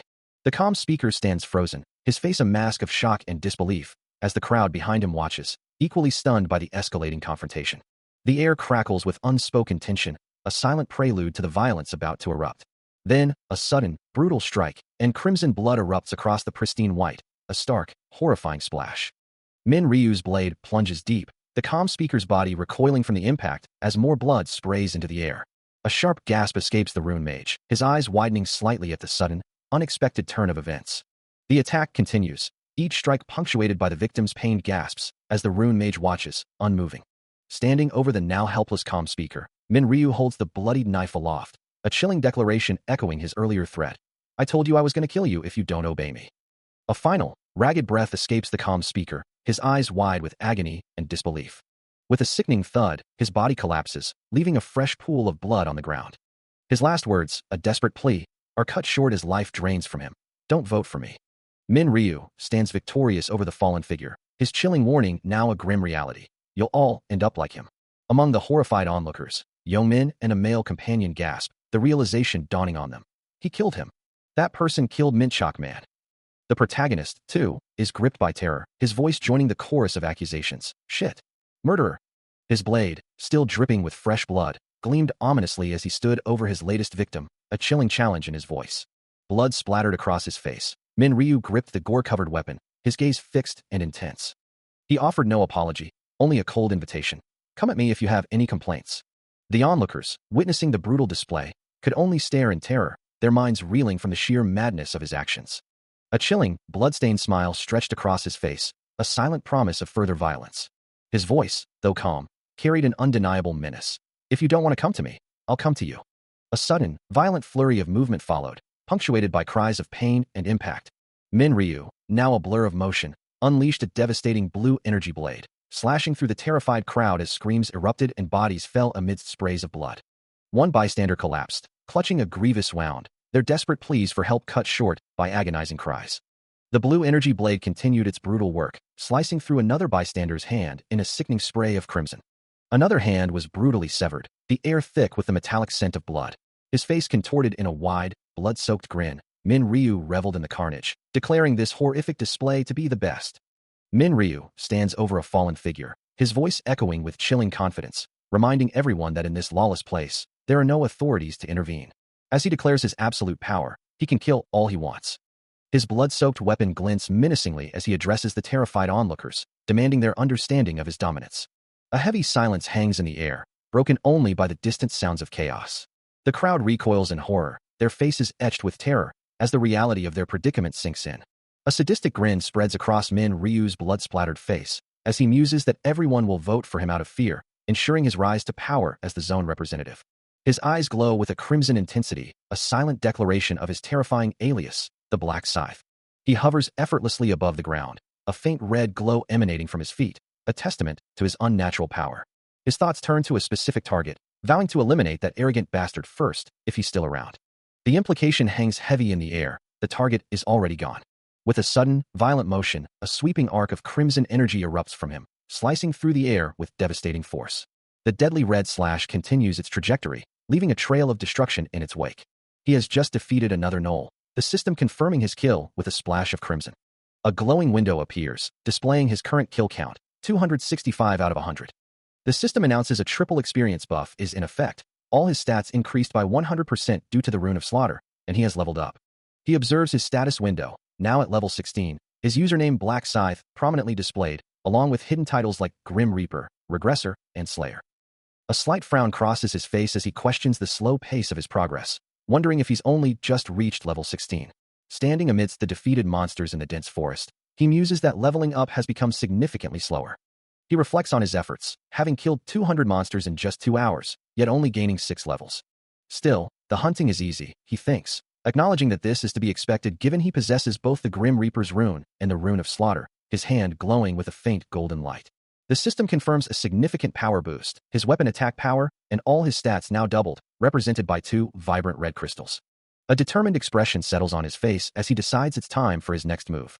His hand tightens around the hilt of his scythe, a silent resolve in his grip. Golden energy erupts from his hand, swirling around the scythe as he prepares for whatever comes next. Having just powered up, Min Ryu considers his next move, wondering if it's time to depart. Suddenly, a system message flashes, announcing the end of a countdown, with 0 seconds remaining until voting. Golden light streams down from above as another message appears, declaring that it is now time to vote. Looking up, he sees an intricate golden magical circle forming above him, its radiant energy beginning to envelop his form. The golden light intensifies, swirling around his body, particularly concentrating on his arms as the magical patterns grow more defined. It cascades down his legs, intricate golden lines tracing across his form, immersing him completely in the brilliant, ethereal glow. Finally, a definitive system message appears, announcing the teleportation of all players to the starting point. As the system declares it is time to vote, a brilliant golden light erupts, forming intricate runic circles around Min Ryu. The energy swirling around his legs as the teleportation sequence begins. The golden light then envelopes numerous other players, some of them already collapsing as the teleportation concludes, sending all participants to the starting point. One man lies bleeding on the ground, his head split open, while another stares in wide-eyed horror at the carnage. A group of survivors stands amidst the chaos, their expressions a mixture of shock and confusion. What is that? One man exclaims, his voice trembling. As Min Ryu stands silently in the distance, surrounded by countless fallen bodies. Another survivor, looking around at the gruesome scene, questions aloud. What happened here? A woman among the group then whispers, her gaze fixed on the lone figure. Did that man over there kill all of these people? He observes the scene, a familiar pattern unfolding before him, realizing that Cho Jung-sik has once again assumed the leadership role. This Cho Jung-sik, the formidable leader of the Jung-sik faction, is a natural-born fighter, having secured the second position in the zone rankings. However, his reputation precedes him, as his personality is widely known to be a real piece of work. A thought crosses his mind, suggesting it would be a good idea to get rid of a ticking bomb like him. As a bloodied Cho Jung-sik grins menacingly. Yet, he knows instinctively, it's not the right time for such a move. Suddenly, Cho Jung-sik's voice cuts through the air, addressing him directly, asking, "Hey, Black Scythe, where have you been all this time?" Surrounded by his loyal faction, Cho Jung-sik stands amidst the carnage, declaring, "I've been waiting for you." As Min Ryu stands with his female companion, he is met with a direct challenge. "You want?" His companion, standing beside him, responds calmly, "Nothing much. I just have a suggestion for you." Cho Jung-sik's bloodied face remains fixed in a predatory smirk, his eyes gleaming with an unsettling intensity. With a final, decisive tone, he extends his offer. "Come work for me." Min Ryu, his crimson eyes fixed on the bloodied figure before him, calmly asks what the man wants from him. The other man, Cho Jung-sik, responds with a sneer, declaring he will spare Min Ryu's life. Covered in fresh blood and wielding a sharp blade, Cho Jung-sik exudes a brutal confidence, his body a testament to recent violence. A cruel laugh escapes him, his blood-splattered face contorted in a grimace of amusement. Unfazed by the threat, Min Ryu's voice cuts through the tension, asking if Cho Jung-sik truly desires a fight. He stands tall and composed, his posture unwavering against the intimidating presence. A subtle smirk plays on Min Ryu's lips, a silent challenge to the man who thinks he holds all the power. Cho Jung-sik, still believing himself in control, offers a condescending ultimatum, demanding Min Ryu kneel and beg for forgiveness to be set free. The audacity of the demand elicits a scoff, the thought of such submission clearly preposterous. Cho Jung-sik, his bloody knife still clutched in hand, grows impatient, warning that Min Ryu doesn't understand the gravity of his situation. His face contorts in frustration as he begins to boast about his future position, then abruptly asks if Min Ryu even understands Korean, his patience wearing thin. In response, Min Ryu simply raises a hand, crimson energy swirling around it, offering a silent, powerful, or to Cho Jung-sik's threats. Min Ryu, surrounded by a subtle crimson aura, challenges his opponent, asking if he will only understand once they fight. As his power intensifies, the crimson energy around him coalesces into a menacing, weapon-like form, swirling with dark intent. The sight of this raw power sends a jolt of fear through Cho Jung-sik, who recoils, utterly bewildered by the sudden manifestation of such a formidable weapon. Sweat beads on his bloodied face as he realizes the grave error he has made in underestimating his opponent. Min Ryu's crimson eyes pierce through him, his voice calm, yet chilling as he presses for an answer, wondering why his adversary remains silent. Cho Jung-sik struggles to find his words, his jaw clenched tight, unable to articulate a response to the overwhelming presence before him. Finally regaining some composure, he asserts his identity, declaring himself Cho Jung-sik, the boss of the Jung-sik faction. Min Ryu simply dismisses his claim, his gaze unwavering as he questions if Cho Jung-sik truly believes someone like him would kneel. Enraged by the blatant disrespect, Cho Jung-sik lunges forward, knife in hand, daring Min Ryu to use his weapon. In response, Min Ryu's leg tenses, a blur of motion indicating his readiness to engage. Observing his opponent's desperate charge, Min Ryu reflects that Cho Jung-sik is just as brave as he was in his past regressions. Deciding the confrontation has gone on long enough, he concludes that he cannot allow others to vote for him, implying a need to end the conflict decisively. Cho Jung-sik stood amidst the fallen, his clothes stained with blood, a knife clutched in his hand, a picture of defiance against the overwhelming odds. Meanwhile, Min Ryu considered his opponent, realizing he needed him to be the zone representative, a crucial piece for the third round. A subtle smirk played on his lips, as something more was about to appear. His crimson eye flared with intense power, the air crackling with anticipation. With a soft, ethereal sound, a single white feather drifted down from above. Min Ryu looked up, watching as a colossal angelic figure, adorned with magnificent white wings and wielding a formidable scythe, materialized behind him. The sheer presence of the summoned entity was overwhelming, its towering form casting a long shadow over the battlefield, causing Cho Jung-sik to recoil in stunned silence. With a dismissive tone, Min Ryu declared, "You got lucky," as another feather gently touched the ground. Cho Jung-sik, though visibly shaken, still held his gaze, a flicker of his earlier defiance remaining. Extending a hand that crackled with dark energy, Min Ryu issued a final, chilling warning. "Watch who you challenge next time. If you don't want to die early, that is." The weight of the threat, combined with the display of power, finally broke Cho Jung-sik's resolve, his shoulders slumping in defeat. With a heavy jiabi sound, his knife clattered to the blood-soaked ground, a silent acknowledgement of his surrender. Still reeling from the overwhelming display of power, Cho Jung-sik's mind races, a choked gasp escaping him as he thinks, "I thought I was going to die from fear." Despite his terror, a flicker of defiance ignites within him, and he mutters a silent threat, "You, just wait for a bit." His eyes narrow with vengeful intent as he vows, "Once I become the zone representative, I'll make you pay for this." Meanwhile, among the other survivors, hushed conversations begin to ripple through the group, as they discuss, "Have you discussed who you'll vote for?" High above them, the angelic entity, a manifestation of Min Ryu's power, observes with a serene, almost playful smile. Its voice, echoing with an ethereal quality, addresses the gathered humans, remarking, "Looks like you didn't just talk during the 3 hours." A chilling chuckle escapes the entity, as it adds with cold indifference, "Not that it matters to me whether you humans die or not." With a final, unsettling smile, the angelic figure poses the next directive. "Then, shall we proceed with the votings?" A soft, resonant chime signals the beginning of the new phase, as a glowing light emanates from the entity's hand. Suddenly, glowing rectangular screens materialize before each survivor, and the announcement rings out, "The vote for the zone representative will now begin." Among them, the observant woman looks on with a mixture of surprise and apprehension, her gaze fixed on the luminous interface. The rules are clear. Every individual can only vote once, and the person who receives the most votes will win, as the congressman's son, with a determined expression, prepares to cast his ballot. A translucent, glowing screen materializes before the survivors, its golden light illuminating the instructions for the zone representative vote. The stark warning flashes across the display. Any player failing to cast their vote within 5 minutes would face a grim consequence: failure of the round and certain death. As the survivors murmur amongst themselves, he calmly observes the glowing screen, the weight of the decision settling over the group. The digital timer ticks down relentlessly, displaying just under 5 minutes remaining to cast their votes. Min Ryu considers the instructions, which simply state to look at the desired person and think vote. He notes the collective gaze of the other survivors, all eyes seemingly fixed on him, just as he expected. Among the crowd, Cho Jung-sik, still battered and bleeding, struggles to maintain his composure, his face a mask of pain and simmering rage. His eyes dart around, searching, the fresh wounds on his face stark against his grim expression. A desperate plea escapes his lips, as he calls out to someone in the crowd. He points an accusing finger at a female survivor, demanding to know why she isn't looking at him. The woman recoils in fear, stammering that she has already cast her vote, clearly terrified of his aggression. Min Ryu lets out a quiet sigh, observing the chaotic scene as the voting process continues amidst the survivors' rising tension. Still reeling from his injuries, Cho Jung-sik desperately flees across the open ground, 2 other survivors in hot pursuit. Suddenly, a voice echoes through the space, demanding to know who dared to turn their head. A soft chime rings out, signaling the end of the voting period. The digital display confirms it, the timer now frozen at 0. The ethereal system administrator, cloaked in white, declares that the moment has arrived. A thought crosses the mind of an observer, reflecting on the universal participation in the vote. With a sharp clap of its long-nailed hands, the system administrator proposes tallying the votes. The results for the zone representative voting appear on a grand screen, revealing Life is a Documentary, in first place with 2,412 votes, followed by Black Scythe, with 2,077, and Black Flame Dragon in hand in third. The newly elected representative, Life is a Documentary, looks up in disbelief, questioning his victory with such a seemingly low number of votes.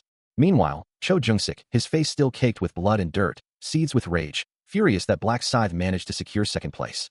He confronts two terrified survivors, accusing them of betraying him by voting for Black Scythe instead. With a final glare, he turns his back on them, his anger palpable as he stalks away. The system administrator, an ethereal figure with grand white wings, declares the election results, confirming that Life is a Documentary has been chosen as the zone representative with a significant lead, while Black Scythe secured a distant second place. Meanwhile, overlooking the vast landscape, Cho Jung-sik stands with his back to the viewer, a silent observer, as Min Ryu remains a smaller, more distant figure behind him. Back with the system administrator, the angelic figure announces the granting of an authoritative position to the newly elected representative. This exclusive authority, bestowed upon the zone representative, is a powerful new ability within the system. Meanwhile, Cho Jung-sik's face contorts in a bloodied mask of fury, his thoughts consumed by vengeance against Black Scythe, vowing to make him regret not ending his life, even contemplating using others to achieve his goal. His eye, wide and bloodshot, reflects the depth of his burning hatred. The newly granted authoritative position skill details appear, outlining its immense power to command others without disobedience, but also revealing its limitations. Only 10 uses and ineffective against players with classes, prompting the representative, Life is a Documentary, to question the limited uses. He further ponders the implications, realizing the skill's ineffectiveness against those who have already acquired a class. This revelation only fuels Cho Jung-sik's rage, his bloodied face twisted in disbelief and frustration at the thought that his potential victims could simply gain a class to defy him. The angelic system administrator, observing the unfolding reactions, addresses the survivors with a cryptic question, hinting at their nature. A smirk plays on the administrator's lips, as they mockingly suggest that the survivors might have thought the ordeal was over after casting their votes. Hovering high above a multitude of people, the angelic figure reveals that the election was merely a prelude, and a hidden quest had been woven into this round, implying further challenges for everyone present. As the angelic system administrator revealed the existence of a hidden quest, a murmur rippled through the gathered survivors, many questioning what she could possibly be talking about, unaware of the second-round subquest that had just been issued, a mandate to obtain a class before the next voting period, offering a 50% discount coupon as a reward. Among them, a male companion voiced his confusion, wondering aloud about the nature of this class selection item. The administrator, her golden eyes gleaming, explained that this quest window would typically appear only upon reaching level 10, a detail she was sure they hadn't known. A slight smirk played on her lips, emphasizing her point. Min Ryu, scratching his head in frustration, muttered about the impossibility of leveling up when there had been no monsters to fight. Her eyes glowing with an ethereal light, the administrator countered, revealing that monsters were, in fact, everywhere in the forest. She then offered a seemingly comforting, yet slightly condescending, remark not to be too disappointed. The winged figure continued her exposition, informing them that across all zones, only a total of 80,000 people had managed to acquire a class this round. A sudden realization struck Min Ryu and his male companion, as they exclaimed that someone from their own zone must have also acquired a class, questioning if it was true. With a collective sense of urgency, the trio looked on, all wondering who among them could have achieved such a feat. The administrator, extending a slender, pointed finger, offered to reveal the identity, asking if they wished to take a look. A crisp system notification rings out, displaying the second-round subquest results across all zones, revealing Black Scythe as a level 16 Grim Reaper, having completed the quest in just under 40 minutes. The display then narrows to their current zone, YesKS 45-5, confirming Black Scythe's top position once more, prompting one of the companions to voice his surprise, wondering aloud if the first place truly belonged to Black Scythe. His companions, a man and a woman, stand beside him, their expressions a mix of shock and disbelief, as the implications of the system's announcement begin to sink in. The global rankings continue to scroll, showing Heavenly Demon as a level 10 Dark Knight and Stupid Idiots as a level 10 Shaman. But the group's attention remains fixed on their own zone's results, the male companion questioning if he was truly the only one to acquire a class in their zone. Min Ryu stands apart, his gaze distant, processing the information, a thoughtful expression settling on his face. He begins to walk, his steps carrying him deeper into the dense, verdant forest, the rustling leaves beneath his feet the only sound accompanying his thoughts. As he continues his solitary journey, the realization hits him with renewed force, the question echoing in his mind. And he's a Grim Reaper? A collective gasp ripples through the onlookers as the truth of his new class is revealed, a voice exclaiming, "And he's a Grim Reaper?"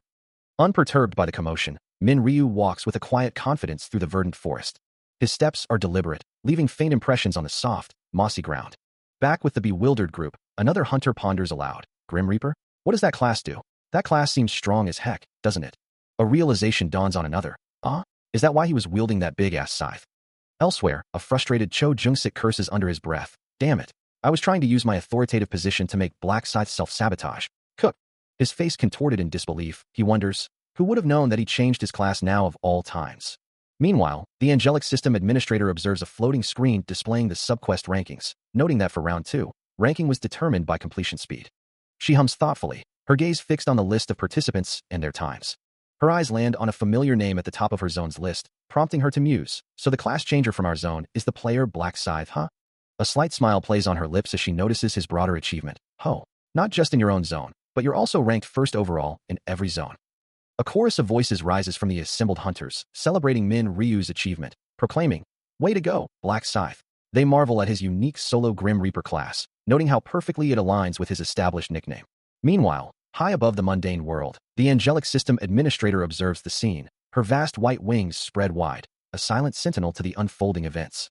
Back among the hunters, one of them presses him, curious, "Tell me, how did you come up with that nickname?" Another voice joins in, asking if he had any prior knowledge. "Did you know beforehand that you'd get the Grim Reaper class?" The angelic administrator, her golden eyes gleaming, watches with a subtle, knowing smile playing on her lips. Min Ryu, his crimson eyes reflecting the light, recalls his own surprise, thinking, "I didn't expect to receive a class that matches my nickname either." The hunters persist, wondering aloud, "So was it a coincidence that you changed your class to Grim Reaper?" He simply replies, "Yes," eliciting a collective, drawn-out ho of surprise from the group. A faint smile plays on Min Ryu's face as he considers the situation, realizing that the hunter only grasps the surface of his new power, merely aware that it is a solo class. From her vantage point, the angelic administrator muses, "Is this what fate is? How interesting." She brings her hands together, her expression thoughtful, the intricate golden patterns on her white robes shimmering faintly.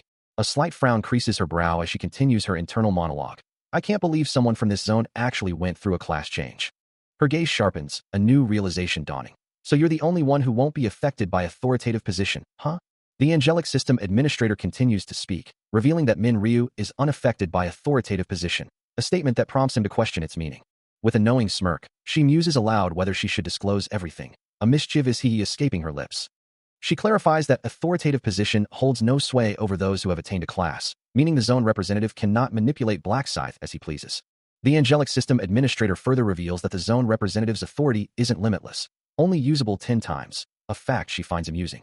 Among the onlookers, a female survivor finally understands, her expression shifting to one of comprehension. Meanwhile, Cho Jung-sik, his face still bruised and bloodied, reacts with furious disbelief, cursing the crazy-ass angel for exposing such critical information to everyone. Min Ryu and his male companion continue to listen, the companion's face etched with surprise at the unfolding revelations. The angelic system administrator then poses a rhetorical question, suggesting that the fastest player to receive a class should naturally be rewarded. As if on cue, a system notification rings out, signaling a new development. The notifications confirm Min Ryu's exceptional performance, congratulating him for completing the quest at rank 1 in his zone and in all zones. Another chime announces his rewards, including a low-rank rare armor selection coupon for placing first in his zone, and a special reward selection box for his overall first-place finish. The system then presents him with a choice, allowing him to select one of several rare armors. Presented with a choice of rare armor, Min Ryu quickly dismisses the medieval plate as too cumbersome and the mage's robe as lacking defense, deeming the decision a simple one. His hand moves decisively, selecting the seasoned hunter's leather armor. Next, a golden chest appears, offering a selection of special rewards, prompting another critical choice. The options include a triple experience boost, a sum of 3,000 gold, or vital information regarding the upcoming third round, each with its own strategic value. Considering the sheer number of monsters expected in the third round, Min Ryu's expression hardens with resolve. He concludes that the experience buff is the most logical choice, his finger tapping the glowing option. A soft, ethereal voice announces that the rewards have been distributed, signaling the completion of the selection process. Golden energy surges around Min Ryu, enveloping him in a radiant glow as the buff takes effect. His companions, a male and female hunter, also find themselves infused with the same golden aura, as the system declares their return home in the impending third round. The angelic system administrator watches the scene unfold, a knowing, almost sinister smile playing on her lips. She guarantees the coming excitement, the system's chime echoing the finality of her words. The system declared round 2 officially over, tallying the vast number of survivors across all zones, while noting a significantly smaller count within the specific area YesKS 45-5. A brief pause followed, before the ethereal blue energy of a soul began its transfer back to its physical form in the existing dimension. With a sharp intake of breath, a gasp escaped him as the sensation of his body returned. His eyes snapped open, wide with a mixture of shock and dawning realization. He quickly lifted a hand, inspecting it with disbelief. Sitting up in bed, he confirmed, Both my arms are completely intact. A sigh of relief escaped him. A relieved laugh bubbled up as he realized. I guess as long as I don't die, I can return to my body after all. His expression settled into one of determined resolve, the lingering shock replaced by a quiet understanding of his situation. Yet, a thought crossed his mind, a deep-seated wish that he would never again have to cross paths with that stone-cold dude. Meanwhile, in a different setting, a man in a sharp suit acknowledged someone off-screen, stating, "You worked hard, Miss Arin." Co. Arin, seated comfortably, dismisses the idea of having done anything significant, insisting that the true effort belonged to another. Yet, she sincerely expresses her thanks, acknowledging the protection she received. A soft smile graces her lips, her eyes reflecting a genuine warmth. Her manager clears his throat, reminding her that his actions were simply part of his duty as her manager and bodyguard. Co. Arin, however, remains focused on her desire, wishing to express her gratitude to Black Scythe once more.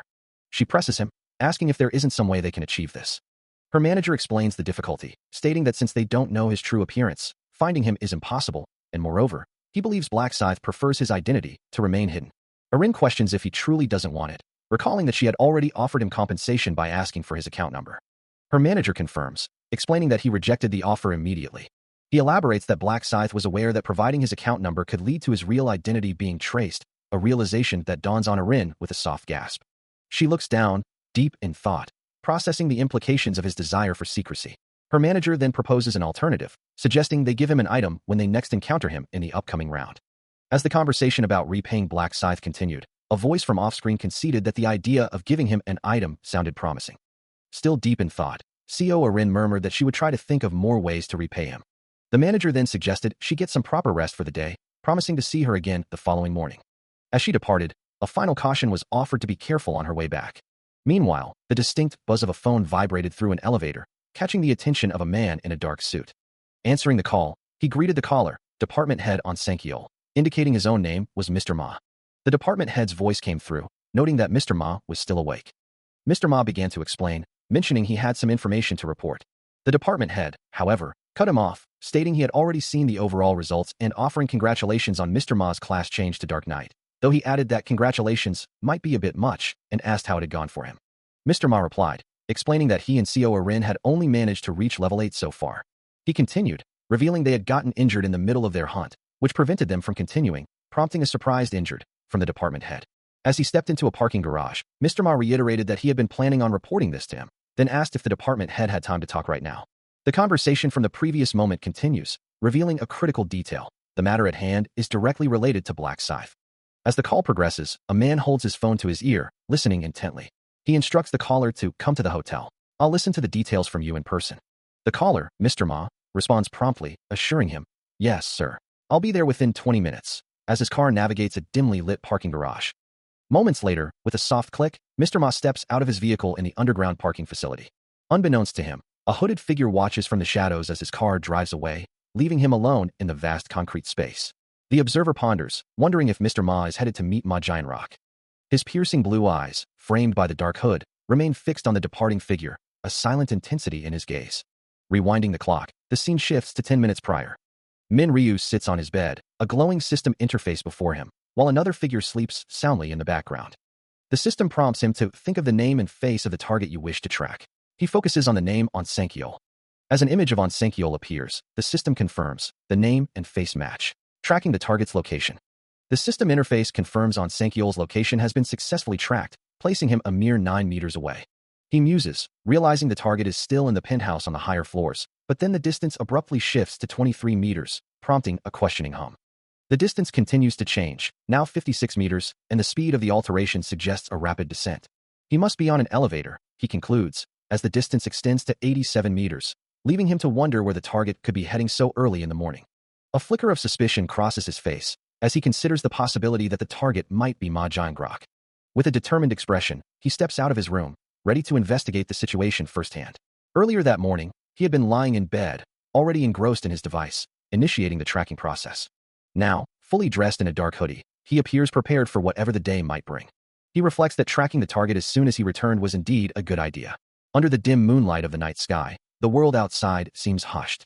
He considers that nights like these, with their subdued ambience, are perfect for working. Meanwhile, high above the city lights, on Sankiol stands silhouetted against the night, gazing out from a towering building. High above the city, a figure stands silhouetted against the vibrant night lights.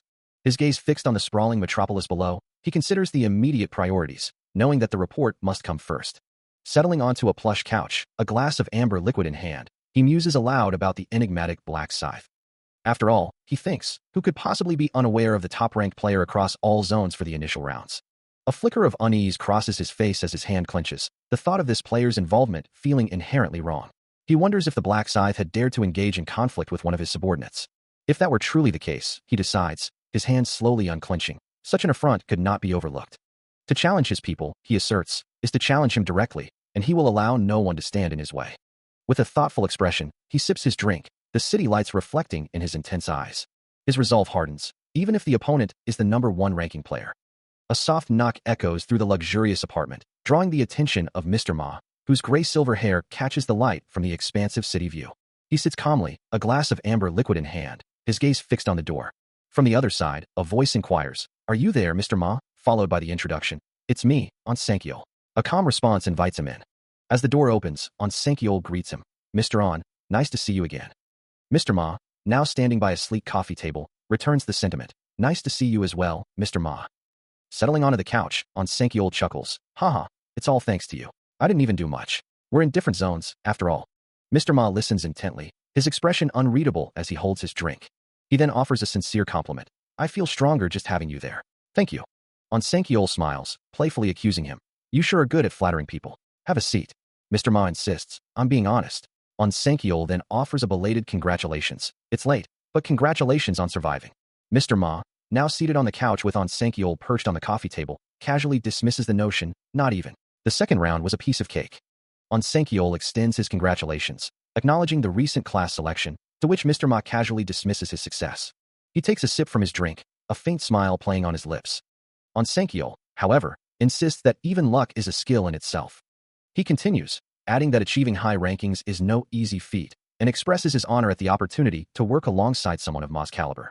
Ma simply smiles, his green eyes glinting with amusement. A soft chuckle escapes him, as he suggests Aunt Sankyol must be flattering him for a reason. With a direct gaze, he prompts the other man to reveal his true intentions. A knowing smirk plays on Ma's lips, anticipating the request. Slightly flustered, Aunt Sankyol finally asks about the origin of the class selection item. Ma dismisses it as nothing significant, explaining that it simply appeared as he continued to defeat monsters. He gestures with an open hand, his posture relaxed and confident. With a final, knowing smile, Ma reveals the item's true source, the Dark Knight's rune. As the system continued its announcements, a final message appeared, instructing everyone to check their inventory for a gift that had been prepared for them all.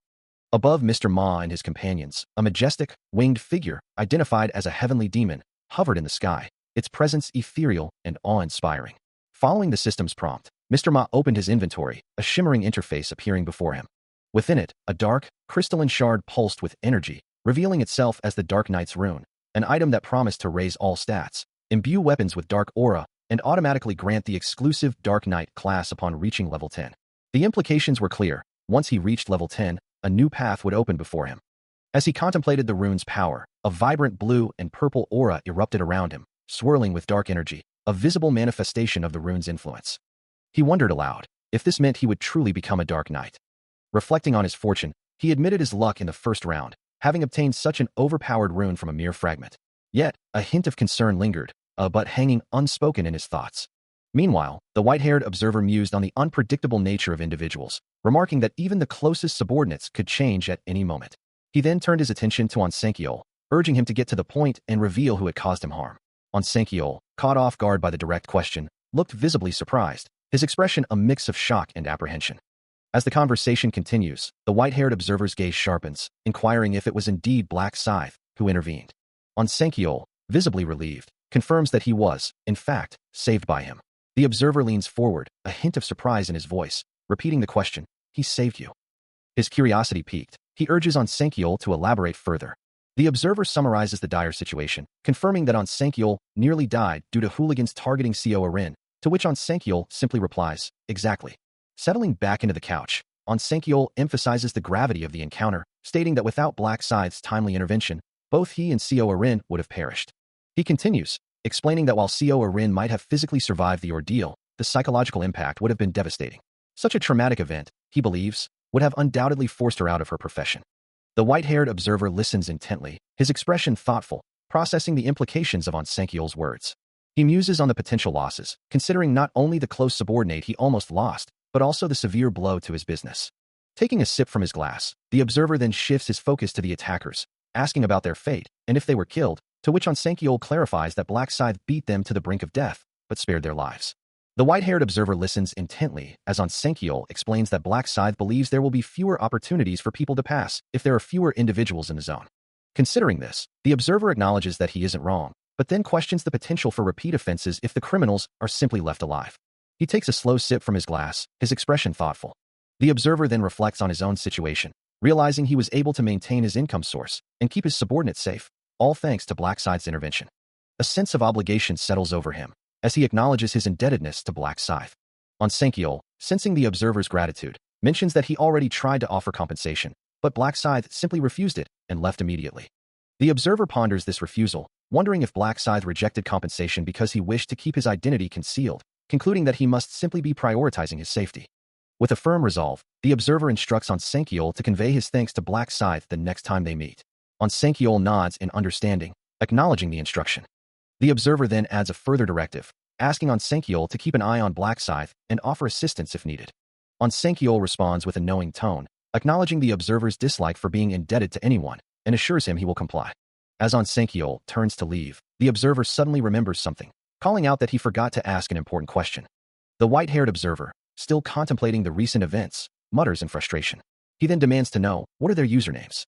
Meanwhile, under the cloak of night, a towering building stands illuminated, its windows reflecting the city's glow. Min Ryu walks away from its entrance, his thoughts already elsewhere. He recalls his brother's words about visiting Ma Jiangrok first thing upon their return. Having checked what he needed, he decides it's time to head back. Lingering any longer would only draw unwanted attention. He muses on the unexpected coincidence of a celebrity sponsored by Ma Jiangrok living in the same apartment building as him, a thought that brings a slight smirk to his face. He realizes he owes his brother a debt of gratitude for this discovery, remembering a moment they shared over a cake.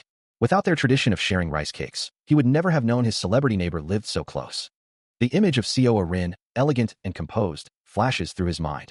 He also wouldn't have known that On Sankyol was her bodyguard, a piece of information he intends to use to his advantage by leveraging their neighborly relationship. As he settled into the car, Min Ryu considered Ma Jiangrok's trust, or perhaps his own trust in the man. He knew, however, that he would have to observe whether Ma Jiangrok could even make it to the 20th round. The reason for his caution was clear. Ma Jiangrok's Dark Knight's rune was an incredibly powerful ability, but it came with significant caveats. This potent, glowing purple rune represented a unique class selection, yet it offered no additional runes as a reward. Instead, one was simply forced to become a Dark Knight, a path with its own inherent challenges. The worst part was that to utilize the Dark Aura skill, a specific type of mana, known as Dark Mana, was required, and this Dark Mana could not be charged through conventional means. The Dark Knight, wreathed in shadowy energy, was a formidable sight, but its power came at a steep cost. It was a skill that seemed perfectly suited for Ma Jiangrok, especially considering his rather psychopathic hobby. The image of the Dark Knight standing over a pile of defeated foes painted a grim picture, reinforcing the dangerous nature of both the rune and its wielder. Min Ryu's expression grew thoughtful as he pondered the implications, wondering if it would be too dangerous to have a sociopath like him on his team. Ultimately, he decided to simply keep him in mind for now, planning to utilize him when the time was right. After all, there were plenty of skilled people in the world, many of them far less problematic than Ma Jiangrok. With his electric blue eyes gleaming, Min Ryu stands resolute, a faint, ethereal figure of a woman shimmering behind him, her green aura radiating softly. He thinks to himself that he will get to work as soon as the sun rises, the city lights still blurring in the pre-dawn gloom. As a car speeds through the waking streets, the world outside begins to stir. Soon, the familiar facade of a convenience store, bathed in the morning light, comes into view. Inside, a clerk stares at a display of Legend Prem items, a worried expression on his face as he wonders what he should do. Leaning heavily on the counter, the man appears utterly dejected. He frets that at this rate, sales will be halved. Just then, a young woman with dark, wavy hair bursts into the store, her face bright with a smile as she calls out to him, "Dad." She strides confidently, her shoulder bags swinging with each step. Approaching the counter, she asks, "Why are you sighing?" The clerk replies, "Well, they suspended Natto sales." Her eyes widen in surprise as she questions, "What? Why?" The clerk explains that the government gave some excuse, but he believes it's because of players. A young woman scrolls through news on her phone, a headline about a 4-time winner and Natto sales stagnation catching her eye as she considers the unknown skills players might wield. A moment of quiet contemplation passes, her hand resting on the device. Meanwhile, her father, the convenience store clerk, sighs, burdened by the rising rent and labor costs, admitting he doesn't know what to do. From off-panel, his daughter's voice offers reassurance, promising to help once she graduates. Yuri smiles brightly at her father, who looks up from behind the counter. He considers if he should get a different part-time job to help with expenses, but then dismisses the thought, telling Yuri to focus solely on her studies, assuring her he will handle everything. He reminds her of her excellent grades and her long-held dream of becoming a doctor. Yuri's expression shifts to one of deep concern, her gaze distant. She confesses to her father that she has given up on that dream school, questioning how she could pursue it with everything currently happening. Her father, looking down, mutters to himself, acknowledging that money isn't the most important thing right now. Tears well in his eyes as he considers the dire consequences, should something happen in the next round. Yuri looks at her father, her voice filled with concern, calling out to him. Still holding her father's hand, Yuri tries to reassure him, insisting he shouldn't be sorry for things beyond his control, but a lingering sadness remains in her voice. With a determined expression, she declares her well-being, revealing she not only survived the second round but also acquired a new class. A soft smile graces her lips as she watches her father's reaction, who seems surprised by the mention of a class. As her father calls out in surprise, a soft, ethereal green glow begins to emanate from Yuri's hand, shimmering with delicate particles. The vibrant green energy intensifies as she gently places her glowing hand on her father's shoulder, a wave of power washing over him. Confused by the sudden sensation, her father clutches his head, wondering what just happened. Yuri explains that it's a skill called Bless, acquired with her supporter class, which subtly enhances all stats. A radiant smile illuminates her face as the green aura continues to swirl around her, hoping it will help him feel more lively. Her father, now feeling a surge of energy, marvels at the cool skill, feeling significantly more energetic. Yuri promises to use the skill on him whenever he needs it, urging her dad to cheer up. With a determined glint in her eyes and her fists clenched, she offers a hopeful smile. Her father, now visibly uplifted, returns her smile, thanking her and promising to work hard. A male clerk behind a counter begins to offer a standard greeting, but his words are cut short as Min Ryu, his eyes glowing with an electric blue light, looks on with a puzzled expression, a soft, questioning sound escaping his lips. He remains rooted to the spot, his gaze fixed on something unseen, a silent question forming in his mind. A young man, the clerk of a small convenience store, glances up from his work, a flicker of recognition crossing his face as he observes a customer approaching. Min Ryu, clad in a light gray jacket, walks with a quiet confidence, his presence commanding attention even in the mundane setting of a city street. Inside the store, a young woman, Yuri, whispers to her father, asking if he knows the man who just entered. Her eyes wide with surprise, Yuri points discreetly, confirming to the clerk that this is indeed the person they've been talking about. As Min Ryu steps further into the store, the clerk's thoughts race, recalling the incredible streak of luck this customer had, winning the lottery 100 times with the same numbers. Approaching the counter, Min Ryu offers a polite greeting, then asks the clerk if he perhaps remembers him, his gaze steady. He settles onto a stool, the memory of his past actions clear in his mind, recalling how just a month prior, he had purchased lottery tickets worth 100,000 won. The clerk, still looking somewhat flustered, confirms his recollection, but his expression quickly shifts to one of concern, wondering what could possibly be wrong. Min Ryu looks down, a hint of remorse in his posture, and begins by stating his intention to apologize. The clerk throws his hands up in a gesture of bewildered alarm, utterly confused as to why this customer would be apologizing. Min Ryu explains his repeated wins, which ultimately led to the store being forced to stop selling lottery tickets altogether. Min Ryu, still at the convenience store counter, offers a sincere apology for the unintended difficulties his presence has caused the shop. His words hang in the air, prompting a surprised, almost confused, "Ah," from Yuri, who stands nearby. The male clerk, however, quickly dismisses the notion, assuring him that it's all right and not your fault, even adding a light-hearted "geez" to ease the tension. He jokes about starving if he can't sell lottery tickets, but then his expression softens as he admits to feeling guilty about the difficulties caused. Min Ryu, standing tall at the counter, simply states, "That's why." As he prepares to make his next move, he then produces an envelope, offering it as compensation, though he humbly claims it isn't much, leaving the clerk to wonder, what is this? The revelation of $1,000,000 inside the envelope causes both the clerk and Yuri to exclaim in shock, their faces contorted in disbelief. The clerk, flustered, insists that Min Ryu doesn't need to do that and pleads for him to take it back, but Min Ryu remains firm, stating, "Please, I insist," acknowledging that he truly caused difficulties. With his offer made and accepted, Min Ryu simply says, "Then, goodbye," and turns to leave, as Yuri calls out, "Huh? Sir," in a desperate attempt to stop him. He walks away from the counter, his back to the stunned clerk, who watches him go with a look of utter bewilderment. The clerk, clutching the envelope, looks up to the heavens, exclaiming, "God," and questioning how he could accept this so shamelessly, before Yuri's voice cuts through his despair, calling out, "Dad." She then instructs him to give it back to him, before decisively adding, "Okay, go return it," her expression firm and determined. Having completed his transaction, Min Ryu exits the convenience store, the paper bag held loosely in his hand.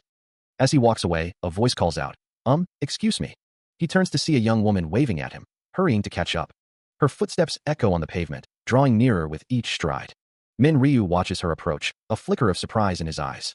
The young woman stops before him, her expression earnest as she asks, "Ryu Min, you're Ryu Min, right? Who are you?" He stares blankly, prompting her to clarify, "You don't know me? It's Min Yuri. We're in the same class." Yuri emphasizes her point, her surprise evident that he hasn't recognized her.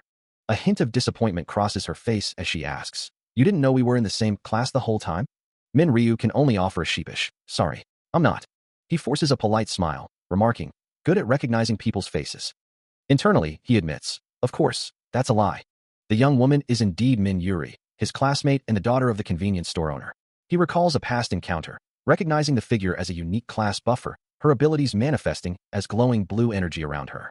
In that memory, he, Min Ryu, had been locked in fierce combat, his scythe carving through a monstrous foe, its red eyes burning in the dark. The unique class buffer, however, had fallen, lying amidst the shattered ground, her own blue energy fading around her. He had stood over her, observing her defeat, a thought forming in his mind about the surprising coincidence of her presence. That coincidence, he mused, was merely a setup, as his true intention in feigning a chance encounter with her now was to secure her as an ally. Back in the present, Yuri, unaware of his internal machinations, suggested, "Should we go somewhere and catch up on things?" Min Ryu, with a subtle smile, realized she had been in the same class as him back then, a fact that had initially surprised him. He had thought it was such a coincidence. The bare branches of winter trees reached towards a clear blue sky, the crisp air hinting at the season. Underneath the serene sky, the park offered a quiet respite. Eventually, they found themselves seated on a park bench, continuing their conversation amidst the quiet surroundings. Min Ryu extends his hand, offering a stack of money to Yuri, simply stating, while Yuri looks at the money with a hesitant expression, her gaze fixed on the unexpected offering. He clarifies that it is the money he gave her earlier, but she quickly responds, explaining that they cannot accept such a large sum and insists he take it back. Min Ryu, however, finds her resistance quite burdensome, a thought that crosses his mind as he considers the 10 million won. He reflects that he gave the money knowing she wouldn't accept it, understanding her nature as someone who dislikes being indebted, regardless of her difficult circumstances. Yuri, still holding the money out, urges him to take it, complaining that her arm is starting to hurt from the effort. Min Ryu looks at her, surprised by her persistence, and asks, a small sound effect accompanying his reaction. He then recalls telling the store owner that he gave them money out of pity, admitting he felt bad for their situation. Yuri insists that the amount is too large, but then quickly corrects herself, stating that the amount doesn't matter and she would prefer he accept it, or she will continue to feel bad and think about it. She reiterates that it's too burdensome, a small smile gracing her lips as Min Ryu realizes that is precisely the point of her stubbornness. He then explains that the owner of the store doesn't consider it a large sum, so he shouldn't feel troubled by it. Min Ryu sighs, questioning her stubbornness and wondering why she would go to such lengths, as their conversation continues on the park bench.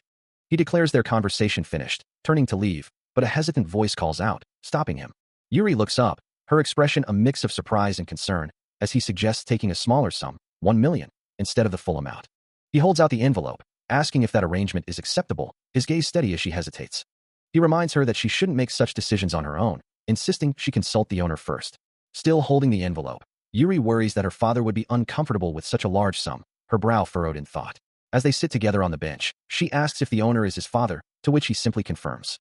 He muses to himself that he also frequents the store, surprised to learn that the lottery winner is a friend from his class.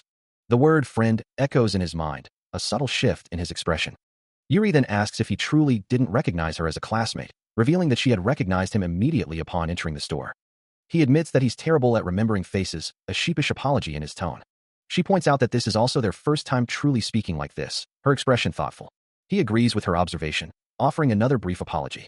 Yuri sits on a park bench, listening intently as Min Ryu speaks, her expression a mix of curiosity and slight apprehension. He turns his head away, a sheepish apology escaping him, admitting he was sorry for pretending not to know her. Yet, a hint of mischief plays on his lips as he adds that she would be interested if he did this. Yuri, however, cuts him off, her voice firm as she reminds him she had already told him her name was Min Yuri. She then steps forward, her foot tapping the ground in emphasis, revealing that she was his classmate. Yuri gestures to herself, a slight exasperation in her tone, asking him to look at her and remember. Min Ryu remains silent for a moment, processing her words, before a quiet, yeah escapes him, acknowledging her question. A blush creeps onto Yuri's cheeks as Min Ryu smiles warmly at her, his finger gently touching her chin, a playful glint in his eyes. The realization hits Yuri hard, her chibi form shrinking in embarrassment as she laments her actions, wondering what she was doing. She continues, a touch of melancholy in her voice, noting that graduation was soon, and she was only just introducing herself to her classmate, finding it quite depressing. Min Ryu offers a reassuring smile, his gaze gentle, telling her it was fine since he knew her now, and it wasn't as if they couldn't talk after they graduated. With that thought in mind, he leans in slightly, asking if she could give him her number. Yuri's expression shifts to one of bewildered surprise, her cheeks flushing slightly. As she processes the unexpected request, muttering a disbelieving, "Am I number?" Min Ryu, however, remains unfazed, simply asking, "What?" before clarifying that it's not strange to ask a classmate for her number, then adding a casual, "Why yeah?" Yuri's face flushes deeper with embarrassment, but before she can respond, he extends his phone toward her, offering it with a simple, "Here." He then suggests that since they met in such an unusual way, they should contact each other more often, a small chime echoing as he finishes speaking. With the exchange complete, Min Ryu announces his departure, stating he has something important to do, and begins to walk away. Yuri, still flustered, can only manage a soft, "Okay." As he strides away, her gaze falls to the envelope still clutched in her hand, and she wonders aloud, what about the envelope? She watches his retreating figure, a silent admission forming in her mind. She couldn't bring herself to give it back to him in the end. A warm glow surrounds her as she recalls the moment, the suddenness of him asking for her number still echoing in her thoughts. Her hand instinctively goes to her chest, acknowledging the unexpected flutter, a surprise that made her heart beat faster. The soft glow intensifies around her, as she internally grapples with the implications of his request, knowing he asked for it as a friend, but feeling something more stir within her. Her thoughts drift back to a recent memory, a casual declaration that still echoes in her mind, a simple, "I like you," that had caught her completely off guard. The memory fades into a soft, hazy glow, leading her back to the very beginning of her awareness of him. She first saw him by accident. Walking past a brutal scene, a man was being mercilessly kicked by two aggressors, one of whom snarled, "I told you to bring the money, you fucker. Did you think I was joking?" Witnessing the violence, a gasp escaped her lips, a horrified, "Oh no," as she instinctively recoiled. Hidden from view, she quickly pulled out her phone, her voice trembling as she asked, "Hello? Is this the police?" Reflecting on that moment, she wondered if her actions were born of simple pity, or if it was a deeper need to protect him until the very end, precisely because she was the one who reported the incident. After the police arrived, she followed him discreetly, ensuring he safely arrived home. But despite the brutal assault she had witnessed, he carried on as if nothing had happened. Later, she saw him working a part-time job, smiling and serving customers, his demeanor completely calm and composed. It was the moment she saw Ryu Min working part-time that she came to a profound realization, understanding that he was much stronger than he looked. From that day forward, she often found herself watching him from afar, a silent observer of the man who held more secrets than she could imagine. It was from that moment on, Yuri recalls, that her interest in Ryu Min truly began as she watched him through the classroom window. Yet, despite her growing feelings, a barrier remained between them. She remembered him sleeping peacefully in class, and how she simply lacked the courage to approach him. After that, her feelings for him only intensified, making it even harder to approach him as she watched him walk away under an umbrella. Now, in the present, she muses, to think she would meet him here, of all places.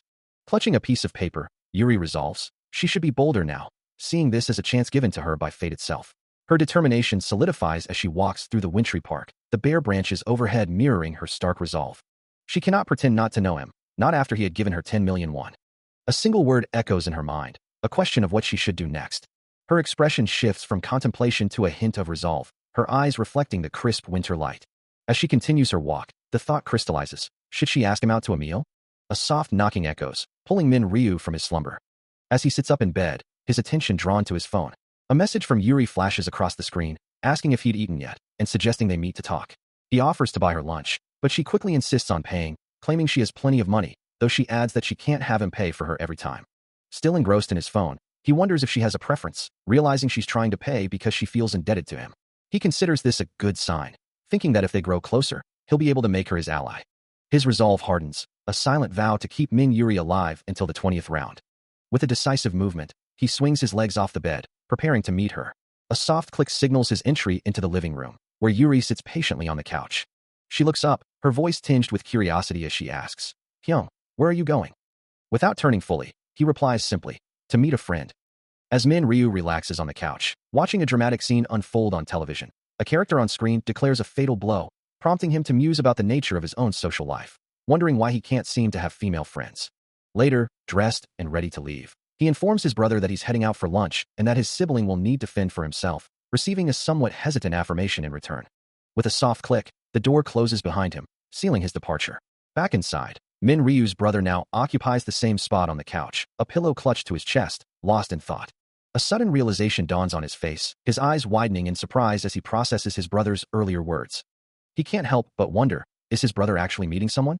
Outside, the sky stretches wide and clear, a serene blue dotted with soft, wispy clouds. The urban landscape unfolds, with modern buildings reflecting the bright daylight. Arriving at a charming steakhouse, Yuri asks if he enjoys steak. Back at the apartment, his brother lets out a small cough. Then, confused, he mutters to himself, trying to decipher what he likes, before the word steak echoes in his mind, perhaps a humorous internal lament about his own lunch. Inside the steakhouse, Min Ryu and Yuri are seated at a table, each with a meal before them, ready to begin their conversation. He confirms his enjoyment of steak, then generously invites her to eat as much as she desires. Yuri finds herself in an unexpected situation, eating lunch alone with Min Ryu. A scenario she admits she would have never dreamed of. A quiet tension hangs in the air between them, punctuated only by the soft sounds of the restaurant. The awkwardness becomes palpable, and Yuri realizes she has to break the silence. She gives herself an internal pep talk, urging herself to be brave. Min Ryu, meanwhile, casually mentions winning first place 4 times in a row. Yuri, surprised, asks about it, and he explains it was something he saw in his dreams, attributing his success to luck, which leaves her utterly astonished.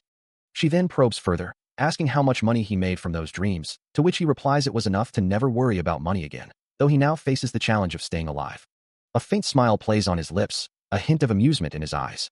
Yuri, intrigued by his cryptic remarks, shifts the conversation, expressing her curiosity about his first round of challenges. He responds, confirming that killing goblins was indeed a lengthy process. She then asks about his current state, inquiring what zone he is in. Min Ryu takes a sip from his cup, recalling the last digit of his zone number, a 5. Yuri, however, reveals her own zone ends in a 7, lamenting that their paths might not cross. He reassures her not to be disappointed, confident they are bound to meet eventually. The zones, he explains, will eventually merge once fewer survivors remain. Yuri then asks about his level, to which he replies, 10, before she excitedly exclaims that she is also at level 10, then inquires if he has a class. He admits he hasn't acquired one yet, turning the question back to her.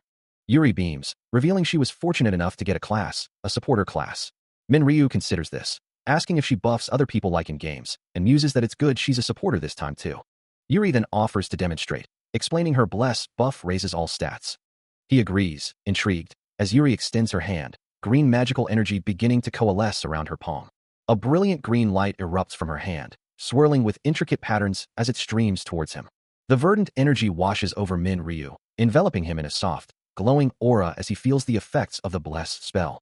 The system confirms the activation of the Bless skill, announcing that all stats will be increased by 50%, with a duration of just under 3 hours. Min Ryu observes the glowing notification, acknowledging the impressive skill effects, truly befitting an exclusive class, and finds it remarkably cool. He considers the potential, realizing the effects will double to a full 100% once Yuri maximizes her level. A slight reservation crosses his mind, as that full potential is contingent on her reaching maximum level. Despite the future condition, he feels a surge of satisfaction, glad that she still possesses such formidable abilities. Watching Yuri eat, he recalls that meeting her was precisely his initial objective. His thoughts then drift to another reward, the random gold pouch he received for being the first to select a class. This pouch, as its name suggests, grants a random amount of gold, its yield directly influenced by his luck stat, meaning greater luck translates to more gold. Returning to the present, Min Ryu expresses his gratitude, telling Yuri that her assistance is greatly appreciated. Yuri, with a kind smile, assures him it's nothing at all and encourages him to let her know whenever he needs her support. He simply responds, acknowledging her offer. Yuri then realizes, with a slight chuckle, that she probably should have started by explaining the gold pouch first. Min Ryu's father had already expressed his gratitude, thanking Yuri profusely for the money. A warm smile graced her features as she listened to his words. He then promised to repay the 10 million won somehow, a debt he felt compelled to settle. Yuri, however, quickly cut him off, reminding him that repayment wasn't necessary, and if he truly didn't want money, perhaps something else would suffice. With a cheerful exclamation, she prepared to present her alternative. She extended a hand, offering him a shimmering, golden-hued object, leaving him to wonder what it could be. Yuri explained that she acquired the item while hunting in the other world, and since he wouldn't accept money, she wanted him to have it instead. Holding a glowing purple crystal over his meal, she firmly told him not to even consider rejecting her gift. After their meal, Yuri thanked him for lunch and bid him farewell, while he reciprocated, wishing her well in the next round of challenges. With a final, knowing chuckle, she agreed, and they parted ways. He then walked away, leaving the restaurant behind, his mind likely pondering the mysterious gift and their ongoing dynamic. He opens his inventory, the system interface materializing before him amidst the bare branches of the park. A soft glow emanates from the translucent screen as he gazes intently at its contents. Among his few possessions, a new item stands out, the lowest rank purple mana stone, described simply as a beautiful, one-use stone from which mana can be felt. He reflects on its unexpected acquisition, musing that he hadn't anticipated receiving such a gift from her. Holding the glowing purple stone in his hand, a golden aura swirling around it, he finds the description vague, making it difficult to discern its true purpose. A thought crosses his mind about the mana stone's potential, realizing its full utility might only be revealed once he reaches level 20. As he continues his walk, the system provides further insight into the mechanics of his world. A new message appears, explaining that a player unlocks a combination feature upon reaching level 20. This feature, displayed with ethereal weapons within a magical circle, allows for the combination of mana stones with equipment. The image of a scythe crackling with blue lightning alongside the purple mana stone illustrates its purpose, to add extra options to one's gear. Further details emerge, revealing that mana stones come in 7 distinct colors, each likely possessing unique properties. 2 armored figures demonstrate the effects, with the red stone adding damage, and the orange one enhancing strength. As he considers the properties of mana stones, a vision of a golden armored figure appears, illustrating how the yellow ones are known to enhance luck. Other figures materialize, demonstrating that the green stones grant agility, while the blue ones boost intelligence. A heavily armored warrior then shows how the dark blue mana stones are used to decrease damage taken. Finally, a majestic figure in purple armor highlights the ultimate prize, the purple mana stone, the rarest of them all. Min Ryu holds the glowing purple stone in his hand, understanding that it has a low drop rate and possesses the unique ability to raise all of his stats. A slight smile touches his lips as he considers his fortune, having acquired such a valuable item for free. He lets out a soft exclamation, confirming to himself that his luck stat truly is high at this moment. Looking out over the city, he makes a decision, resolving to save the rare mana stone until he reaches level 20. A system window displays the remaining duration of his Bless skill, and he considers his next move, planning to open a gold pouch before the buff expires, but then reconsiders. Standing in the park, he adjusts his plan, deciding to increase his stats first with the Rune of Slaughter. With a soft rustle, he pulls out a small item. From a small pouch in his hand, he reveals 100 small mealworms. Min Ryu considers the implications of the Rune of Slaughter, noting that it boosts his stats by 1% for every opponent killed, a benefit that even extends to mere insects. Anything living, he muses, counts towards the tally. In the other world, he had to hunt monsters, but here, in this familiar reality, even the smallest creatures could serve his purpose. A subtle shift in his demeanor suggests a new resolve. Time seems to blur as he acts. The system window flashes, showing his current kill count rapidly increasing, first to 45, then 67, each increment boosting his stats by an equivalent percentage from the Rune of Slaughter. Finally, the count reaches 100, signifying a full 100% increase to all his stats. He calls up his stat window, eager to see the results. His luck, previously a mere 15, has now tripled to 45. This significant boost, he decides, should be more than sufficient. With his stats enhanced, he opens his inventory, preparing for the next step. His hand grasps the rare random gold pouch, a one-use item promising a variable amount of gold. The system message detailed the random gold pouch, an item that would randomly grant between 1 and 9,999 gold, usable only until the next round and affected by the user's luck stat. He mused that with his current buff, his luck was at its absolute peak. Floating before him, the ornate pouch shimmered with golden light, awaiting his command to use it. Reaching out a hand, he felt the faint, crackling energy of the item, ready to claim his reward. He wondered how much it would be, recalling that he always received varying amounts, even when his stats remained constant. His gaze was fixed on the pouch, a mix of curiosity and expectation in his bright blue eyes.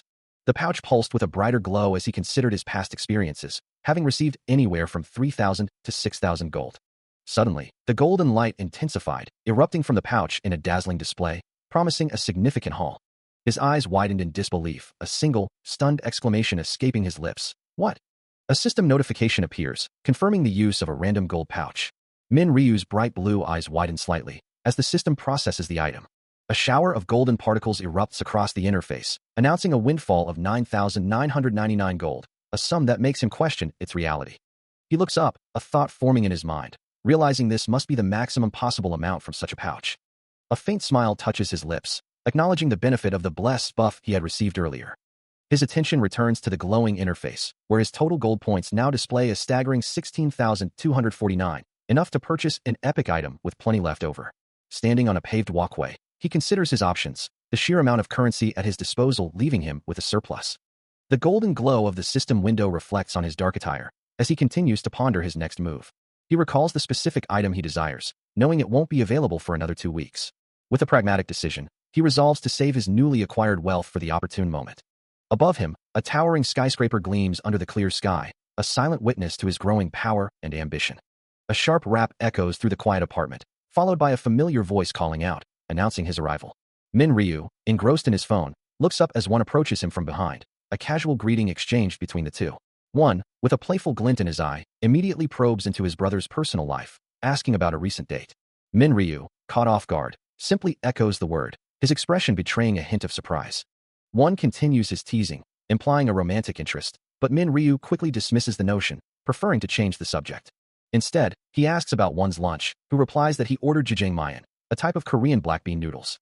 Min Ryu suggests he should have chosen something better, but one defends his choice, asking what could possibly be wrong with jjajangmyeon.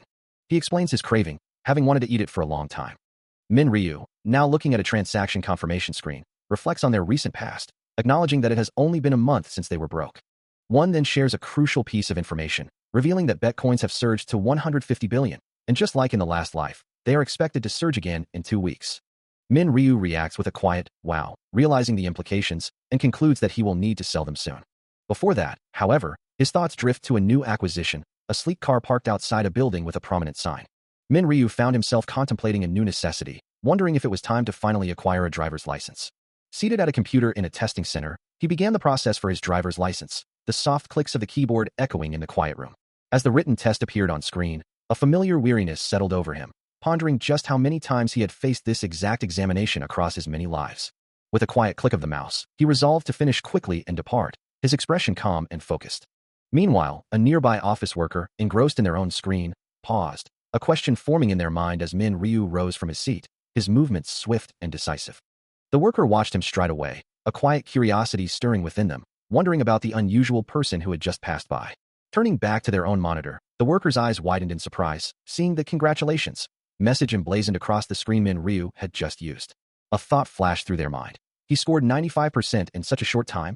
The results were indeed obvious, yet it had taken Min Ryu a full 4 days to obtain his driver's license, a detail he found amusing. With a triumphant flourish, Min Ryu presented his new license, causing the other worker to shield their eyes from his dazzling achievement, for his driving experience spanned far longer than anyone else's. As he pondered the vastness of his accumulated past, a whimsical thought crossed his mind, wondering just how old he truly was, given his countless lives. After successfully obtaining his license, he immediately set his sights on a sports car, a Lamborghini Aventador. The sleek red vehicle gleamed, a familiar sight to him, as he reflected that he had always driven such cars in his past lives, so the purchase was almost an afterthought. A car salesman, gesturing broadly, inquired about the direct import process, to which he confidently replied that an order placed today could be received within a month. Without hesitation, Min Ryu declared he would sign the contract. The salesman erupted in delighted laughter, clearly pleased with the quick sale, while Min Ryu offered a subtle, knowing smile.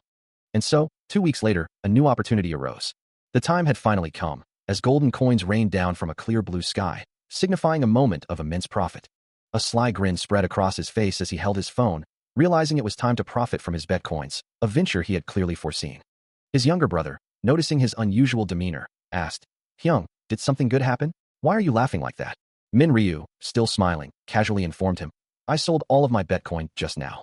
With a soft thud, he set down his mug, revealing the staggering amount, 300 billion. His brother's eyes widened in utter disbelief, the sheer magnitude of the sum causing him to stammer, 300 billion? The younger brother stares in disbelief, the numbers flashing in his mind, a staggering 222,662,700 US dollars. He can barely comprehend the scale, stammering that they only had around 60 billion from the initial investment. Before his voice rises in a shout, questioning how it could possibly have ballooned to 300 billion. Min Ryu, calm and collected, simply smiles, confirming that this is precisely what he's been talking about. The younger brother recalls a memory from a month prior, when he had wanted to stop his older sibling from investing in Bitcoin, never imagining he would hit such a jackpot. He covers his mouth in shock, the sheer scale of the fortune almost too much to process. Min Ryu, however, remains unfazed, explaining that in his last life, he only managed to reach 280 billion, prompting his brother to ask if he's finally going to stop now. With a confident smirk, Min Ryu simply replies, "Yup." He takes a sip from his bear-themed mug, a satisfied expression on his face as he muses, "Yeah, good thinking." His thoughts then turn to his next venture, deciding he'll delve into stock trading. The younger brother, hearing this, cries out in alarm, reminding him that he knows nothing about stocks and questioning his plan. Min Ryu simply waves off his concerns, telling him not to worry. The younger brother, suspicious, asks if someone told him in a dream again to buy a specific stock. Min Ryu confirms with a confident smile, explaining that if he buys it now, he's apparently going to hit the jackpot, leaving his brother groaning in exasperation. Having secured his brother's agreement, he settles back, a quiet resolve in his voice. He acknowledges the anxiety his younger brother feels, but for him, the path forward is clear, guided by an unwavering certainty of what is to come. His gaze falls upon his phone, already pinpointing his next target, a company he knows will soon explode in value. Currently ranked 85th on Kosdaq with a market capitalization of $900 billion, it's a significant player, yet still undervalued in his eyes. The screen displays a list of stocks, highlighting the one he's focused on, Heavenly Demon Consulting. This company, owned by Ma Jiangrok, had yet to truly distinguish itself in the market. However, he knew that after a crucial fourth round of development and the implementation of a special system, its fortunes would dramatically change. The company's value, like a hidden treasure hoard, would begin to grow rapidly, beyond all expectations. A confident smile plays on his lips, knowing there's no logical reason to hesitate when he's certain of its impending success. He envisions not just financial gain, but strategic control, planning to acquire a significant share ratio to gain management authority and substantial benefits. His finger hovers over the order to purchase button, ready to invest $280 billion and secure a 31% share ratio. With a final, determined breath, he initiates the transaction, anticipating the rapid ascent of his new venture. Having just completed a significant financial maneuver, Min Ryu holds his phone, a subtle tension in his expression. He reflects on his foresight, hoping his knowledge of the future proves accurate once more. With the purchase confirmed on his device, he acknowledges the completion of the order. Now his attention shifts to the next step, the acquisition of a crucial item. As evening descends, the city lights begin to twinkle, marking the arrival of midnight, a time when the world of the system truly awakens. A luminous interface materializes before him, revealing the system store, filled with various categories of items. He navigates to the Today's Items section, observing the available selections and his current gold reserves. A sense of satisfaction washes over him, knowing he has diligently saved his gold for this very moment. Lying comfortably in bed, he gazes at the glowing screen, the holographic display illuminating his face. His finger hovers over the Equipment tab, appreciating the sheer convenience of being able to purchase items and skills with mere gold. However, a slight disappointment crosses his mind as he notes that all the available equipment is of normal rank, suitable only for beginners. While the system store typically offered only beginner rank items, he knew there was still a way to acquire rare or even epic gear through the Today's Items section. This special feature allowed him to purchase a random item that refreshed daily, a gamble that could yield incredible rewards. Normally, the uncertainty of what item might appear made it difficult to target specific needs, but he possessed an advantage that negated this drawback. With his unique foresight, he knew exactly what would appear and when, eliminating any element of chance. And today, as he accessed the store, he felt a surge of anticipation, knowing this was the day the epic item he needed would finally appear. A notification flashed across his screen, revealing the skeleton bone necklace, an epic-ranked item offering a significant boost to intelligence and attack speed upon defeating opponents. With a price of 4,600 gold and a purchase window of just under 24 hours, the necklace was indeed available, just as he had foreseen. Lying in bed, he considered the item's properties, noting how its intelligence and attack speed bonuses were incredibly potent, especially for its relatively low cost. Now that the desired item had appeared, he pondered whether it was the right moment to make the purchase. He navigated to his inventory, recalling a special, Today's Item 50% off coupon he had acquired. This rare consumable, obtained from a previous quest, allowed him to have the price of the daily item, though it would be destroyed if he advanced to the next round without using it. Considering the impending expiration of the coupon and the necklace's value, he decided to proceed, securing the powerful item at a significantly reduced cost. Having just completed a significant purchase, the system interface displayed the remaining time for the current Today's Item offer, along with the updated gold balance. With the transaction complete, the Today's Item window showed a new, lower gold total. Min Ryu mused to himself, surprised to find he still possessed a considerable amount of gold. Sitting up in his bed, he stared intently at the glowing system window, a new thought forming in his mind.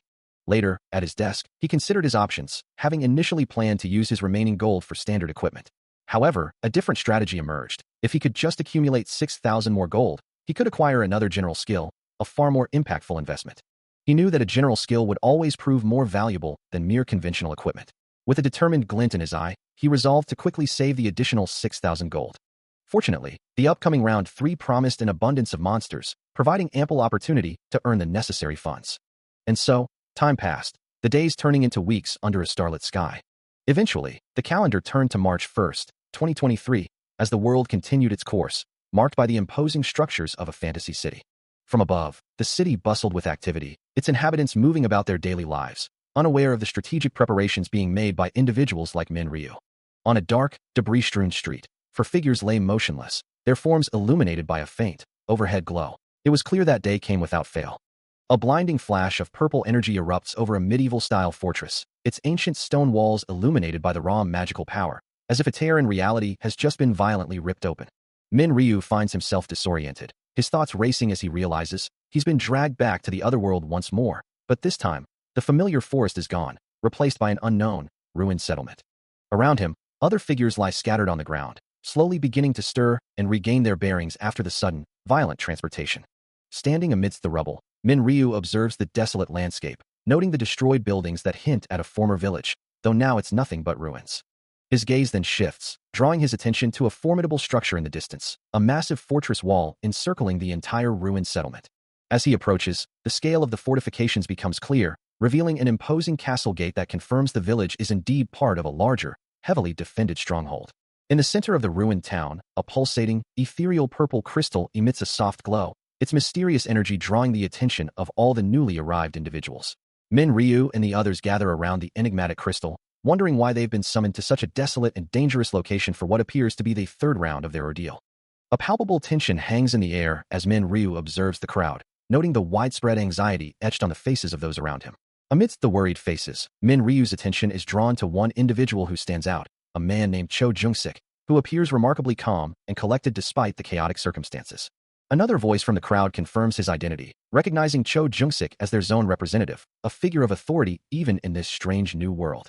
Amidst the murmuring crowd, a man expresses his apprehension, recalling a gang boss who once threatened them into voting, while another voice adds that he had waved a sword around to ensure compliance. The dissent continues to spread, with one individual suggesting that Black Scythe, rather than a murderer, should be their true representative. Another voice warns the speaker that the zone representative can likely hear him, given his authoritative position, but the man defiantly retorts, "So what?" From a raised vantage point, Cho Jung-sik's voice cuts through the murmurs, his command echoing with chilling authority, demanding that the bastards shut their mouths. The sudden outburst causes a ripple of fear through the crowd, as Min Ryu and the other man recoil in shock. Cho Jung-sik's face contorts in a snarl, his anger palpable, as he questions why the man is fucking cussing, then dismisses the idea that others aren't cussing because they can't. Before anyone can react, he lunges forward, his fist ablur, delivering a brutal punch that sends the dissenting man reeling. With the immediate threat silenced, Cho Jung-sik calmly adjusts his stance, his gaze sweeping over the now terrified and silent crowd. His expression hardens once more, a frustrated curse escaping him as he acknowledges the inevitable outcome of the situation. He clenches his fist, his thoughts turning to the damned angel bastard who, he believes, had exaggerated everything, leading to this chaotic predicament. Looking down at the man he just struck, now crumpled on the ground, Cho Jung-sik offers a cold, mocking hello. The defeated man lies motionless at his feet, a stark reminder of the zone representative's brutal authority. As Cho Jung-sik looks down, a young man named Hwang Yong-min addresses him, asking what he wants. Hwang Yong-min, eyes wide with earnestness, quickly clarifies that he is not a documentary, but rather a devoted admirer, proclaiming his respect for the Jung-sik faction's boss, Cho Jung-sik Sunbeam, and stating his purpose for being there is simply to greet him. Arms crossed, Cho Jung-sik inquires about his background, asking which family he belongs to which Hwang Yong-min replies that he isn't part of any family yet. Then, Hwang Yong-min reveals his true ambition. He is a young man in his 20s hoping to become a gangster, eliciting a surprised, "What?" from Cho Jung-sik. A look of utter disgust crosses Cho Jung-sik's face as he internally questions the sanity of someone aspiring to such a path. Undeterred, Hwang Yong-min continues, declaring Cho Jung-sik his role model and expressing his long-held desire to join the Jung-sik faction syndicate. Cho Jung-sik begins to ask what he wants. But Hwang Yong-min cuts him off, looking up with fervent devotion, stating his wish to serve him as his Hyeongnim for the rest of his life. He then drops to his knees, pleading to be taken in. A slight smirk plays on Cho Jung-sik's lips as he observes the kneeling man, musing that he has encountered all sorts of unusual individuals in his life, but this particular display is a first. A full smile then spreads across his face as he admits to liking the young man's passion. As the command to rise echoes, Hwang Yong-min, still kneeling, responds with an immediate, unwavering affirmation. Cho Jung-sik, surrounded by his men, questions the young man's sanity, demanding to know if he's truly out of his mind, given the damage to his reputation, yet still wanting to align himself with such a figure. Hwang Yong-min's gaze remains firm, declaring that he doesn't care about any of that. A subtle smile begins to form on Cho Jung-sik's face, a flicker of amusement crossing his features. Hwang Yong-min continues, his voice resolute, insisting that if he's taken in, he won't care about the judging stares of others. A soft humph escapes Cho Jung-sik before he finally gives his assent, a decisive all right. With a confident smile, Cho Jung-sik makes his promise, vowing to take responsibility for the young man and raise him. Overwhelmed with gratitude, Hwang Yong-min bows deeply, his voice filled with heartfelt thanks. His face alight with joy, Hwang Yong-min exclaims that this is an honor, while a thought crosses the mind of an unseen observer, wondering if this person is simply clinging to life as if it were a documentary. Among the onlookers, a gangster voices his disbelief, questioning Hwang Yong-min's sanity and remarking that birds of a feather truly flock together. Cho Jung-sik and Hwang Yong-min stand together, both smiling, their new alliance solidified amidst the watchful eyes of the faction. From a distance, Yuri observes the scene alongside Min Ryu, noting that Hwang Yong-min is sticking with Cho Jung-sik once again, and concluding that it's a good development. A radiant, winged entity descends into a ruined cityscape, its golden feathers drifting through the air as several human figures gather below. Addressing the assembled group, the angelic figure's voice echoes, asking if all the humans have gathered. With a subtle gesture of a glowing hand, the entity prepares to observe the proceedings. A moment later, the entity remarks that there are 90 fewer participants than the last time. One of the male participants, his eyes wide with surprise, begins to question the statement. Other participants exchange uneasy glances, their expressions reflecting a mix of confusion and concern. Suddenly, a system window materializes before another participant, displaying Round 3 and a main quest to protect a relic for 3 hours, along with participant counts for the entire zone and a relevant subzone. As the numbers are processed, a female participant exclaims that there really are fewer people, while another wonders how this could have happened. The question hangs in the air, as the group collectively grapples with the unexpected reduction in their ranks. The winged entity then muses that it's impossible for humans of such a fresh age to suddenly die, suggesting they might also be fighting in reality. With a sigh, the entity concludes that humans are simply too eager to kill each other. Min Ryu, his face etched with alarm, calls out, wait. Everyone, look at the achieved number for this round. As murmurs of confusion ripple through the other participants, Cho Jung-sik exclaims, people? What the? That's almost a quarter. Still bewildered by the drastic reduction, Min Ryu questions the divine figure. Angel, this is strange. Is this an error? The entity's hand gestures, as if dismissing the notion of an error, a sound of mocking laughter echoing through the space. Indeed, a wide, unsettling smile spreads across the entity's face, its blindfolded eyes conveying a disturbing amusement. The divine figure then addresses the bewildered participants, stating they must be taken aback by the small achieved number, but then asks if they have forgotten something crucial. It reminds them of the fundamental rule: only half can survive each round. The entity continues, pointing out that since all of them survived the last round. With a pointed finger, the entity explains that it only makes sense for a quarter to survive this round. A collective gasp escapes the participants, the realization of the entity's words dawning on them with horrifying clarity. The entity's golden eye glows with an eerie light as it declares that they shouldn't feel wronged, only needing to work hard to get within the top 25%. With that chilling pronouncement, the entity calmly announces its intention to explain the third round, detailing that monsters will appear from 4 castle gates every 30 minutes. The winged entity continued its explanation, revealing an overhead view of a village where participants would need to target and protect a relic situated at its very center. It clarified that the challenge would unfold in 5 distinct waves. As the participants looked on, the entity emphasized the necessity of combining their powers to safeguard the relic. A shimmering purple energy pulsed around the relic as it promised additional rewards for those who could protect it safely for 3 hours. However, a chilling sound echoed as the entity warned of a very serious penalty should they fail to protect the artifact. It further explained that, regardless of the relic's fate, their achieved position would be determined by the number of monsters they managed to kill. Looking down at the assembled group, including Cho Jung-sik, the entity continued to elaborate on the rules, mentioning that each round would bring more monsters. It then revealed a crucial detail, showing a sturdy castle gate, that the monsters would be weakened to 1/3 of their normal strength, making the task less daunting. However, this reduction in difficulty came with a trade-off. The experience and gold rewards would also be lessened accordingly. Cho Jung-sik, a smirk playing on his lips, processed the information, realizing his primary objective was simply to eliminate as many monsters as possible. He confidently asserted that with his authoritative position, he would easily pass this round. Just as the participants began to digest these rules, the winged entity, with a sudden gesture, exclaimed that it had almost forgotten a crucial detail about the last zone. Cho Jung-sik, still processing the previous revelations, ponders the entity's earlier statement about life being a documentary. The winged entity continues its explanation, revealing that the life is a documentary ability grants the user an authoritative position during this round, but then pauses, a hint of amusement in its tone. It then addresses the group directly, assuming their curiosity about a specific, darker scenario. As Cho Jung-sik looks up, a grim realization dawns on him, the entity's next words echoing the unspoken question in his mind. What will happen if the zone rep dies? The entity clarifies the initial rule, stating that if the rep dies naturally or from a monster's attack, the position simply becomes vacant, but then its expression shifts, a sinister smile spreading across its face. Its finger points, emphasizing the crucial distinction, as it poses the truly unsettling question. What if he's murdered by another player? The implications hang heavy in the air, as the entity reveals the murderer will automatically be chosen as the new zone rep. Not only that, but they will also receive 10 uses of the authoritative position. With the rules laid bare, the entity's golden aura flares, announcing that the monsters will begin arriving in 10 minutes. It then offers a final, sardonic wish, hoping they will collaborate well for 3 hours and survive. A golden eye glows from beneath its blindfold, as the entity adds a final, cynical thought. I don't know if it'll be a collaboration, though. With that ominous pronouncement, the entity's golden light intensifies, swirling and expanding before it vanishes, leaving behind only shimmering particles. A single expletive escapes him, the weight of the new rules settling in with a sickening thud. His face contorts in a snarl, a raw display of anger and frustration. The zone representative's jaw clenches, his gaze hardening with grim resolve. He glances back at the other players, their eyes now filled with a dangerous, calculating glint.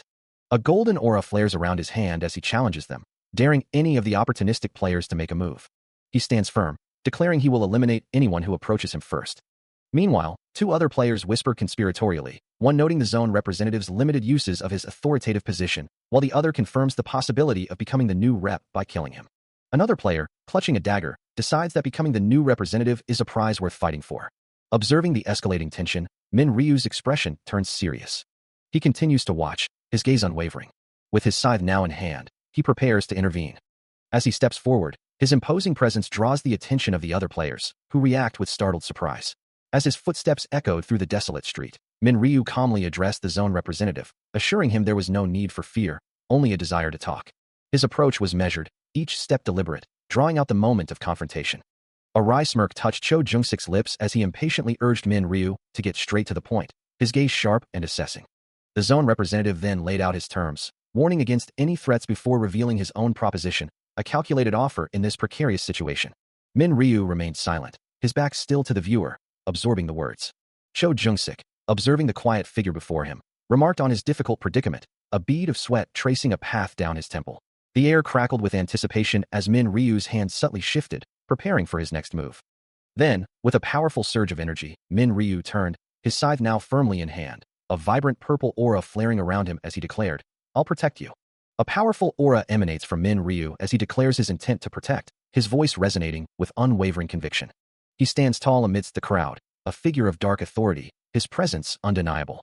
The declaration sends a ripple through the onlookers, one of them gasping in disbelief. Facing Cho Jung-sik directly, Min Ryu elaborates on his offer, promising to shield his side from any other players and to remain by his side as a personal guard. Hwang Yong-min, among the onlookers, reacts with utter shock, questioning if the legendary Black Scythe is truly offering protection, as if it were some unbelievable spectacle. Another voice from the crowd expresses concern, realizing that accepting such an offer would mean facing the formidable Black Scythe himself. As the group deliberates on their next move, Cho Jung-sik observes the widespread reaction, noting the immense credibility Black Scythe commands, finding the sheer temptation of his offer hard to resist. However, Cho Jung-sik, ever cautious, knows that such a powerful offer always comes with a hidden cost, his expression hardening with suspicion. He directly confronts Min Ryu, asking what he desires in exchange for his protection, to which the dark figure replies that his demands are surprisingly simple. With crimson eyes glowing intensely, Min Ryu reveals his sole condition, complete obedience to his every command. Cho Jung-sik processes this, understanding that while phrased differently, Min Ryu's offer is nothing less than a demand for his subordination. He stares at the man before him, his voice laced with disbelief, questioning the nature of such an offer, but the response is curt and unyielding. Pressing for more information, he asks about the orders, only to be met with the same refusal, as Min Ryu clarifies that absolute obedience to his commands is the sole requirement. The implication of complete subjugation dawns on him, eliciting a bitter scoff, as he internally rages at the thought of simply following another's will. His hand instinctively tightens around the hilt of his dagger, a silent testament to his inner turmoil. A wave of uncertainty washes over him, wondering about the consequences of rejecting such a powerful figure, and if the Black Scythe would then turn his weapon upon him. Min Ryu's gaze remains unwavering, his expression calm as he simply urges him to make his choice. He adds that the others are also awaiting his response, the weight of their expectations pressing down on him.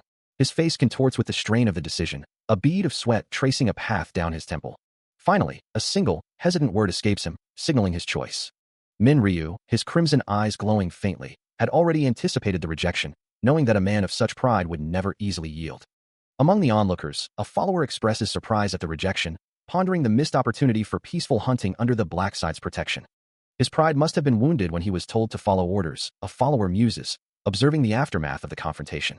Another adds, perhaps his pride is more important than his very life, or perhaps he simply thinks nothing of them at all. Meanwhile, Min Ryu's crimson eyes glow with a familiar resolve, this turn of events unfolding just as it did in his last life. He knows what he must do now, firmly draw the line. Turning to Cho Jung-sik and his group, Min Ryu states that if they reject his offer, there's no helping it, and he will no longer concern himself with them. With that final declaration, he turns his back on them, his scythe resting casually on his shoulder as he walks away. His voice echoes, carrying across the desolate landscape, proclaiming that whether they live or die is no longer any of his concern. As Min Ryu departs, one of Cho Jung-sik's followers relays the chilling message, "Hear that? Black Scythe said he doesn't care anymore." Another follower, emboldened by the perceived freedom, asks, "Then, we can go for that gangster bastard as much as we want, right?" Cho Jung-sik, however, clenches his fist, his face contorted in a grimace of regret, the weight of his decision pressing down on him. A thought plagues him, a ringing of doubt in his mind. Damn it, should I have just accepted his offer? Suddenly, a glowing system message appears, announcing that shortly, Wave 1 will begin. A system notification rings out, commanding everyone to prepare for the monster invasion and protect the relic, as the first wave is about to begin. The message continues, revealing that in 30 minutes, regardless of the current state of the first wave, the second wave will commence, prompting one of the figures to rally the others to protect the glowing relic. A digital timer appears, counting down the remaining time until the round's end, while the group stands ready, weapons drawn. Meanwhile, a resolute voice declares that he cannot fight alongside those who are aiming for him. Cho Jung-sik, watching Min Ryu walk away, understands the implication, the target is him. He reflects on the situation, acknowledging that since it's an individual mission, he must handle it on his own. Suddenly, he notices something in the distance, a flicker of confusion crossing his face as he murmurs, "Huh?" Another voice from his group questions, "Where's that bastard going?" Min Ryu is seen walking purposefully down a cobblestone street, away from the main group, his silhouette stark against the dim light. Huang Yongmin wonders aloud if he intends to fight alone, while Cho Jung-sik realizes he is heading directly for the entrance. Cho Jung-sik's face contorts in a mix of shock and frustration as a new system message flashes, announcing the beginning of Wave 1. The wooden door, likely the entrance Min Ryu is approaching, is now streaked with ominous red marks, hinting at the violence to come. The system announces a daunting challenge, 4,900 players against a staggering 9,800 weakened foes. From the ominous doorway, a horde of goblins begins to spill forth, their numbers seemingly endless. One of the creatures snarls, its red eyes glowing, as Cho Jung-sik stares in disbelief at the sheer scale of the incoming threat. A new system message appears, offering a sliver of hope by revealing the goblins are weakened to a third of their usual strength, before wishing the players luck in battle. Cho Jung-sik, his face etched with concern, turns and begins to retreat, deciding it's best to hide and assess the situation before engaging. As he ascends a nearby staircase, he glances back, a question forming in his mind. Why isn't Black Scythe moving? Is he truly intending to face the goblins at the entrance alone? Even if the entrance appears narrow, he realizes, it's still wide enough for at least 10 of the creatures to pass through simultaneously. He wonders if Min Ryu possesses the confidence to confront such a number all at once. Meanwhile, Min Ryu stands resolute at the entrance, his back to the others, preparing for the onslaught. With a guttural cry, the goblins surge forward, a wave of green-skinned monsters rushing towards the lone figure of Min Ryu. From his vantage point, Cho Jung-sik watches, dismissing Min Ryu's bravery as mere arrogance, convinced he'll only put up a token fight before fleeing in fear. The air crackles with energy as crimson slashes tear through the darkness, signaling the immediate and brutal start of the battle. A relentless tide of goblins surges forward from the dark archway, their crude weapons raised, as Min Ryu stands his ground. With a blur of motion, his scythe-like weapon, wreathed in crimson energy, carves through the first of their ranks. He moves with powerful, fluid grace, his dark silhouette a stark contrast against the glowing, ethereal background. The weapon slices through multiple goblins simultaneously, leaving trails of crimson energy and splatters of blood in its devastating path. His crimson eyes burn with fierce resolve, reflecting the chaos he so effortlessly commands. His movements are too fast to follow, a mere blur of red energy across the battlefield. He stands ready, a lone figure against a sea of monsters, his form radiating a subtle, dark aura. Another powerful impact shakes the very ground, sending shockwaves through the stone. A goblin is sent flying backward, its body contorting from the force of his strike.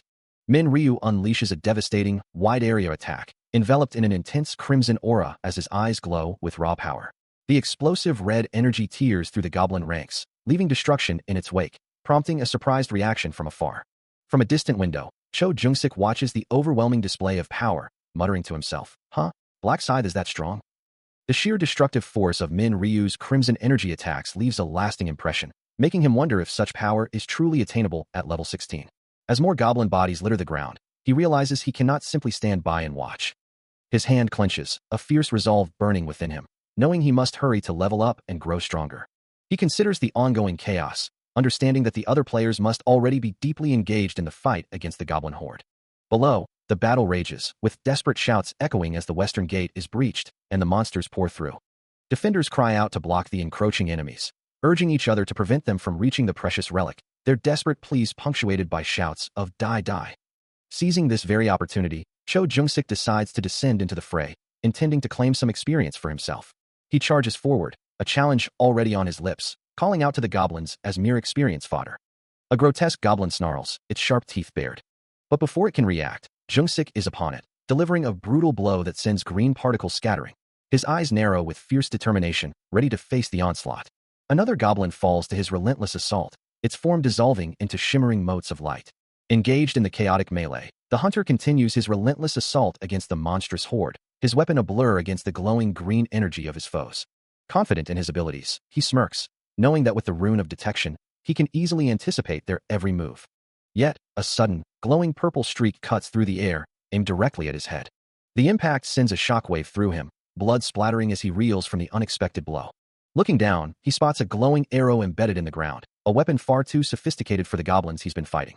A realization dawns on him. Goblins don't use arrows, and his fury mounts as he demands to know the identity of the true assailant. He vows swift and brutal retribution, promising to skin his attacker alive.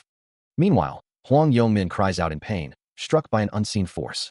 Cho Jung-sik, still reeling from his own injury in the ambush, plunges his weapon into a monster, declaring his success with a bloody chest. His rage boils over, as he unleashes a guttural curse at the unseen enemy. Driven by fury, he brings his weapon down in a powerful, sweeping arc. However, in his blind fury, he accidentally strikes Hwang Yongmin, who cries out in agony from the unintended blow. Still consumed by a blinding fury, Cho Jung-sik's blade plunges into Hwang Yongmin's chest, a sickening spray of blood erupting from the wound as the younger man cries out in pain. His face contorted in a primal snarl, he brings his weapon down again, a guttural roar escaping his lips. The blade connects with a sickening thud, sending more blood splattering as he screams, "Die, you motherfucker." But before he can deliver another blow, a glowing purple spear pierces his own side, the unexpected impact wrenching a pained grunt from him. The battlefield stretches out around them, a desolate expanse of fallen bodies and crumbling architecture, the air thick with the stench of battle. Snapping out of his rage, Cho Jung-sik turns, his eyes blazing with renewed anger as he curses the unseen assailant. That son of a bitch. Another glowing projectile streaks through the air, a silent, deadly harbinger of the unseen enemy's continued assault. It finds its mark, impacting his back with brutal force, sending a fresh spray of blood into the air. More spears follow, piercing his body from multiple angles, each one a searing point of agony. Finally, a spear strikes his head, the impact causing a violent eruption of blood that splatters across the ruined landscape. Standing amidst the carnage, his body riddled with glowing projectiles, he reflects on the brutal reality of his situation, realizing that facing other players is far more terrifying than any monster. A bitter thought crosses his mind, wishing he had never become the zone representative, a role he now desperately wants to relinquish. Still reeling from the unexpected assault, Cho Jung-sik lets out a frustrated sigh, contemplating whether he should have simply accepted Blackside's offer. Yet, his pride flares, a man of his standing could never bow to another, especially not to that bastard. Amidst the fallen monsters, he desperately seeks a strategy, a way to hunt safely without the constant threat of other players. Suddenly, a chilling realization dawns on him. The bastard he was just thinking of is already here. His mind races, identifying the unseen assailant. It's the zone's rank number 3, the infamous Black Flame Dragon in hand. A grim smile spreads across his face as he acknowledges, the very person he was trying to avoid has found him. A sudden, sharp sound makes him flinch, his head snapping around as he calls out, "Hey!" Confused and disoriented, he wonders who just attacked him, the name Black Flame Dragon in hand, echoing in his thoughts once more. Standing before him, bathed in a pulsating purple glow, is Min Ryu, a knife clutched in his hand, a fresh wound bleeding on his chest. As Min Ryu turns, revealing another wound on his back, Cho Jung-sik, with a desperate plea, demands that he be protected from now on. Crimson energy slashes tore through the air with blinding speed, a direct result of the skeleton bones necklace increasing his attack speed by 25%.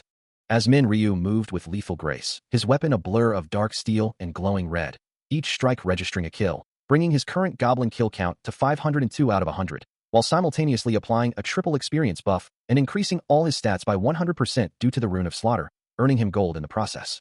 He paused, a system window materializing before him, displaying his current gold points. A smirk played on his lips as he considered his progress, believing that at this rate, he would easily reach 20,000 gold by the second wave. However, amidst the fallen goblin corpses, his expression hardened. He needed more gold this round to buy 2 general skills, a crucial step that would allow him to earn the Rune of Inner Thought sooner. His contemplation was cut short as a new wave of goblins, their eyes glowing with malevolent purple energy, lunged towards him. His crimson eyes glowed with fierce determination, surveying the remaining goblin horde. With a swift, powerful motion, he swept his scythe through the air, a crimson arc of energy tearing through the creatures. The attack continued its deadly path, leaving a trail of dismembered bodies and splattering red energy in its wake. Standing amidst the fallen, he watched the remaining goblins recoil in terror, their desperate cries echoing as he challenged them, asking if they truly weren't coming for him. His crimson aura flared, as he declared his intent to go to them if they wouldn't come to him.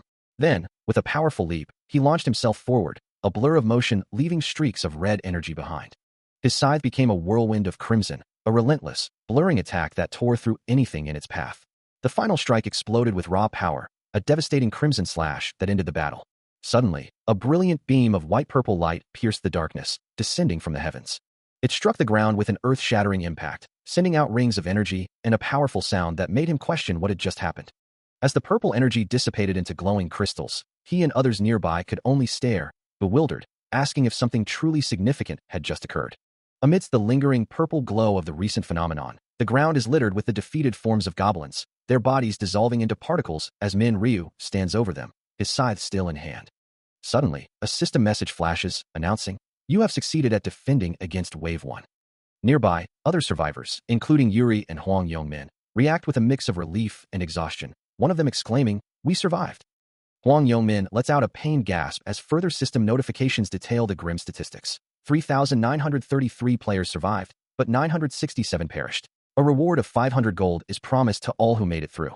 Yuri, looking down at the carnage, acknowledges the need to recover, thinking to herself that she should rest a bit before the second wave. Min Ryu, standing amidst the fallen, reflects on the heavy toll, the thought of 967 dead players weighing on him. Even weakened goblins prove to be formidable foes, demanding respect. His gaze then falls upon 2 injured figures lying on the blood-splattered ground, one of them Huang Yongmin, the other a more heavily wounded man. A moment later, Min Ryu's expression shifts to concern as he wonders aloud, but where is he? His search quickly yields results, as he finds the man he was looking for, an injured Cho Jungsik, struggling to rise from the blood-soaked pavement. Min Ryu observes the injured man, noting, "Cho Jungsik, he's still alive." He then grimly assesses that it will be difficult for him to last past this round. Cho Jungsik, covered in blood and grime, gasps for air, his face contorted in pain and exhaustion.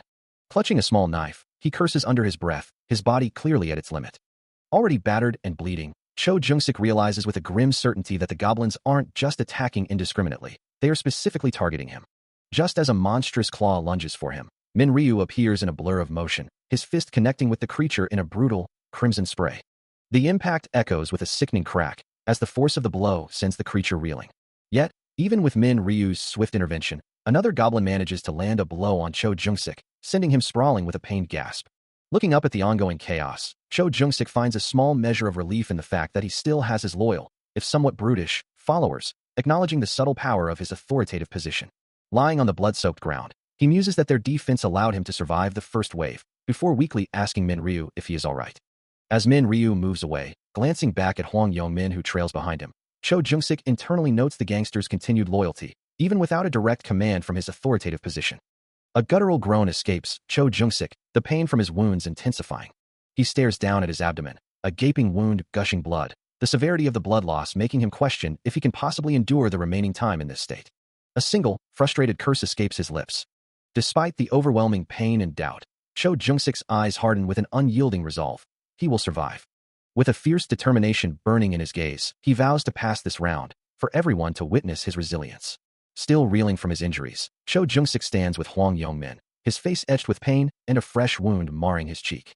Suddenly, a system notification rings out, announcing the commencement of Wave 2, pitting 3,933 players against 7,866 weakened goblins and other creatures.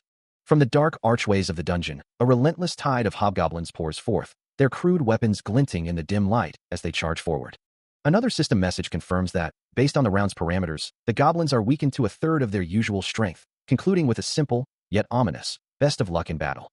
Amidst the charging horde, Min Ryu moves with lethal grace, a dark silhouette against the purple glow of the dungeon as he engages the first wave of enemies. His crimson eyes blaze with fierce determination, a dark aura swirling around him as he prepares a devastating strike. With a powerful, sweeping motion, he unleashes a massive arc of crimson energy, slicing through multiple goblins in a single, brutal strike. He moves like a phantom, his scythe-like weapon a blur of red light, dispatching enemies with swift, precise movements that leave trails of destructive energy. Another explosive burst of power erupts from his weapon, sending a shockwave of crimson energy tearing through the remaining foes. Leaping high above the fray, he brings his weapon down with crushing force, the impact sending goblins scattering and blood splattering across the stone floor. A final, decisive strike cuts through the last of the charging enemies, leaving a trail of crimson light and shattered bodies in its wake. The battle concludes, and the ground is littered with the defeated forms of countless goblins, a testament to the overwhelming power of the lone warrior. The crimson energy of his attacks still lingered in the air, a testament to the swift and brutal end of the goblin horde. As the last foe fell, a system notification materialized before him, declaring his ascension to level 20. The system continued, informing him that his rank had advanced from apprentice to regular, unlocking the powerful combination function. A subtle smirk touched his lips as he acknowledged the achievement, a quiet satisfaction in finally reaching level 20. He mused over the implications of the new function, realizing he could now craft unique items unavailable through conventional means.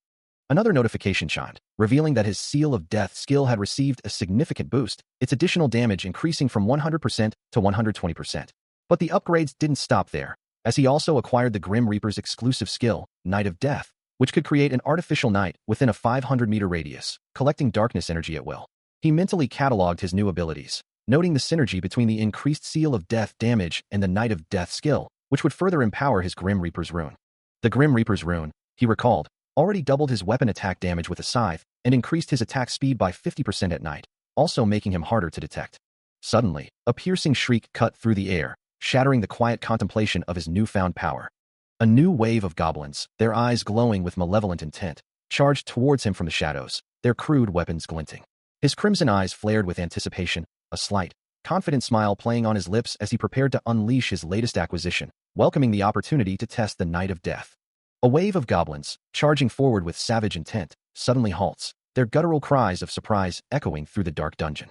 Before they can even react, a blur of crimson energy tears through the air, the silhouette of a scythe moving with impossible speed. The deadly weapon arcs again and again, leaving trails of pure, destructive force in its wake. One goblin barely registers the attack before the crimson slash impacts, sending it reeling. Another is caught mid-stride, its body twisting violently from the unseen blow. The scythe sweeps wide, a single, devastating arc felling multiple enemies in a crimson explosion of power. A goblin's face contorts in agony as the relentless assault continues, its red eyes wide with terror. With a final, powerful flourish, the crimson slashes dissipate, leaving only silence in their wake. Below, the ground shimmers with a faint, ethereal purple glow, rippling outward from the hunter's feet. All around him, the goblin horde lies utterly decimated, their forms piled high in the eerie purple light. Min Ryu stands tall and unyielding, his scythe resting casually on his shoulder, the purple mist of his Night of Death skill swirling around him as the system confirms his victory. You have succeeded at defending against Wave 2. Surviving players, 3,343. Dead players, 590. For everyone who has survived, you will receive 500 gold as a reward. The second wave of enemies had finally been cleared, leaving Min Ryu to assess the aftermath. Contemplating his next move, he wondered if he should acquire a new general skill while he had a moment to rest, deciding to check the shop. Navigating through the system interface, he considered his options, realizing the first general skill he should prioritize would be presence detection. With this ability, he could sense anyone within a 30-meter radius, a crucial advantage in these unpredictable environments. His eyes glowed with a faint blue light as he activated the skill, the system confirming its acquisition. A quick scan of his surroundings revealed only the lingering presence of goblins and their fallen comrades within his newly expanded sensory range, confirming the area was temporarily clear. He then pondered his finances, wondering if he should save up another 20,000 gold for his next purchase. Before he could decide, the system announced the arrival of the next challenge, Wave 3. The statistics for the new wave appeared, pitting 3,343 players against a formidable 6,686 weakened hobgoblins, a stark reminder of the ongoing struggle. Min Ryu plunged back into the fray, his scythe a blur of dark energy as he carved through the horde of hobgoblins, his movements precise and deadly.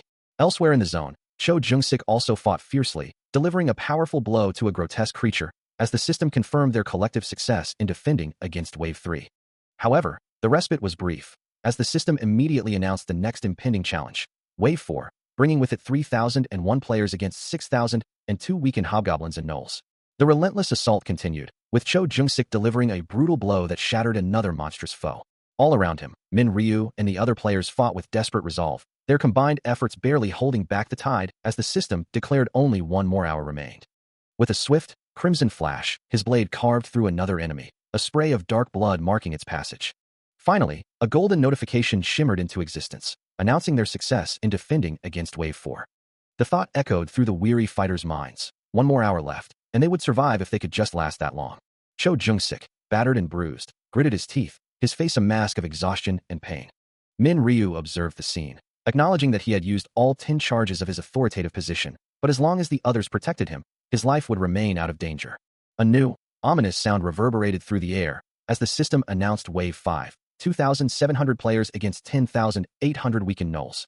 Cho Jung-sik's eyes widened in disbelief at the sheer number, though a system notification clarified that, based on the round, the gnolls were weakened to a third of their usual strength.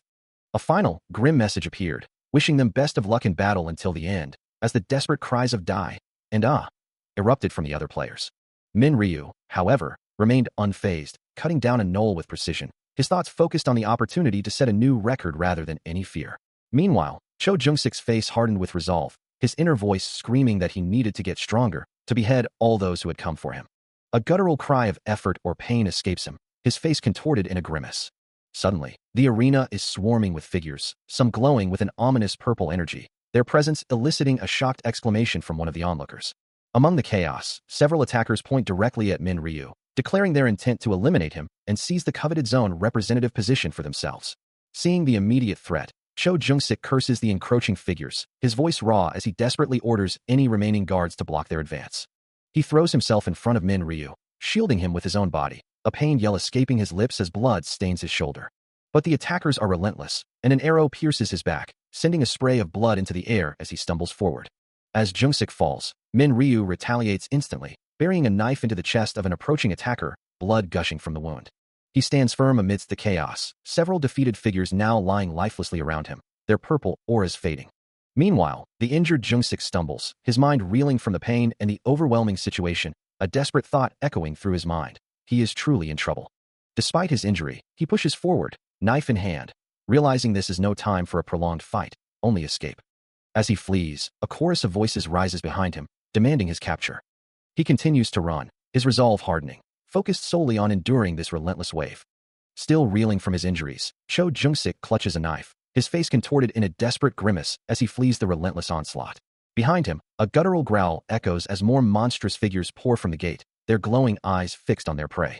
Spotting Min Ryu standing amidst the fallen enemies, Cho Jung-sik cries out, recognizing the formidable black scythe. He rushes forward, a desperate plea escaping his lips, offering his complete allegiance in exchange for protection. His voice strained with urgency, he reiterates his acceptance of the offer, addressing Min Ryu by his fearsome moniker. As Cho Jung-sik reaches out, begging for aid, Min Ryu's crimson eyes glow with cold indifference, his response a stark refusal. He turns his head away, his expression unreadable. The words that follow crush Cho Jung-sik's last vestiges of hope, Min Ryu reminding him of his previous declaration of disinterest, leaving him to his own fate. Stunned, Cho Jung-sik protests, unable to comprehend why his offer of subordination is being rejected after Min Ryu himself had made it. Without another glance, Min Ryu begins to walk away, his final words a chilling dismissal. He has no use for a subordinate without an authoritative position. A wave of despair washes over Cho Jung-sik, the realization dawning that he might now be considered worthless.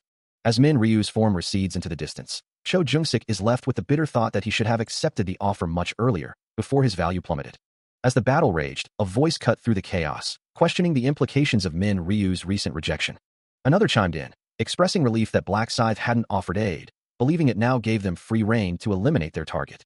With their resolve hardened, a group of figures, armed with axes and daggers, pressed forward, their forms silhouetted against the eerie purple glow of the distant structures. The attack landed swiftly, a blade piercing Cho Jung-sik's side, sending a spray of blood into the air as he recoiled from the impact. Despite the fresh wound, Cho Jung-sik's eyes burned with a desperate fury, his hand gripping a dagger as he prepared to face the onslaught, a defiant curse escaping his lips. He knew his chances were slim, but he vowed to take at least one more life before his own was extinguished. Suddenly, a familiar voice cut through the din, calling out to him with an urgent sunbeam. Two figures emerged from the swirling dust, one holding a spear, offering assistance to the embattled fighter. Turning his head, Cho Jung-sik recognized the speaker, a flicker of surprise crossing his face as he uttered the name, Hwang Yo-min. A menacing grin spread across his bloodied face, a dark satisfaction in his voice as he acknowledged, "Oh yeah, I had you." With renewed vigor, Cho Jung-sik unleashed a powerful, red-tinged strike against an enemy, vowing to protect Hwang Yo-min if he managed to survive this ordeal. Min Ryu unleashes a devastating blow, the impact sending Cho Jung-sik sprawling to the ground amidst a burst of red and purple energy.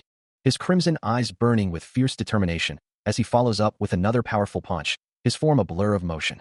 The sheer force of the assault manifests as vibrant streaks of red and pink light, a testament to the overwhelming power behind each strike.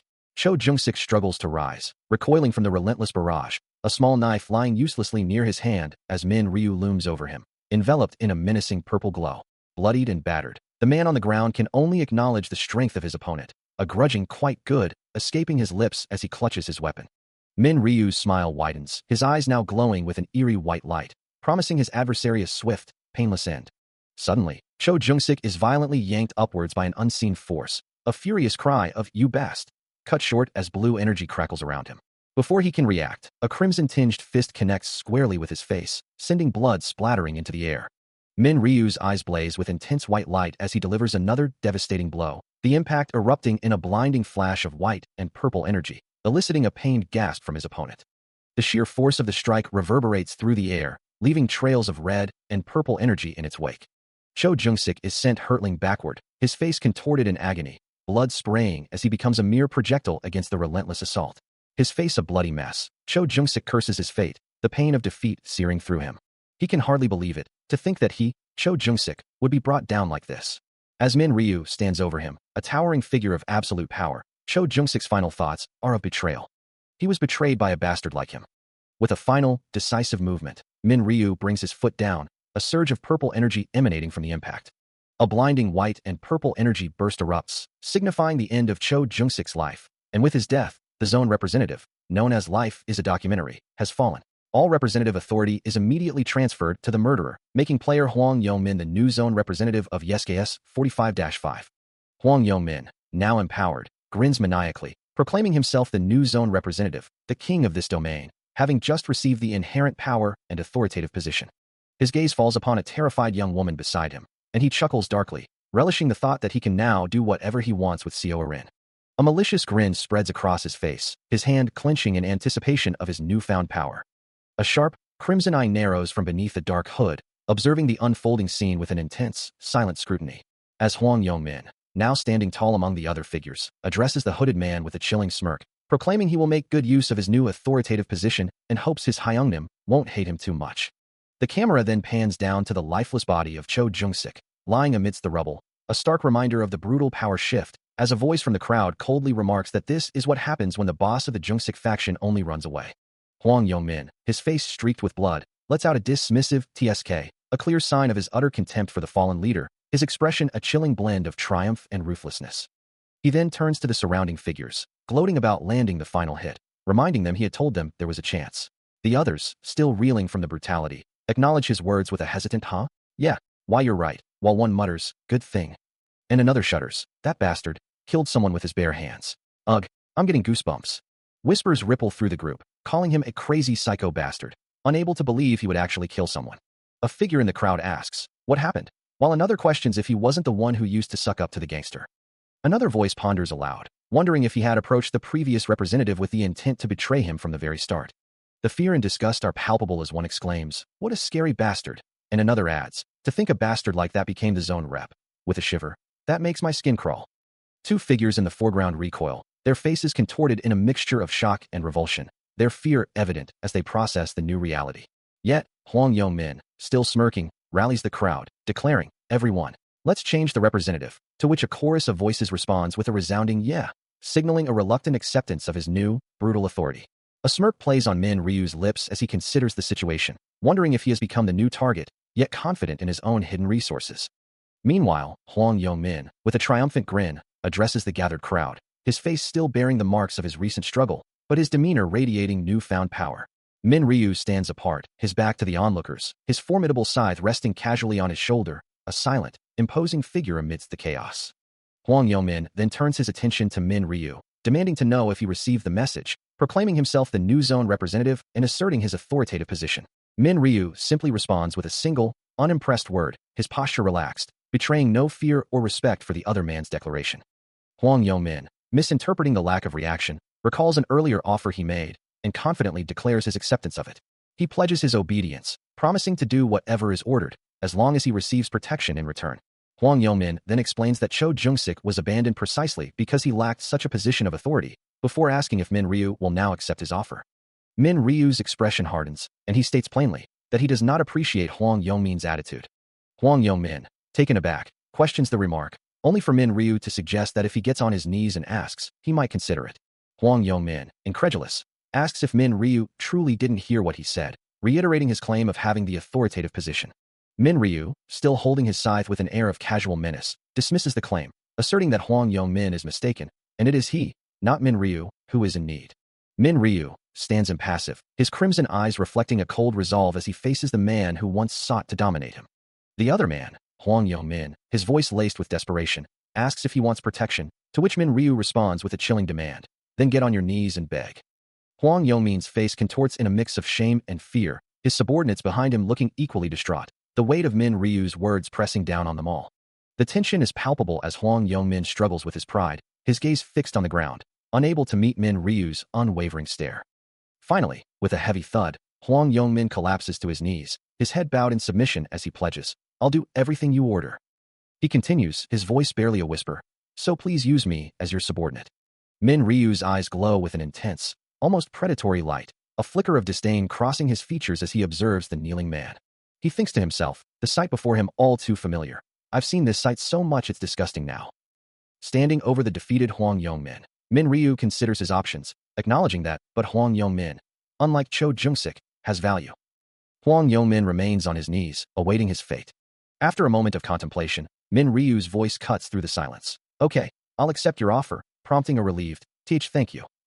Huang Yongmin, still on his knees, expresses his profound gratitude, his relief evident as he thanks the black scythe nymph.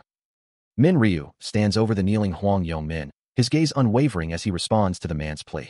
A soft thud echoes through the desolate landscape, marking the weight of the moment. Min Ryu's scythe, a dark silhouette against the purple sky, rests menacingly close to Huang Yongmin, a silent threat. He then turns his attention to the group of guards gathered behind Huang Yongmin, his voice cutting through the tense silence. The guards murmur amongst themselves, one asking what had happened, another confirming that the black scythe was indeed protecting Huang Yongmin, while a third wonders if they should attack him all at once. Another guard, clearly terrified, reminds them of the black scythe's reputation, having faced hundreds of monsters simultaneously. The guards despair, questioning how they could possibly fight such a monster, and Min Ryu offers to help them make their decision. He presents them with two stark choices: give up on the zone representative and go back to killing monsters. Or, he continues, his voice devoid of emotion. The dark blade of his scythe gleams under the dim light, a silent punctuation to his words. He finishes his ultimatum, his words hanging heavy in the air, offering them the choice to die by his hand. Min Ryu concludes, stating he would recommend the former option if they could manage it, but he wouldn't mind the latter. Min Ryu, his scythe held ready, makes his chilling declaration. He will not consider anyone who dares to raise a blade against him as human. The sheer weight of his words causes one of the former subordinates to visibly gulp, his face contorted in fear. Another, unable to bear the pressure, announces his departure, as several others quickly follow suit, scattering away from the formidable hunter. Observing the mass exodus, Cho Jungsik reflects on the profound impact of Min Ryu's reputation, acknowledging how everyone yields to the word of Black Scythe. Meanwhile, a wolf-like subordinate, kneeling in deference, expresses a sense of relief, having been terrified when Min Ryu was an enemy, but now reassured by his presence on their side. Cho Jungsik turns his gaze towards Min Ryu, a silent acknowledgement passing between them. With a subtle smirk, Min Ryu declares that things are going to end soon, his crimson eyes gleaming with resolve. Indeed, with the new alignment, Cho Jungsik and the other hunters are now effectively clearing the monster waves, confident they can safely overcome the fifth wave at this accelerated pace. The wolf-like subordinate, still on the ground, seems to ponder the implications of this new alliance, a single word hanging in the air, but Min Ryu, his expression unreadable, muses that it would be a shame to end things this way, his gaze distant. Cho Jungsik, now fully committed, affirms his loyalty to Black Scythe Nim, ready to fulfill any command. As Min Ryu places a hand on his chest, Cho Jungsik eagerly asks what he wants him to do. insisting he only needs to say the word. He continues to assert his dominance, instructing his subordinate to utilize all 10 applications of the authoritative position ability, and then to shatter the relic itself. Cho Jung-sik recoils, his eyes wide with disbelief, questioning the command to destroy such a powerful artifact, knowing full well the dire consequences if it were to break. A chilling, blindfolded figure appears, a spectral warning of the severe penalty awaiting anyone who fails to protect the relic. Still reeling, Cho Jung-sik voices his deeper concern, realizing that using the authoritative position 10 times would exhaust his ability to control Seo Rin. He tentatively asks for a reason behind the drastic command, only to be met with a cold, unyielding response from Min Ryu, who simply orders him to comply without question. Cho Jung-sik attempts to negotiate, suggesting he use the ability 9 times instead of 10, but Min Ryu's resolve is absolute, refusing to repeat himself and warning him to make his decision if he wishes to live. With no other choice, Cho Jung-sik submits, agreeing to follow the command. Min Ryu then clarifies that he, not Cho Jung-sik, will determine who the authoritative position is used on, reaffirming his complete control. He pauses, then names 2 individuals, Sim Sungyu and Small Pepper, his gaze distant and calculating. Elsewhere, a cloaked figure, identified as Spring Summer Winter, issues a stern warning, demanding not to be touched. Back with Min Ryu, he delivers the final, shocking order to Cho Jung-sik, to command 10 people to break the relic, leaving Cho Jung-sik utterly stunned. The weight of the command settled heavily on Cho Jung-sik, his mind reeling at the thought of what he was being asked to do. He questioned the intent behind it, wondering if this was all part of a deliberate plan. Turning to the gathered crowd, his voice filled with a strained apology, he explained that this was Black Side's command, and they had no choice but to understand. Meanwhile, a piercing purple glow emanated from Min Ryu's eye, his thoughts focused on Sim Sungyu, a clear target for his next move. The crowd murmured nervously, their expressions a mix of fear and confusion, as the names of other potential targets, Small Pepper and Spring Summer Winter, echoed through the air. With a surge of purple energy, Cho Jung-sik extended his hand, the command to break the relic, including Evand and Morning Sunlight, now irrevocably given. Almost immediately, a stark warning flashed into existence, announcing that the relic was under attack. Guards nearby reacted with alarm, their eyes wide as the glowing message confirmed the unfolding disaster. A powerful blow struck the relic, sending shimmering purple particles scattering, as cracks began to spiderweb across its surface. More figures joined the assault, their attacks further shattering the artifact, while onlookers cried out in disbelief and confusion at the destruction. Cho Jung-sik, clutching his head in anguish, pleaded for them to stop, questioning if they truly wished to incur a penalty for their actions. But the assault continued relentlessly, and he realized with dawning horror that the relic would soon be completely destroyed. The purple relic, a structure of immense power, continued to be assaulted, its crystalline form groaning under the relentless blows, as desperate voices cried out to halt the destruction. Yet, the attackers showed no mercy, their blades and weapons tearing into the glowing edifice with savage intent, determined to see it shattered. With a final, agonizing groan, the relic began to fracture, brilliant purple light erupting from its deepening cracks. It disintegrated completely, exploding into a shower of luminous fragments that scattered into the ethereal void. As the last pieces faded, a stark system message appeared, declaring the relic broken and the main quest a failure. Only a few lingering shards remained, drifting silently in the empty space, remnants of what once was. Suddenly, a new system notification materialized, announcing the summoning of an agent of divine punishment for 30 minutes, causing a ripple of confusion and alarm among the assembled figures. The message clarified that the round would not end until the time limit expired, leading one to speculate that this new threat must be a formidable boss-level entity. As the implications settled, a subtle chime signaled the activation of a hidden subquest. Min Ryu, his crimson eyes glowing with an almost predatory satisfaction, observed the unfolding chaos, a faint smirk playing on his lips as his plan progressed. The details of the new challenge appeared in a system window, confirming Round 3, subquest, to survive the agent of divine punishment for 30 minutes, with a reward of 3,000 gold upon success, and the timer already counting down.